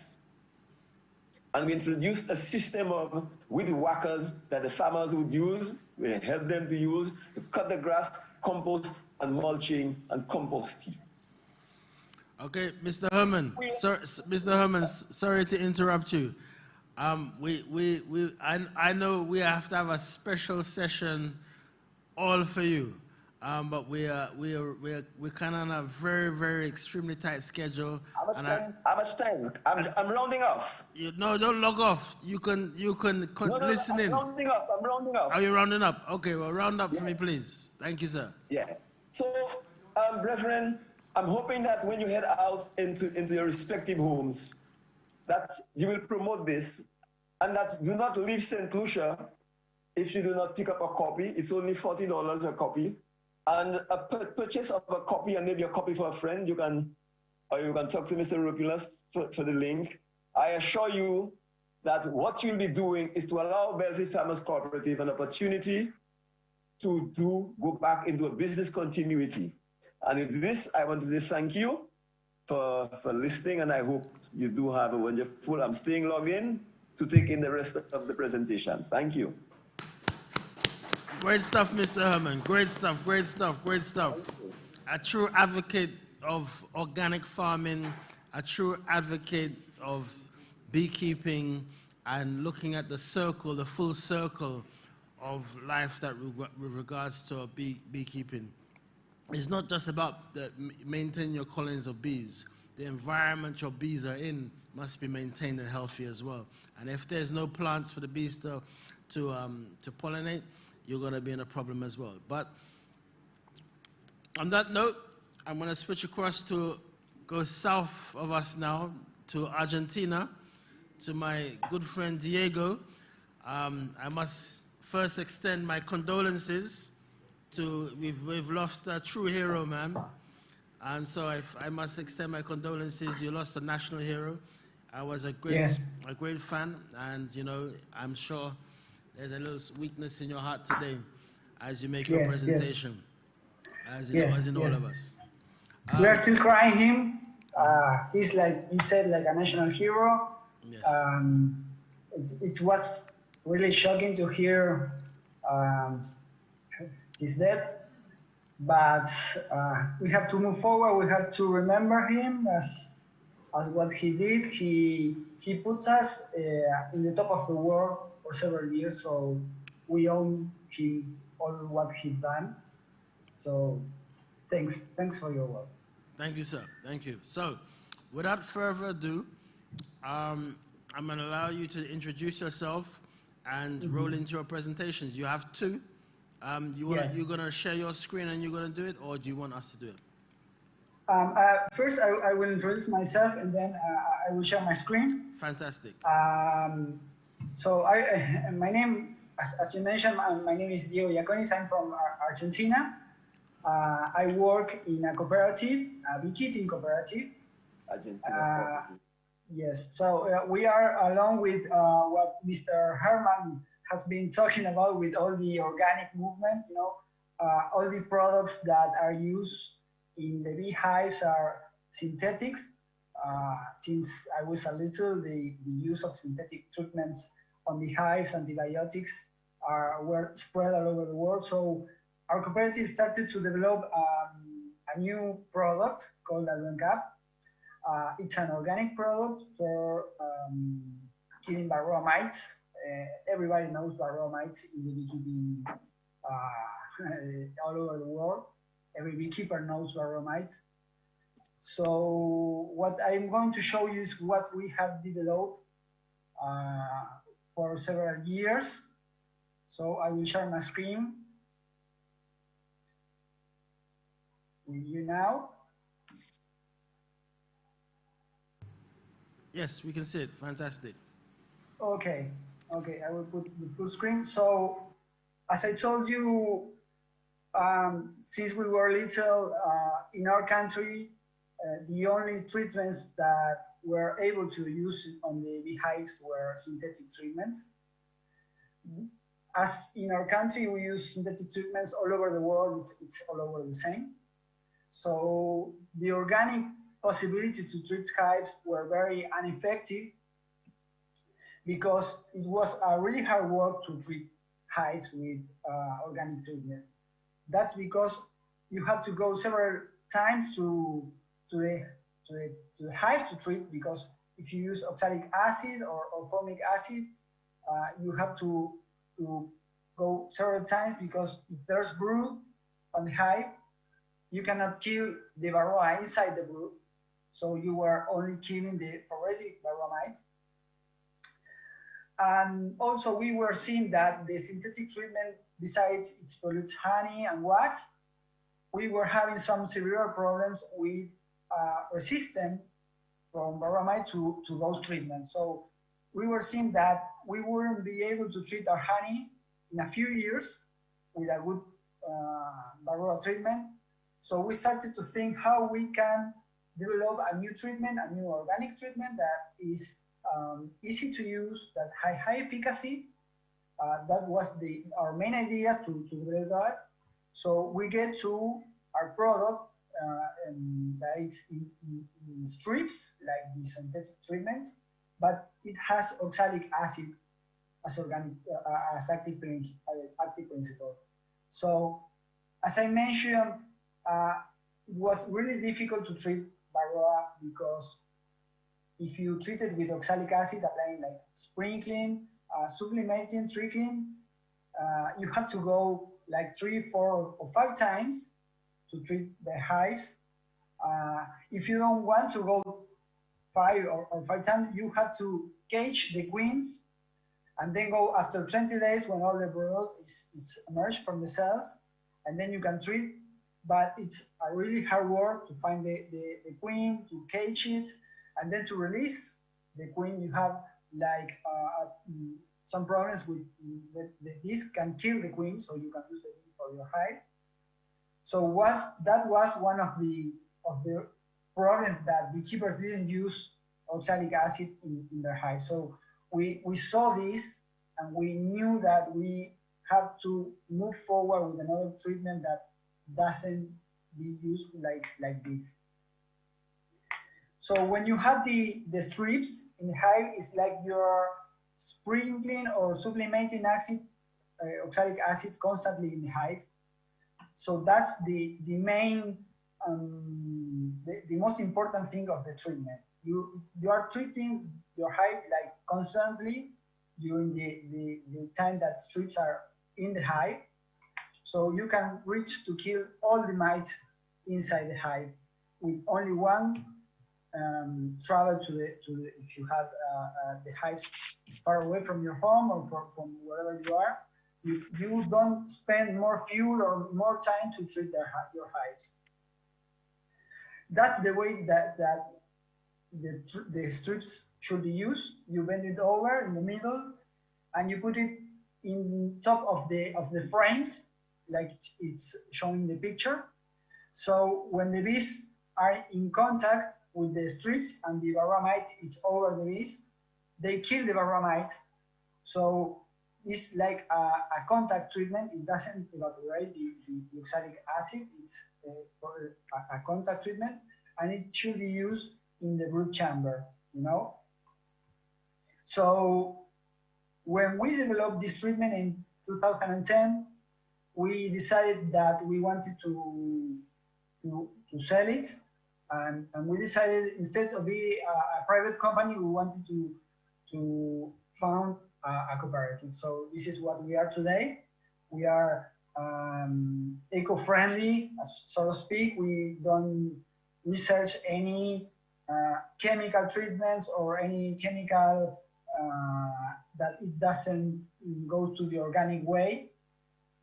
So our treatment has been proved in all over our country. We are selling it now in Uruguay, Chile, Bolivia. So all the countries all over the world know about our treatment. They are really interested in our treatment, because it's the organic treatment that allows you to produce organic honey in your hives, if you have of course, certify your country.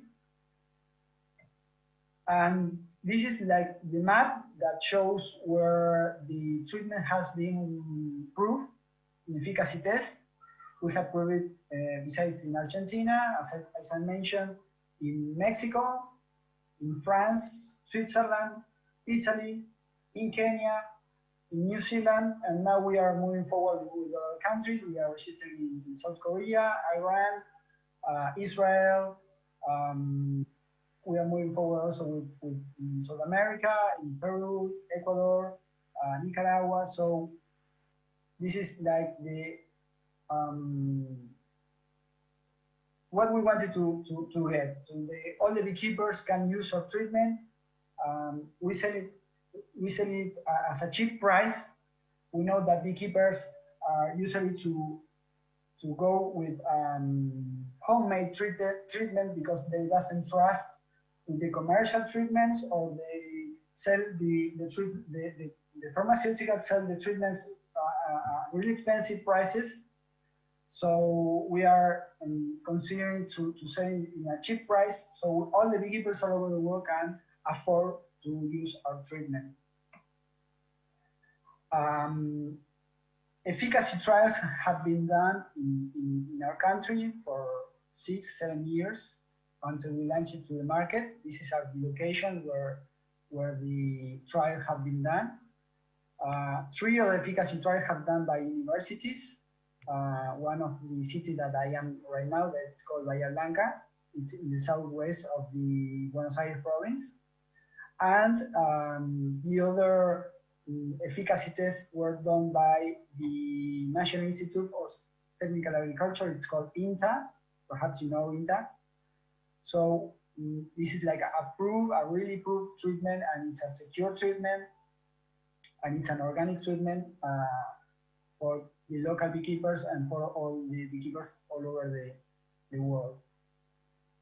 So we asked the beekeepers what were the advantage, or what they saw about our treatment, comparing it, of course, what they are used to treat hives. So they qualify our product as excellent and very good, comparing it with the other treatments.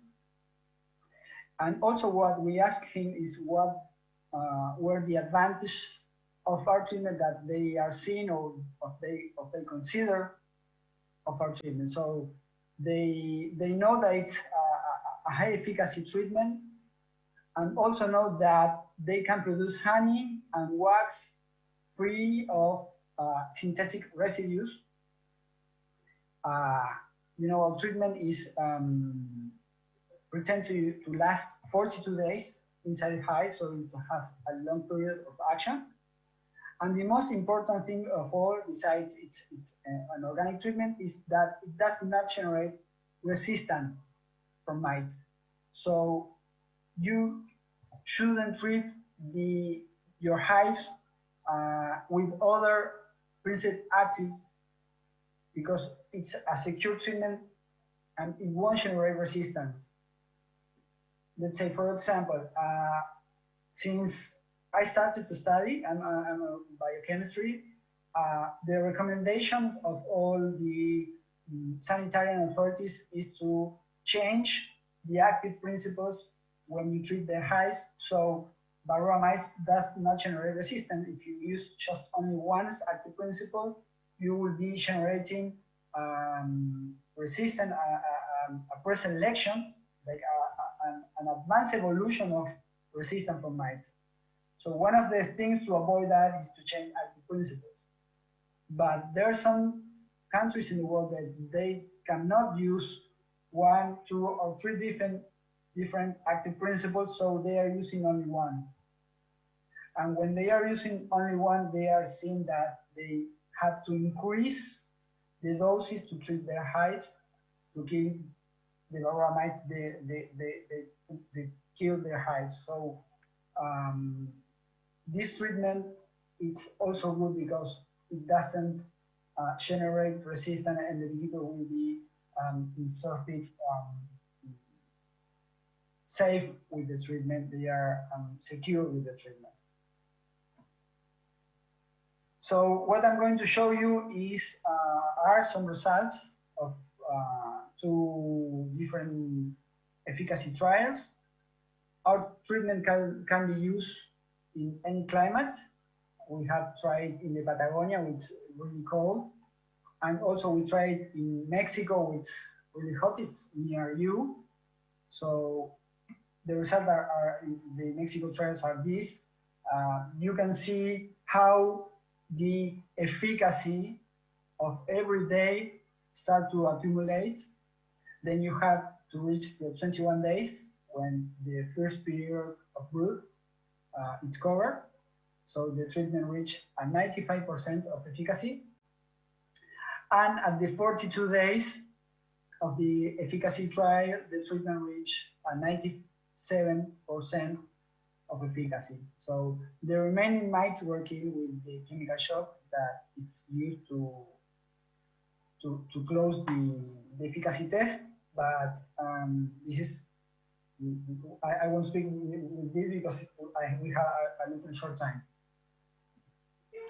And also the Patagonia trial, you can see every day how the efficacy starts to accumulate. And when you reach the first period of brood, you have like 85% of efficacy. And when you cover the 42 days, it's 2 periods of brood, then you reach 98, I think it was 98, 97% also of efficacy. So what about the strips? You know, the strips are from cellulose, so they are like a vegetable material to go along with the organic treatment.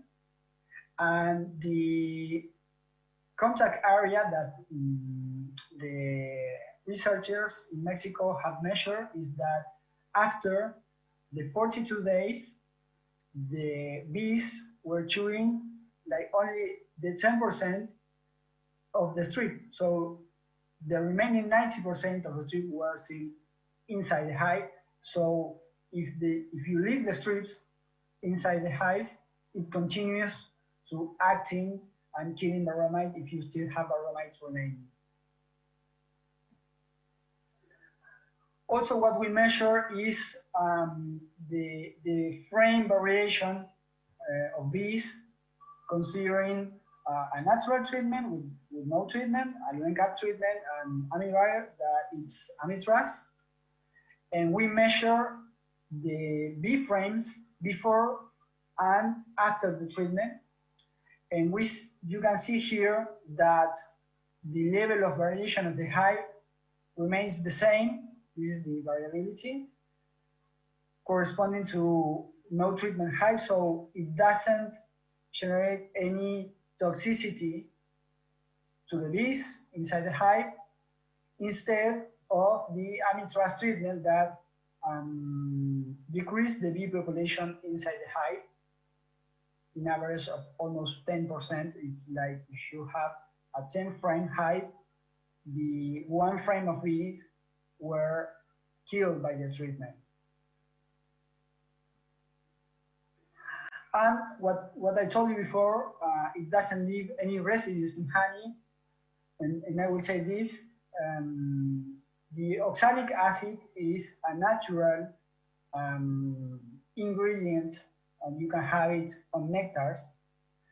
So if you measure oxalic acid in honey, you will find it, because it depends on the botanical source of the nectar, the amount of oxalic acid that the honey will have. So what we did is to measure the oxalic acid in the hives before and after the treatment. And we use a control group that we also measure oxalic acid before and after the treatment. So if you only see the treated hives, you will see that the amount of oxalic acid increases after the treatment. And if you only see this, you will say, okay, the treatment increased the amount of oxalic acid in honey. But if you look the untreated hives, the amount of oxalic acid also increases. It means that the amount of oxalic acid after the treatment is caused by the botanical source. Also, you can see that you have a big variability. And also, this is a clear sign that the botanical source of oxalic acid generates those results. So we can conclude that our treatment also don't increase the level of oxalic acid in honey. There's no in these slides, but we also measure oxalic acid in wax and in bees, and the results were 0. So you don't have any residues of oxalic acid in wax, and also you don't have residues of oxalic acid in bees. So what I'm presenting you here are the conclusions of all these years of work. We know now that the efficacy of our treatment remains the same, no matter what are the climate conditions or the environments. We still have high percent of efficacy of our treatment. We have documented it all over the world. You know, the contact area remains the same during 42 days, so the bees doesn't remove the strips from inside the hive like it could be with a synthetic treatment. It doesn't harm adult bees or brood. We have also, besides measuring brood frames, we put like bee cages in front of the hive to collect the bees, and there were no difference between control hives and the treated hives. So the most important of this treatment is that you can treat your hive where are still brood in it. And the importance of this is that you don't have to wait to treat your hive until the damage by varroa is done. You can prevent the damage that causes varroa in brood before it goes enters to the winter. For example, here in our country, in April, the hives and the queen stops the egg line. So that will be like a good time to treat your hive because you don't have brood. But if you have a high level of varroa infestation, the damage on your bee population is already done. So you cannot go back in time to repair the damage. So what we recommend to the beekeepers is to treat their hives with this treatment. They can use it in constant honey flow because it doesn't produce honey and wax and does not use any residue. So this treatment allows them to use it where they can still be having honey flow. And the remaining group periods that are ahead will be burning free from varroa and with no damage in the lifespan. And the hive will pass all the winter with a big number of bees, and you will have like a good hive when the winter goes and the spring starts. So this is like the end of this presentation. I don't know, Matthias, if we can answer some question or I should move forward with the other presentation. Yeah, sure. Let me check and see if there are any questions in the group so far.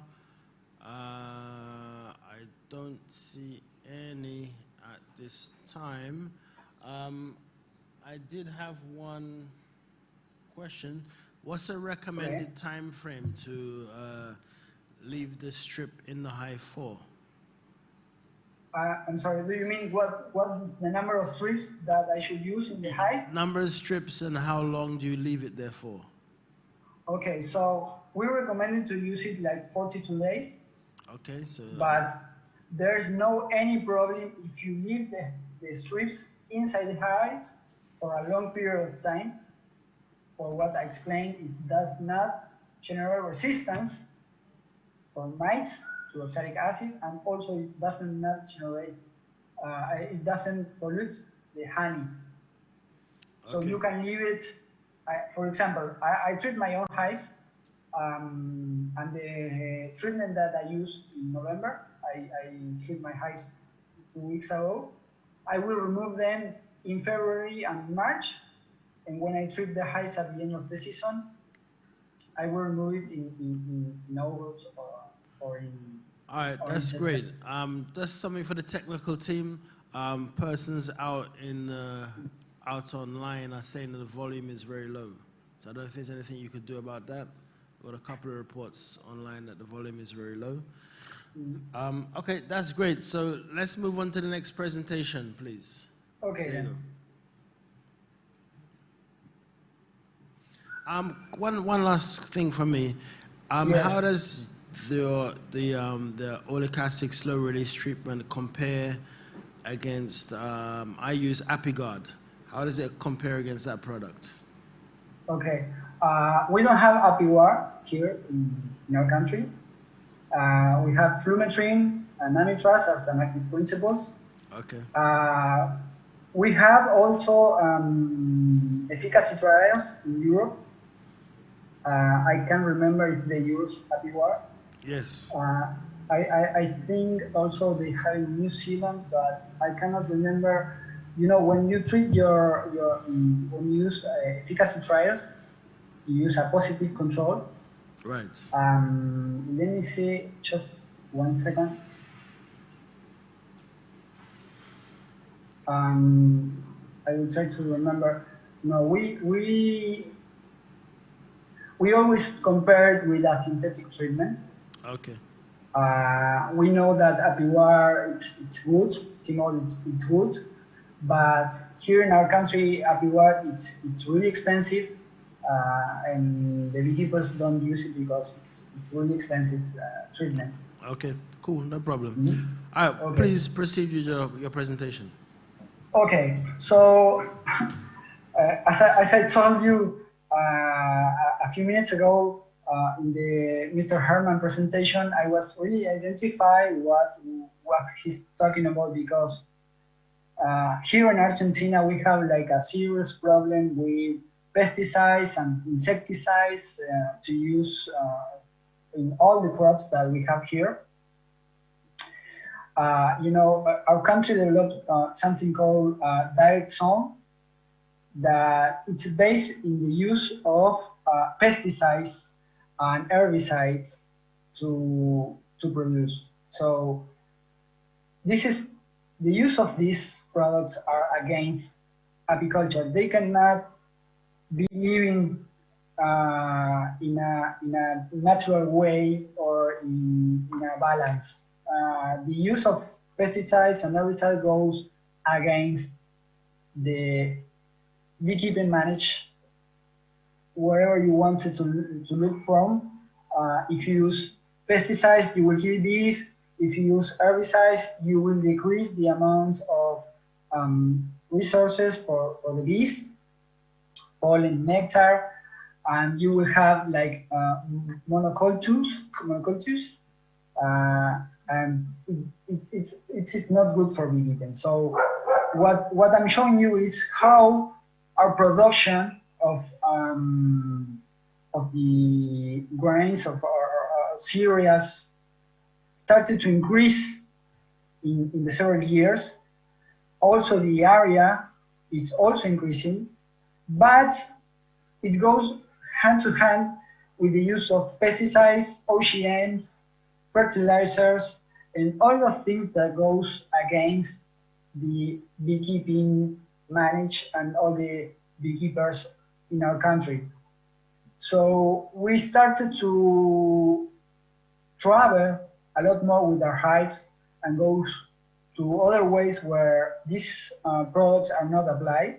So we have our frontiers moved, and when we were used to, I don't know, harvest 80 or 100 kilos of honey per year, then we are happy if we are harvesting 20 or 30 kilos of honey per year, because we have like a small period of time when you have like, I don't know, a specific botanical plants, let's say sunflower, you have 15 days of sunflowers, so you can only harvest in that period of time.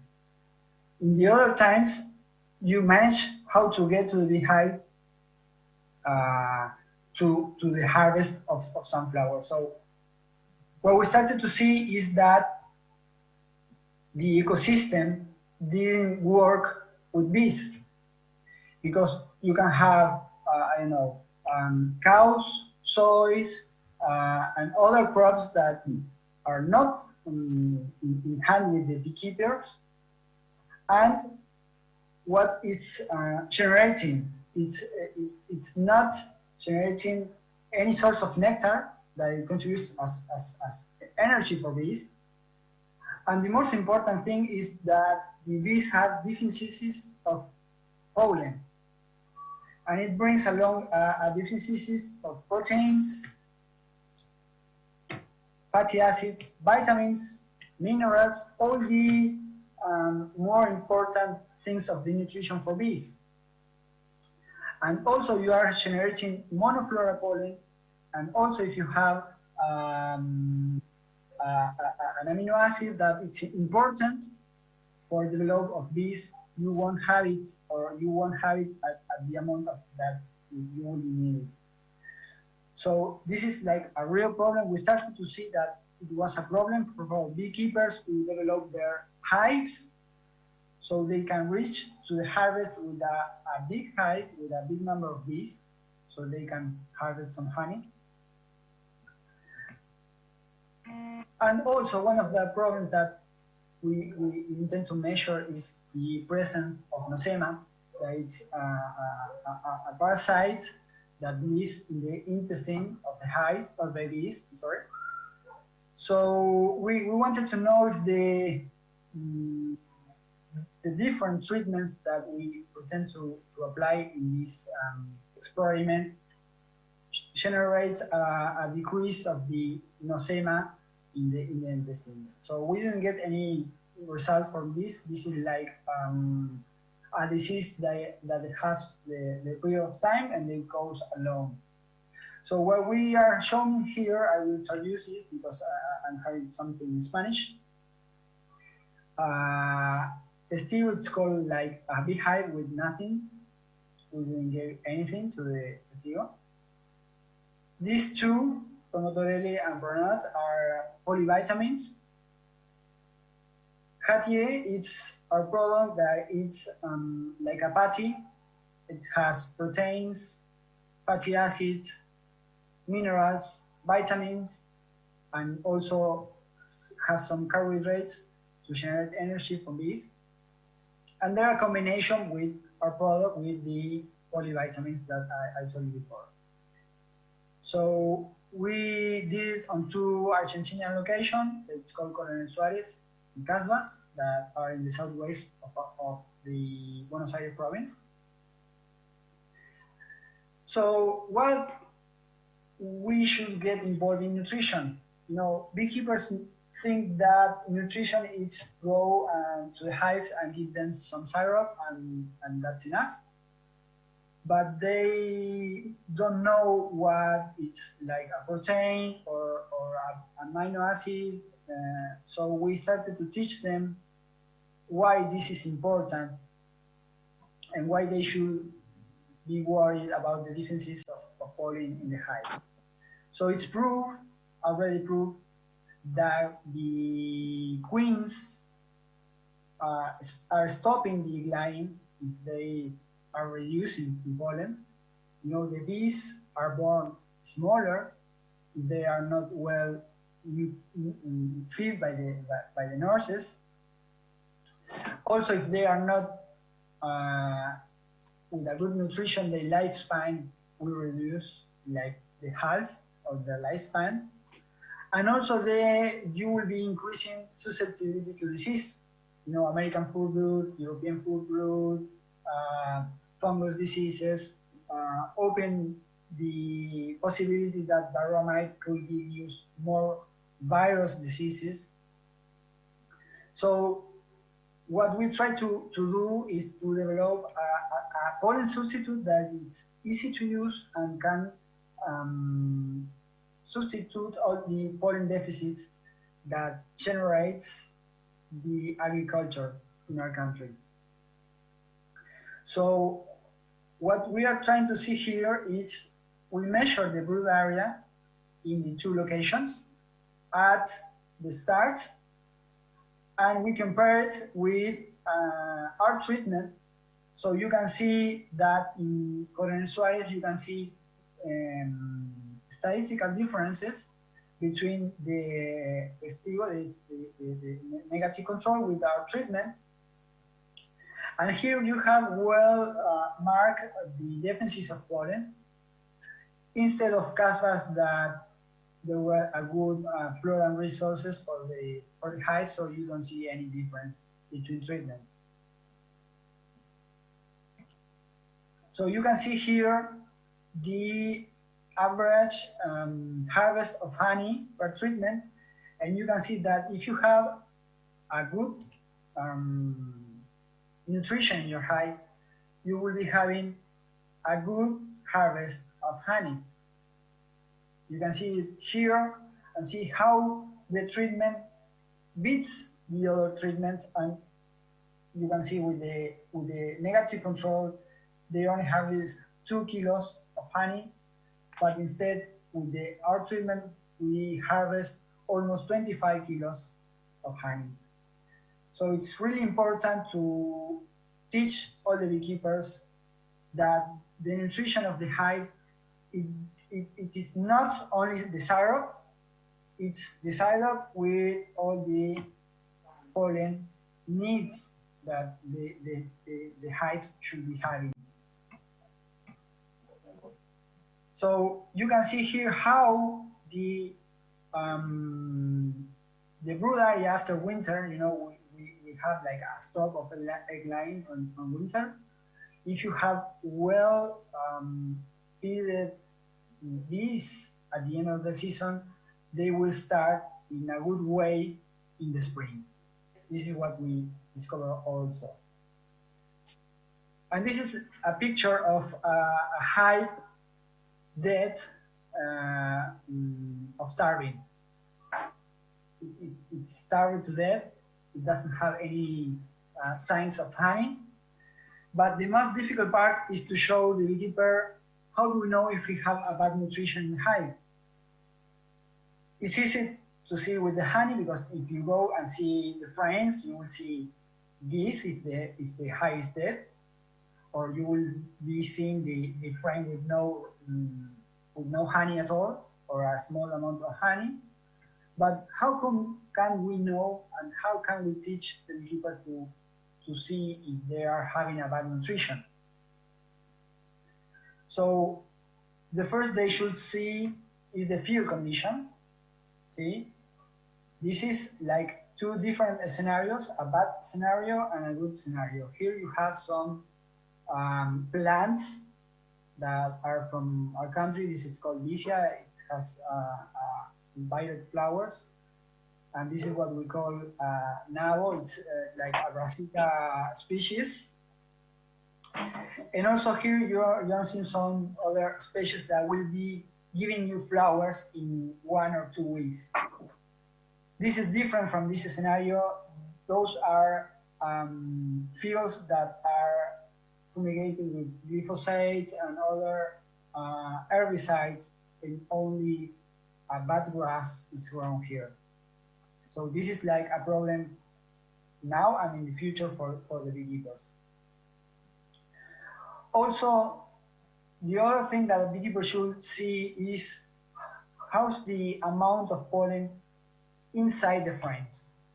You know, the pollen is stored by the bees outside the brood, and you can see down here, this is like a good amount of pollen for all this brood. You can see how the brood is constant. And here, if you have bad nutrition, the queen stops egg line, or the larva die, and you don't have a good nutrition. You can see here, you almost see the bottom of the cells. This is like a new source of pollen, perhaps from the day. That means that you didn't have any pollen a few years ago. So this is like a bad sign for nutrition for your hive. And also the incoming from bees, in the enter of the hive, you can see it in their legs with the curvicular charges. Also, the signs of drones are a good sign for nutrition.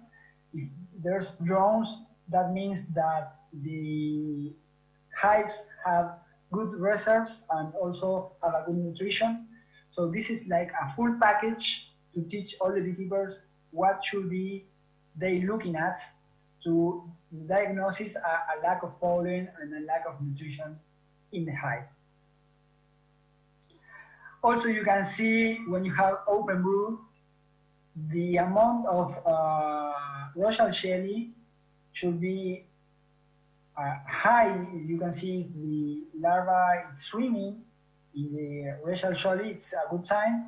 And then if you see only the larvae and almost nothing of Rochal jelly or nothing, it's a bad sign combined with the other things that I told you. So this is our but it's ready to use. That's good for beekeepers. They can go to the field. They shouldn't prepare anything before they go to the hives. They use it at once. They open the cages and they use it already. So what we also told the beekeepers is that this should only be given if they identify a lack of pollen in the hive. If it's not, if they don't have a lack of pollen, it's not necessary to supplement the hives. One thing that I didn't mention is that the beekeeper that use this patty should also put some syrup if there is any lack of nectar also to accompany this patty. So I'm finished. I don't know if we are in time. Very good, very good. You're on time. You're on time. Very okay. good. Okay. Perfect. I think I'm sorry if I didn't explain it really well, but it's the only English I have. It was short notice. You did very well. You did very, very well. There's one question from Lauren, and they ask, is this treatment used only in the rainy season? No, you can use it at any time of the year. We don't use it in winter because it's a contact treatment, and if the bees are in confined space, yes, they don't move, so it's not necessary. And also, what we told the beekeepers, it's one of the main questions that the beekeepers are always asking me.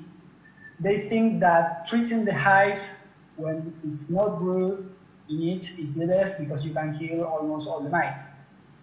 But why I answer them is why you want to treat the mites when all the damage is already done. You should treat the hives where you have still brood periods. Yes. And you need that brood it's born well without any problem. Yes, very good answer. We got a question from Jamaica, Hugh Smith. He asks, is there pollen in the patty, in the pollen patty, in the patty product, in the protein? No, there's no any pollen in the patty because it's very difficult to control if you have any bacterial disease. Yes. From the pollen, so it don't have any pollen in the patty. Very good answer. Very good. I hope that answers your question, Hugh. We have another question. Okay, well, the same questions in the other question.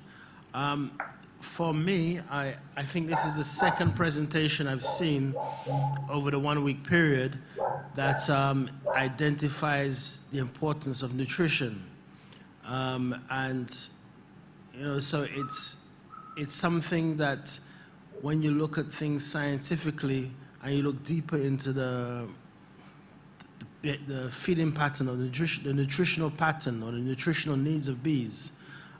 It's very important that we study that area, and maybe this is and it could help us in stopping us from colonies absconding. Or one of the important things we need is early brood production at the beginning of the season. And if you don't start, your colonies don't start the beginning of the season the right way, it kind of tells you how the rest of the season is going to go for you. Or you're going to miss the first 2 flows of the season, and because that's the time your colony is trying to catch up or build up so they can give you some honey where, you know, if you had done the prerequisite precautions at the beginning or at the end of the last season and at the beginning of the new season, you'd be in good stead. So I think it's very good. One of the things that one of the reasons why we have the CAP group, the CAP cooperative, with a late presentation, they want to try to get their product into the Caribbean.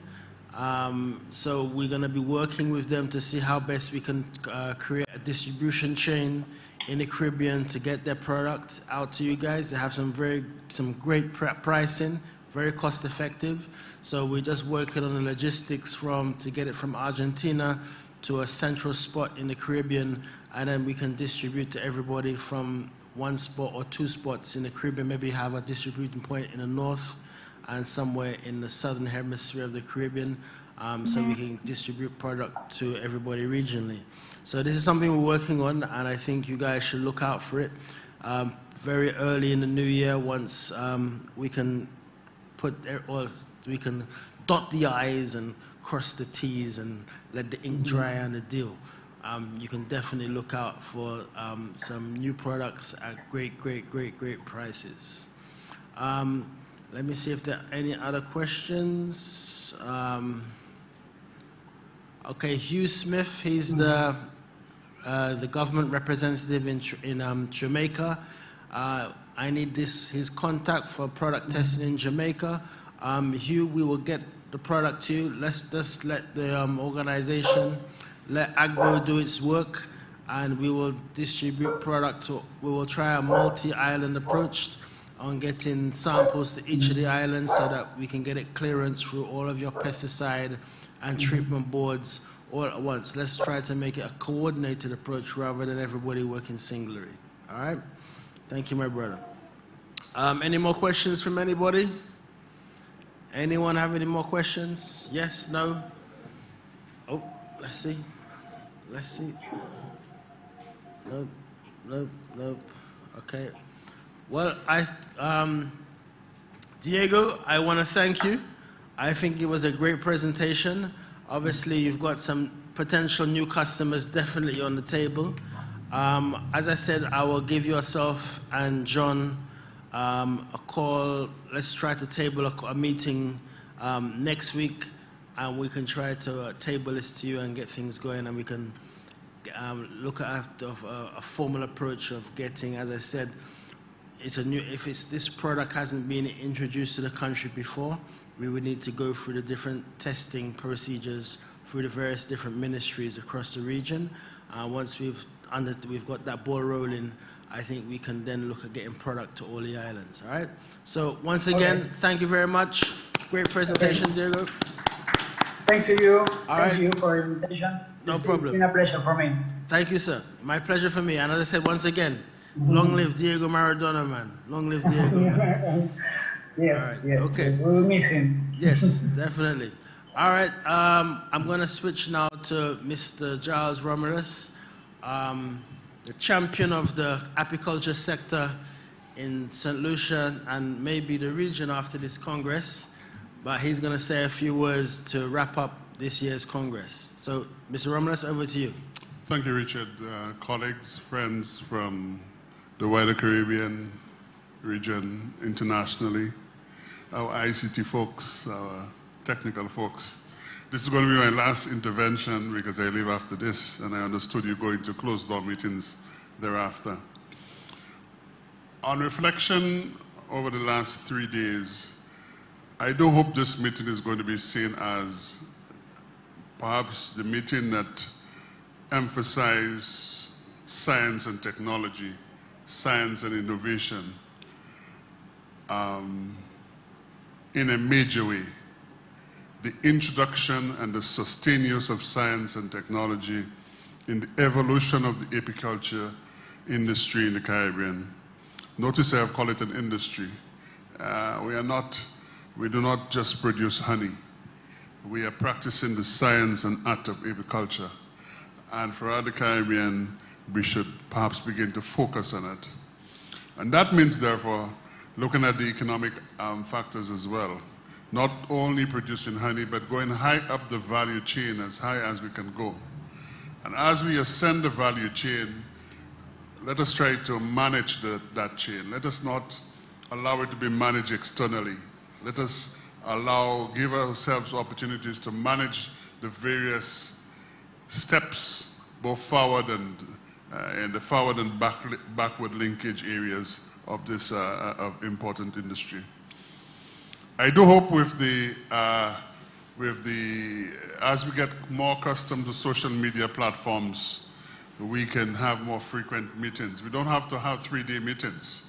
A 2-hour meeting every 2 months, or every 3 months, or 1-day meeting every 3 months would give an opportunity to exchange ideas, to develop rapport, to develop, build our friendships even closer. And it's a more economical way of doing things anyway. I would really like to see the partnership strengthened in the Caribbean, and perhaps that's one of the positive outcomes of COVID-19. Another thing I would like to see is multi-country projects. More and more the multilateral donor agencies are asking for bigger and bigger projects. It would be nice to see us going to the Green Fund in the next 3 to 5 years in a multi-country project, perhaps $100 million or something of that nature. But we have to find a way to work closer together to access that kind of level of funding that will develop our industries in our respective countries. I really want to see us producing products, byproducts out of the apiculture industry. More soaps, more lotions, more medicinal products and that. I really want to see that happen. I want this industry to be an industry that have learned lessons from the past, from the cotton days, from the sugar days, from the banana days, and even the tourism days.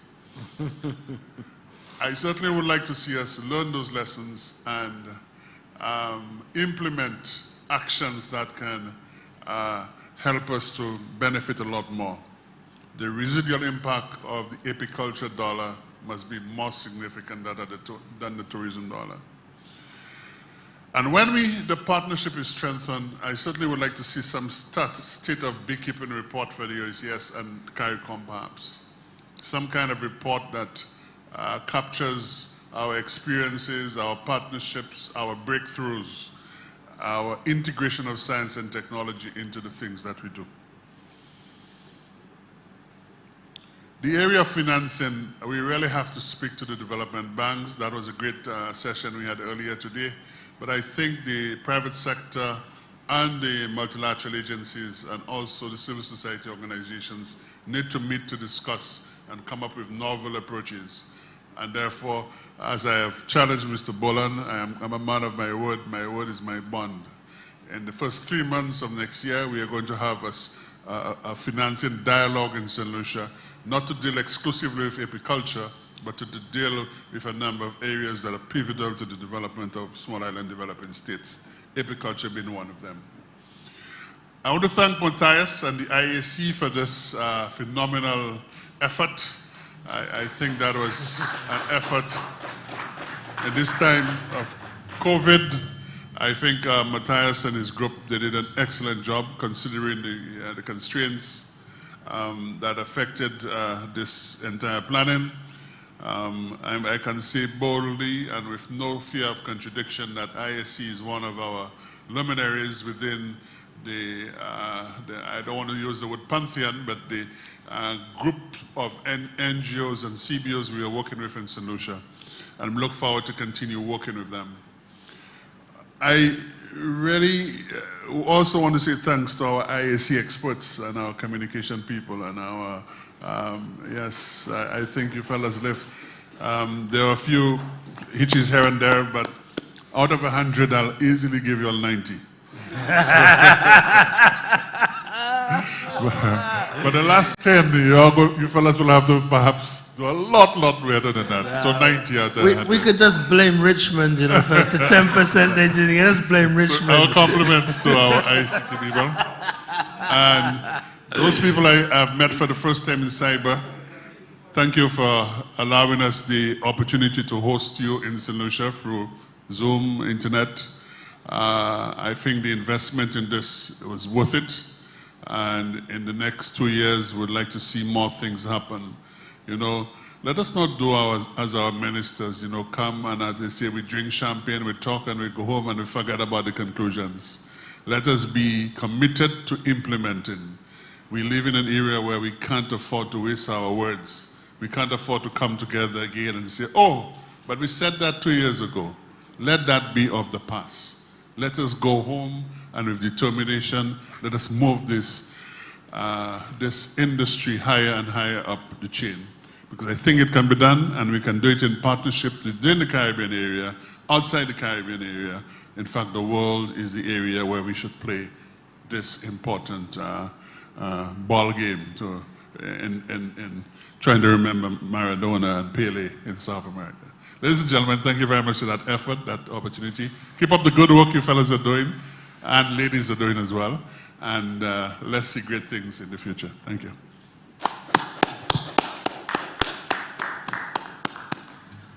All right.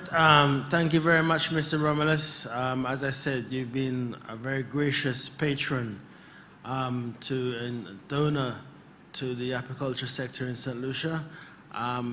Many of the strides that the sector has made in the last few years wouldn't have been possible without Jeff SGP.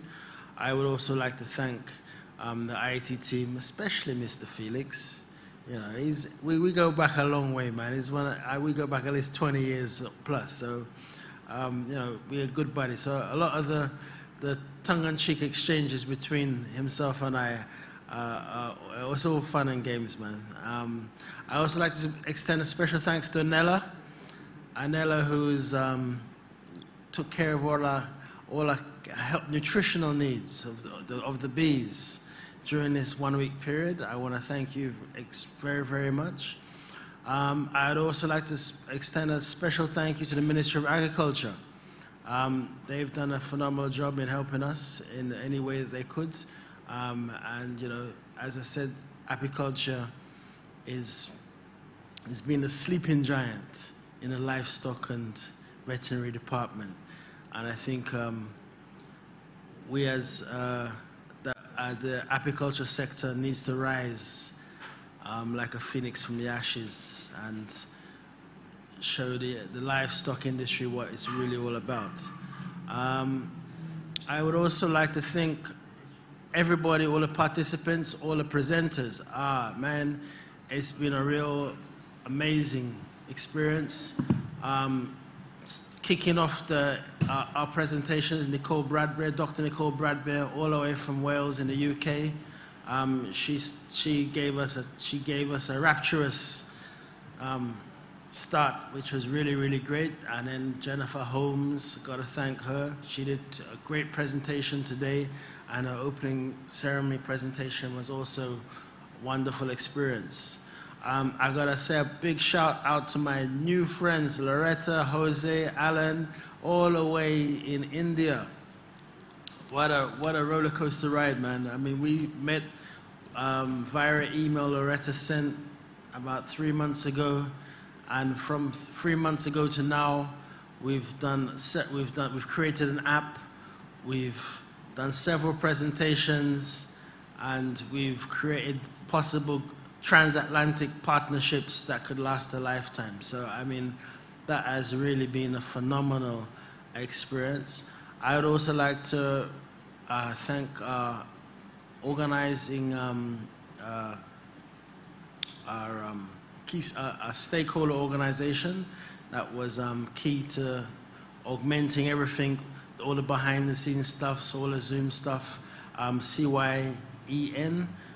Special thanks to these guys, Snalia and the team. They've been a great help. Even though I may bug them with lots of WhatsApp messages at all kinds of strange hours, and they bug me back with all kinds of strange messages, but it's been really good. And last but not least, the beekeepers around the region. Special thanks to you guys for participating. Special thanks for your comments and your feedback, and all the emails, all the WhatsApp messages, all the phone calls I've gotten, all the remarks on Facebook. Really gotta, say special thanks to that. I gotta, my guys in Deborah, the field trip. Really gotta say special thanks to the boys in Deborah. That was a great experience.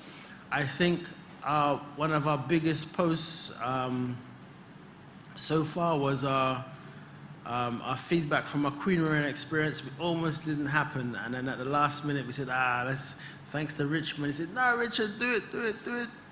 And so we did the Queen Rearing and the field trip experience, and we got some really positive remarks from around the globe. We even got a thumbs up from Fat B-Man, man, Mr. Don Cushmeyer all the way in Georgia. He gave us a big thumbs up. So, I mean, we got to be doing something right in St. Lucia and in the Caribbean if the great Don Cushmeyer, the Fat B-Man, acknowledged our conference going on. All right, so I just got to end on that note, and I know our chairman wants to continue this. I will hand over the mantle of Master. Oh, 1 second. We've got one more contribution to make, and then I will close off. Anela, please. All right. I come bearing gifts. Yes. As part of our launching of OP7, Jeff has a few memorabilia, but I have brought one today for our guests. That is a phone holder.